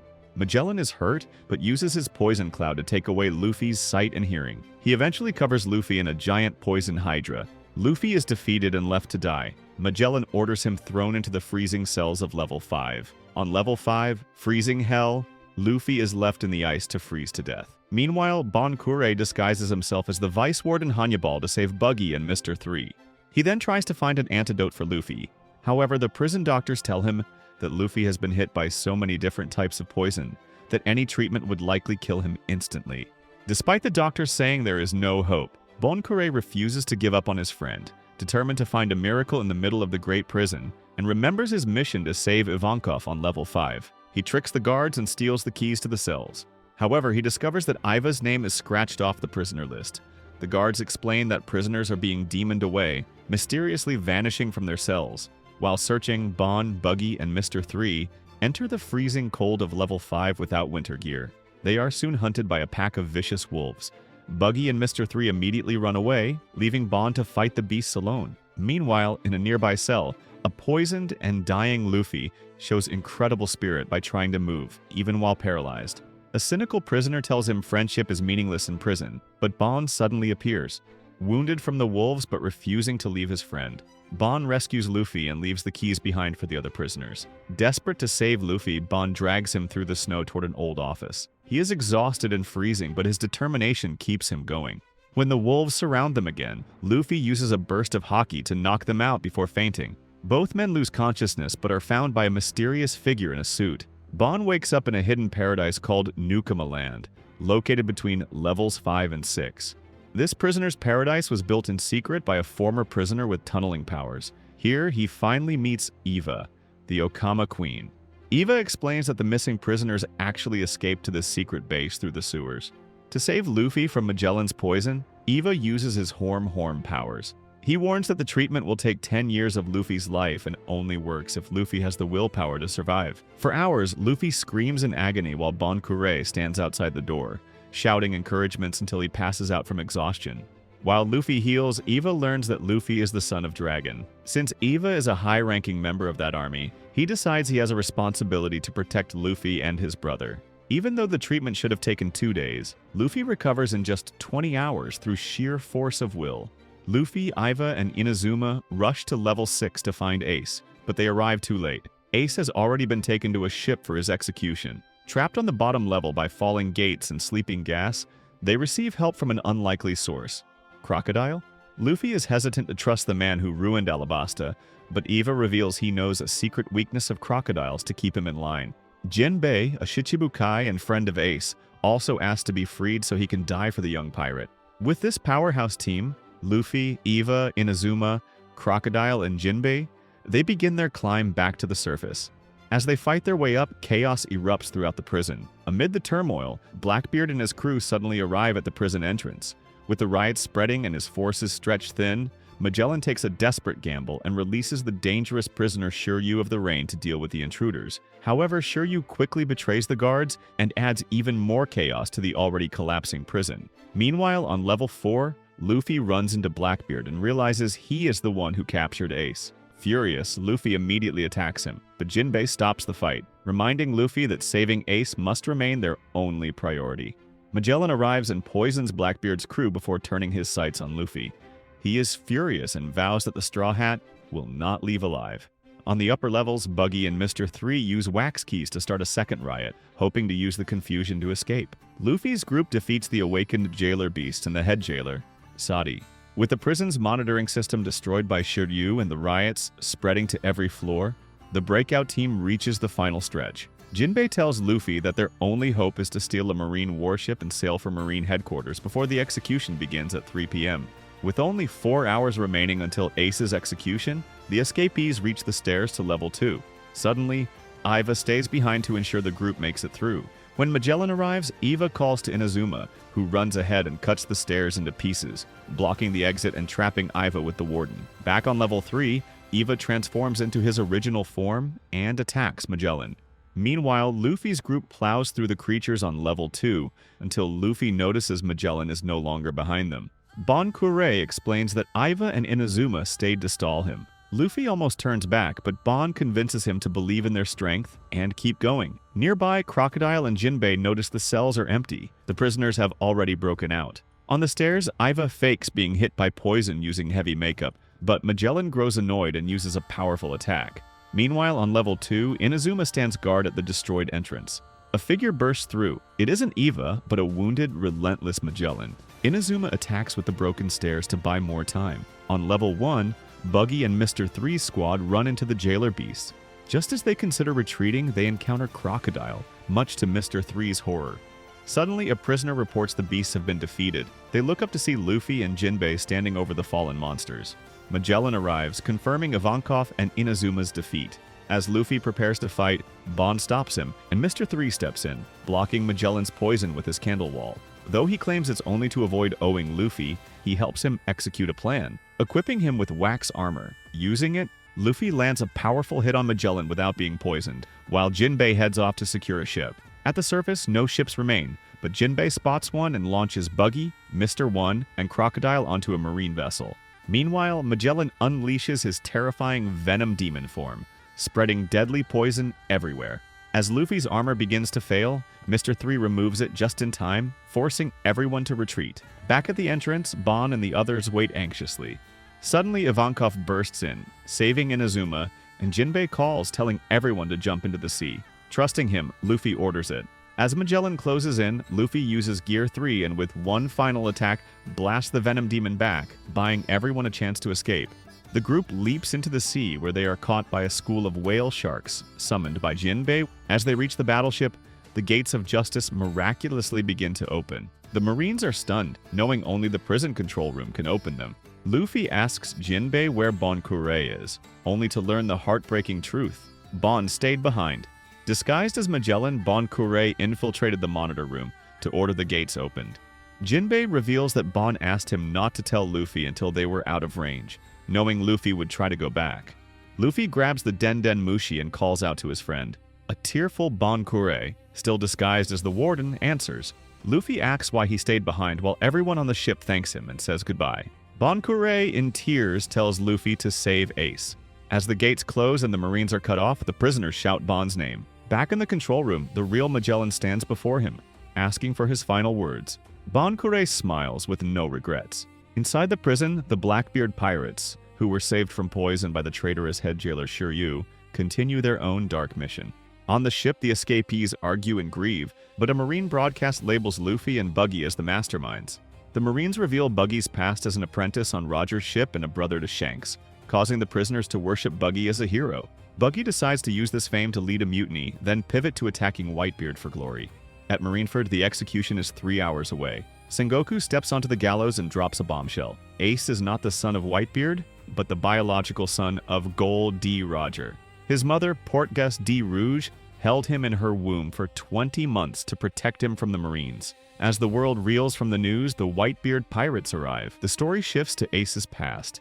He set out to sea before Luffy and formed the Spade Pirates, quickly gaining fame and even meeting Shanks. Eventually, he sought out Whitebeard, first clashing with Jinbei in a 5-day stalemate. When Whitebeard arrived, Ace stayed behind to protect his crew, but instead of killing him, Whitebeard offered him a place as his son. Though Ace initially refused and tried to assassinate him countless times, he eventually learned the crew was a family of outcasts and accepted his place, becoming a commander. He later revealed he was Roger's son, but Whitebeard didn't care.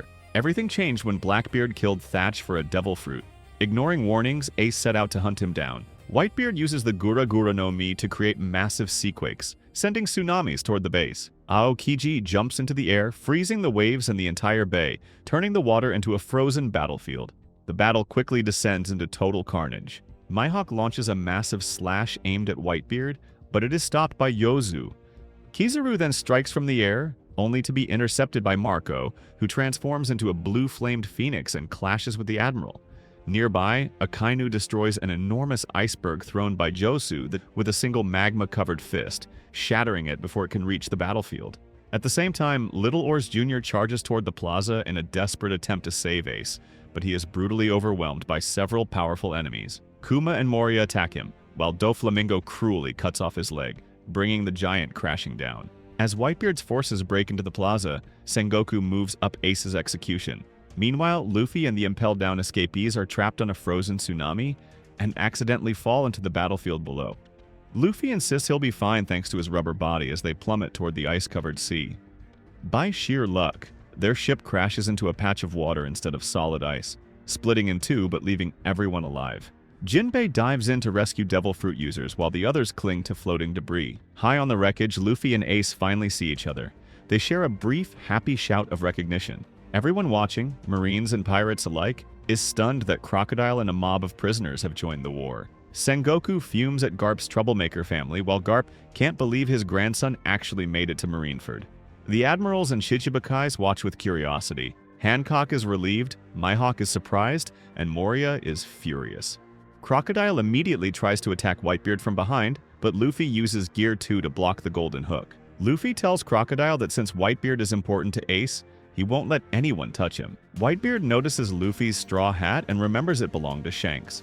Luffy tells him Shanks lent it to him.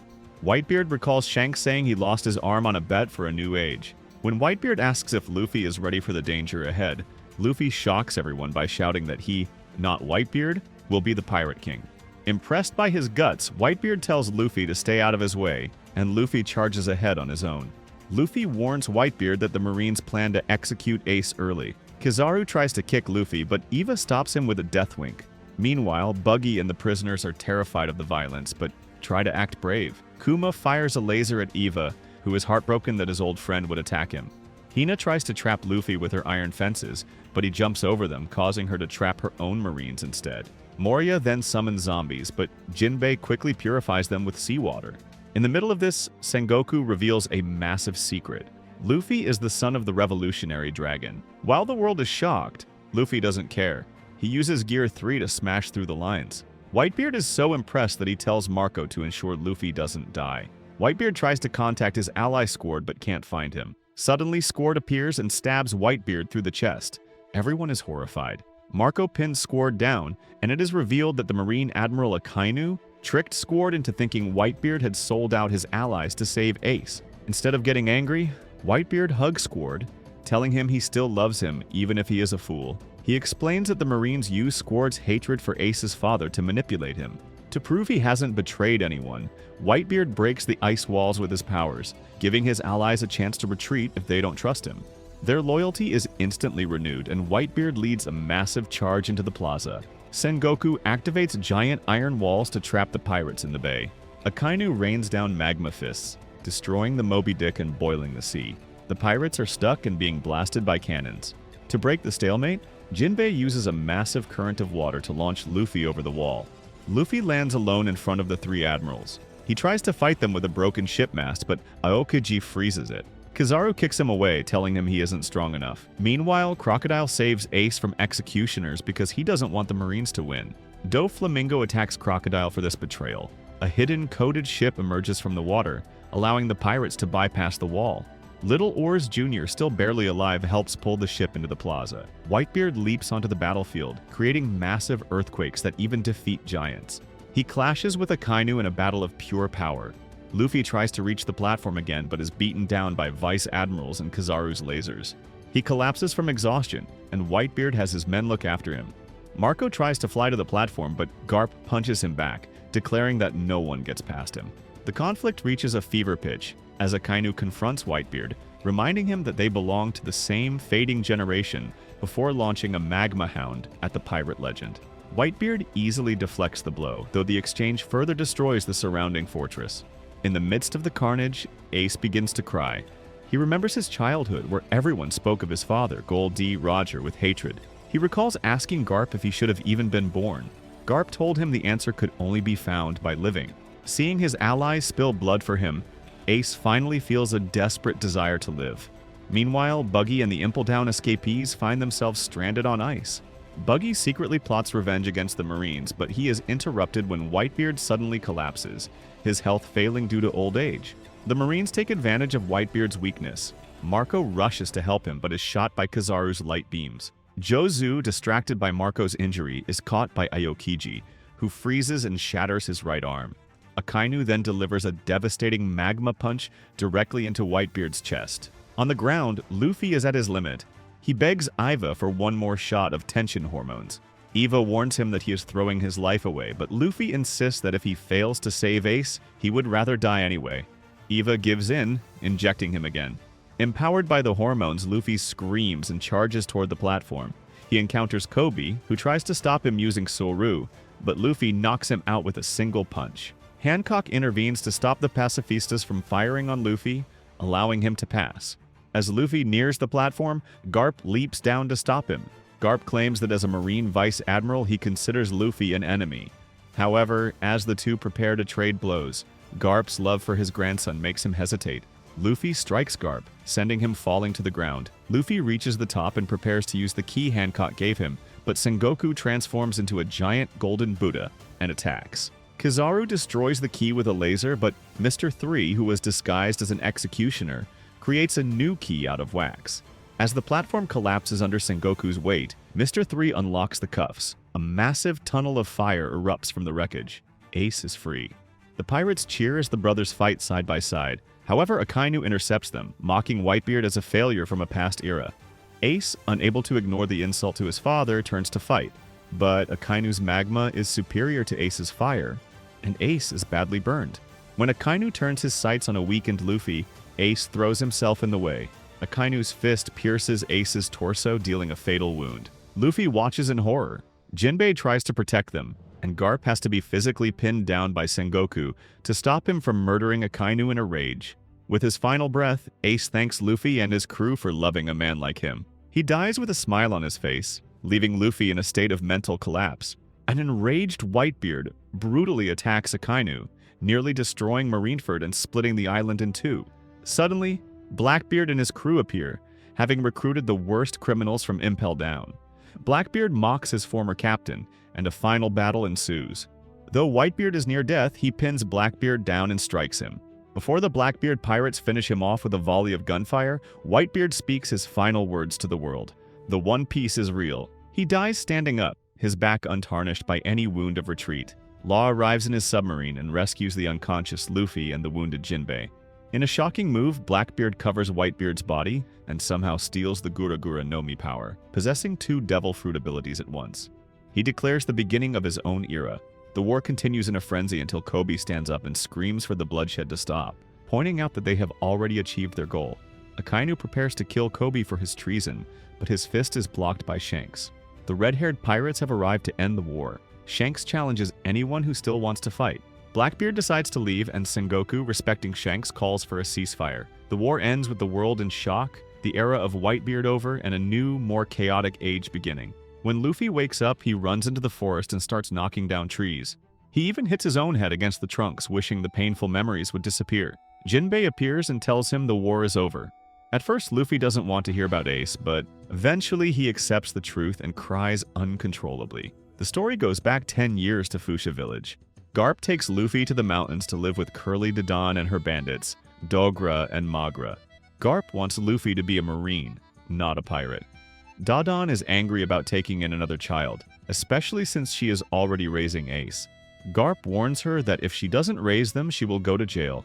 Luffy meets Ace and they glare at each other. For months, Luffy follows Ace into the dangerous Corvo jungle. Ace tries to stop him by rolling trees at him or pushing him into a gorge. Luffy gets attacked by wolves, crocodiles, and snakes, but he never stops chasing Ace. One day, Luffy follows Ace to a giant trash heap called Grey Terminal. There he meets Ace's friend, Sabo. The two older boys have a secret treasure chest and plan to buy a pirate ship. They tie Luffy to a tree and talk about killing him to keep their secret, but neither of them knows how to kill a person. A pirate named Porkami arrives looking for money that Ace and Sabo stole. Luffy is captured. Porkami tortures Luffy to make him talk, but Luffy stays silent to protect his new friends. Realizing Luffy is loyal, Ace and Sabo rush in and save him. After the fight, the pirate Captain Blue Jam kills Porkami for being weak. Ace asks Luffy why he didn't talk. and Luffy says he just wanted a friend. The three boys drink sake together and officially become sworn brothers. Sabo's father, a rich noble, finds Sabo and hires the Blue Jam pirates to take him back. To save Ace and Luffy from the pirates' guns, Sabo agrees to return to the city. Meanwhile, Blue Jam orders Ace and Luffy to carry barrels across Grey Terminal, claiming it is part of a job. In truth, the barrels are packed with oil and explosives. In the city, Sabo's new adopted brother, Starry, tells him a dark secret. The king plans to burn down the Grey Terminal to clean the area for a visiting world noble. Horrified, Sabo tries to warn the residents, but his father locks him in a cellar. He escapes through a metal grate and rushes toward the fire. During the chaos, he encounters Dragon and confides in him, ashamed of his noble status in the city that smells worse than trash. As the fire ignites, strong winds spread the flames quickly and the city gates are locked, trapping the poor. Blue Jam realizes the king tricked him too. The guards refuse to open the gates, leaving the pirates to die in the blaze. Enraged, Blue Jam demands Ace and Luffy reveal the location of their secret treasure. When they refuse, he tries to kill them, but Ace releases a powerful scream infused with haki, knocking out all the pirates except Blue Jam. Just as Blue Jam prepares to shoot Ace, Dadan and her bandits arrive to save them. Dadan orders Luffy to safety while she and Ace confront Blue Jam amidst the roaring flames. They defeat him, but the fire traps them, and Dadan suffers severe burns while clearing a path for Ace. They hide in the forest for several days until it is safe to return. Next day, Sabo tries to set sail on his own to find freedom, but his small boat is destroyed by a world noble's ship. Everyone believes Sabo is dead. Ace and Luffy are devastated, but they promise to keep living so that Sabo's dream doesn't die. Years later, Ace and then Luffy leave for the sea. Back in the present, Luffy tells Jinbei he is too weak to be Pirate King.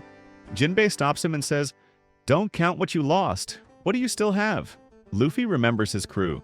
He realizes he still has a family. The other Straw Hats are shown across the world, reading the newspaper about Ace's death and Luffy's pain. They are all worried. Finally, Rayleigh swims to Amazon Lily. He suggests that instead of meeting at Sabaody right away, Luffy should send a secret message to his crew through the news. Luffy listens to Rayleigh's plan and prepares for a new kind of training. On the Sky Island of Weatheria, Nami tries to escape but is captured by the suspicious residents, who call her a traitor and a thief. Angry, she punches Herodis and tearfully explains that she must return to her captain, grieving that Luffy failed to save his brother. Feeling sorry for her, the locals release her, but Nami immediately takes Herodis hostage to guide her. The residents chase them, thinking her tears were fake. Later, after reading the newspaper, Nami tricks the old men by pretending to jump off a cliff. When they apologize, she reveals it was a trick, and asks Herodis to teach her about weather balls and navigation so she can grow stronger for Luffy. On Karakuri Island, Frankie learns from a boy and his grandfather that there are no ships. They tell him about an icebreaker in Dr. Vegapunk's lab, so Frankie breaks in. Inside, he accidentally presses a self-destruct button, thinking it is a pirate symbol. The explosion, later called the Nightmare of Baltimore, destroys many blueprints and burns Frankie's body. However, he finds a hidden second lab full of weapon and devil fruit research. He decides to stay and study there, wearing a tiger rug to hide his burns. But when the rug catches fire, he scares away Marines and becomes known as the Burning Beast. Zoro recovers at Mihawk's castle while Perona mourns Moria. Mihawk tells her Moria was still alive at Marineford. Zoro asks for a boat and Mihawk gives him one. But while dragging it through the forest, he is attacked by Humandrels, copying his three-sword style. Mihawk explains they learned violence by watching a past war in the Shikaru Kingdom. Even though Mihawk tells him to rest, Zoro keeps fighting. Finally, he swallows his pride and asks Mihawk to train him. Impressed by Zoro's dedication to his crew, Mihawk agrees once his wounds heal. On Namakura Island, cultists believe Brook's music sheets are magical charms against the Long-Arm tribe. When the Long-Arms attack, the charms fail, but Brook's music inspires the cultists to fight and capture them. Brook asks them to release the prisoners, but the Long-Arms betray him, tie him up, and kidnap him. Later, displayed in a cage as a freak show, Brook reads the newspaper and remembers what Luffy did for him. He plays a new song, Bone to be Wild, and vows to become a great musician for the future Pirate King. Robin travels through Tequila Wolf. A revolutionary tells her Dragon wants to meet her, but she refuses because she wants to find her crew. After a crow brings the newspaper, she sees Luffy's message and changes her mind. Thinking about her past and how Luffy saved her at Eni's lobby, she decides to go with the revolutionaries to Baltigo to grow stronger and learn more about the world's history. Sanji begs Caroline for a boat when Iva appears. Confused by Eva's powers, Sanji tries to prove he is a Straw Hat, but Eva doubts him because of his badly drawn bounty poster. Eva easily defeats him in a duel. After reading the news, Sanji learns about attack cuisine and realizes food can make his friends stronger. Eva offers a deal. If Sanji defeats the 99 masters of Nukama Kenpo without losing his manhood, he will teach him the secret recipes. Sanji accepts for Luffy's sake. In the Torino Kingdom, Chopper prepares to leave with supplies but has no transport until the giant bird offers him a ride. While flying, he receives a newspaper from a news coup and realizes Luffy's message means they will reunite in 2 years, not 3 days. Chopper returns to the island to study its powerful medicinal plants, so he can become a doctor who can cure any disease. The world is in shock as Luffy, Rayleigh, and Jinbei return to Marineford. They hijack a battleship, circle the island in a funeral rite, and Luffy rings the ox bell 16 times before throwing flowers into the chasm of the battlefield. The 5 elders discuss the power vacuum left by Whitebeard and the rising threat of the D.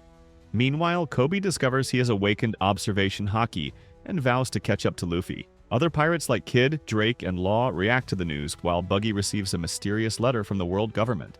Across the world, the crew decodes the 3D2Y tattoo on Luffy's arm.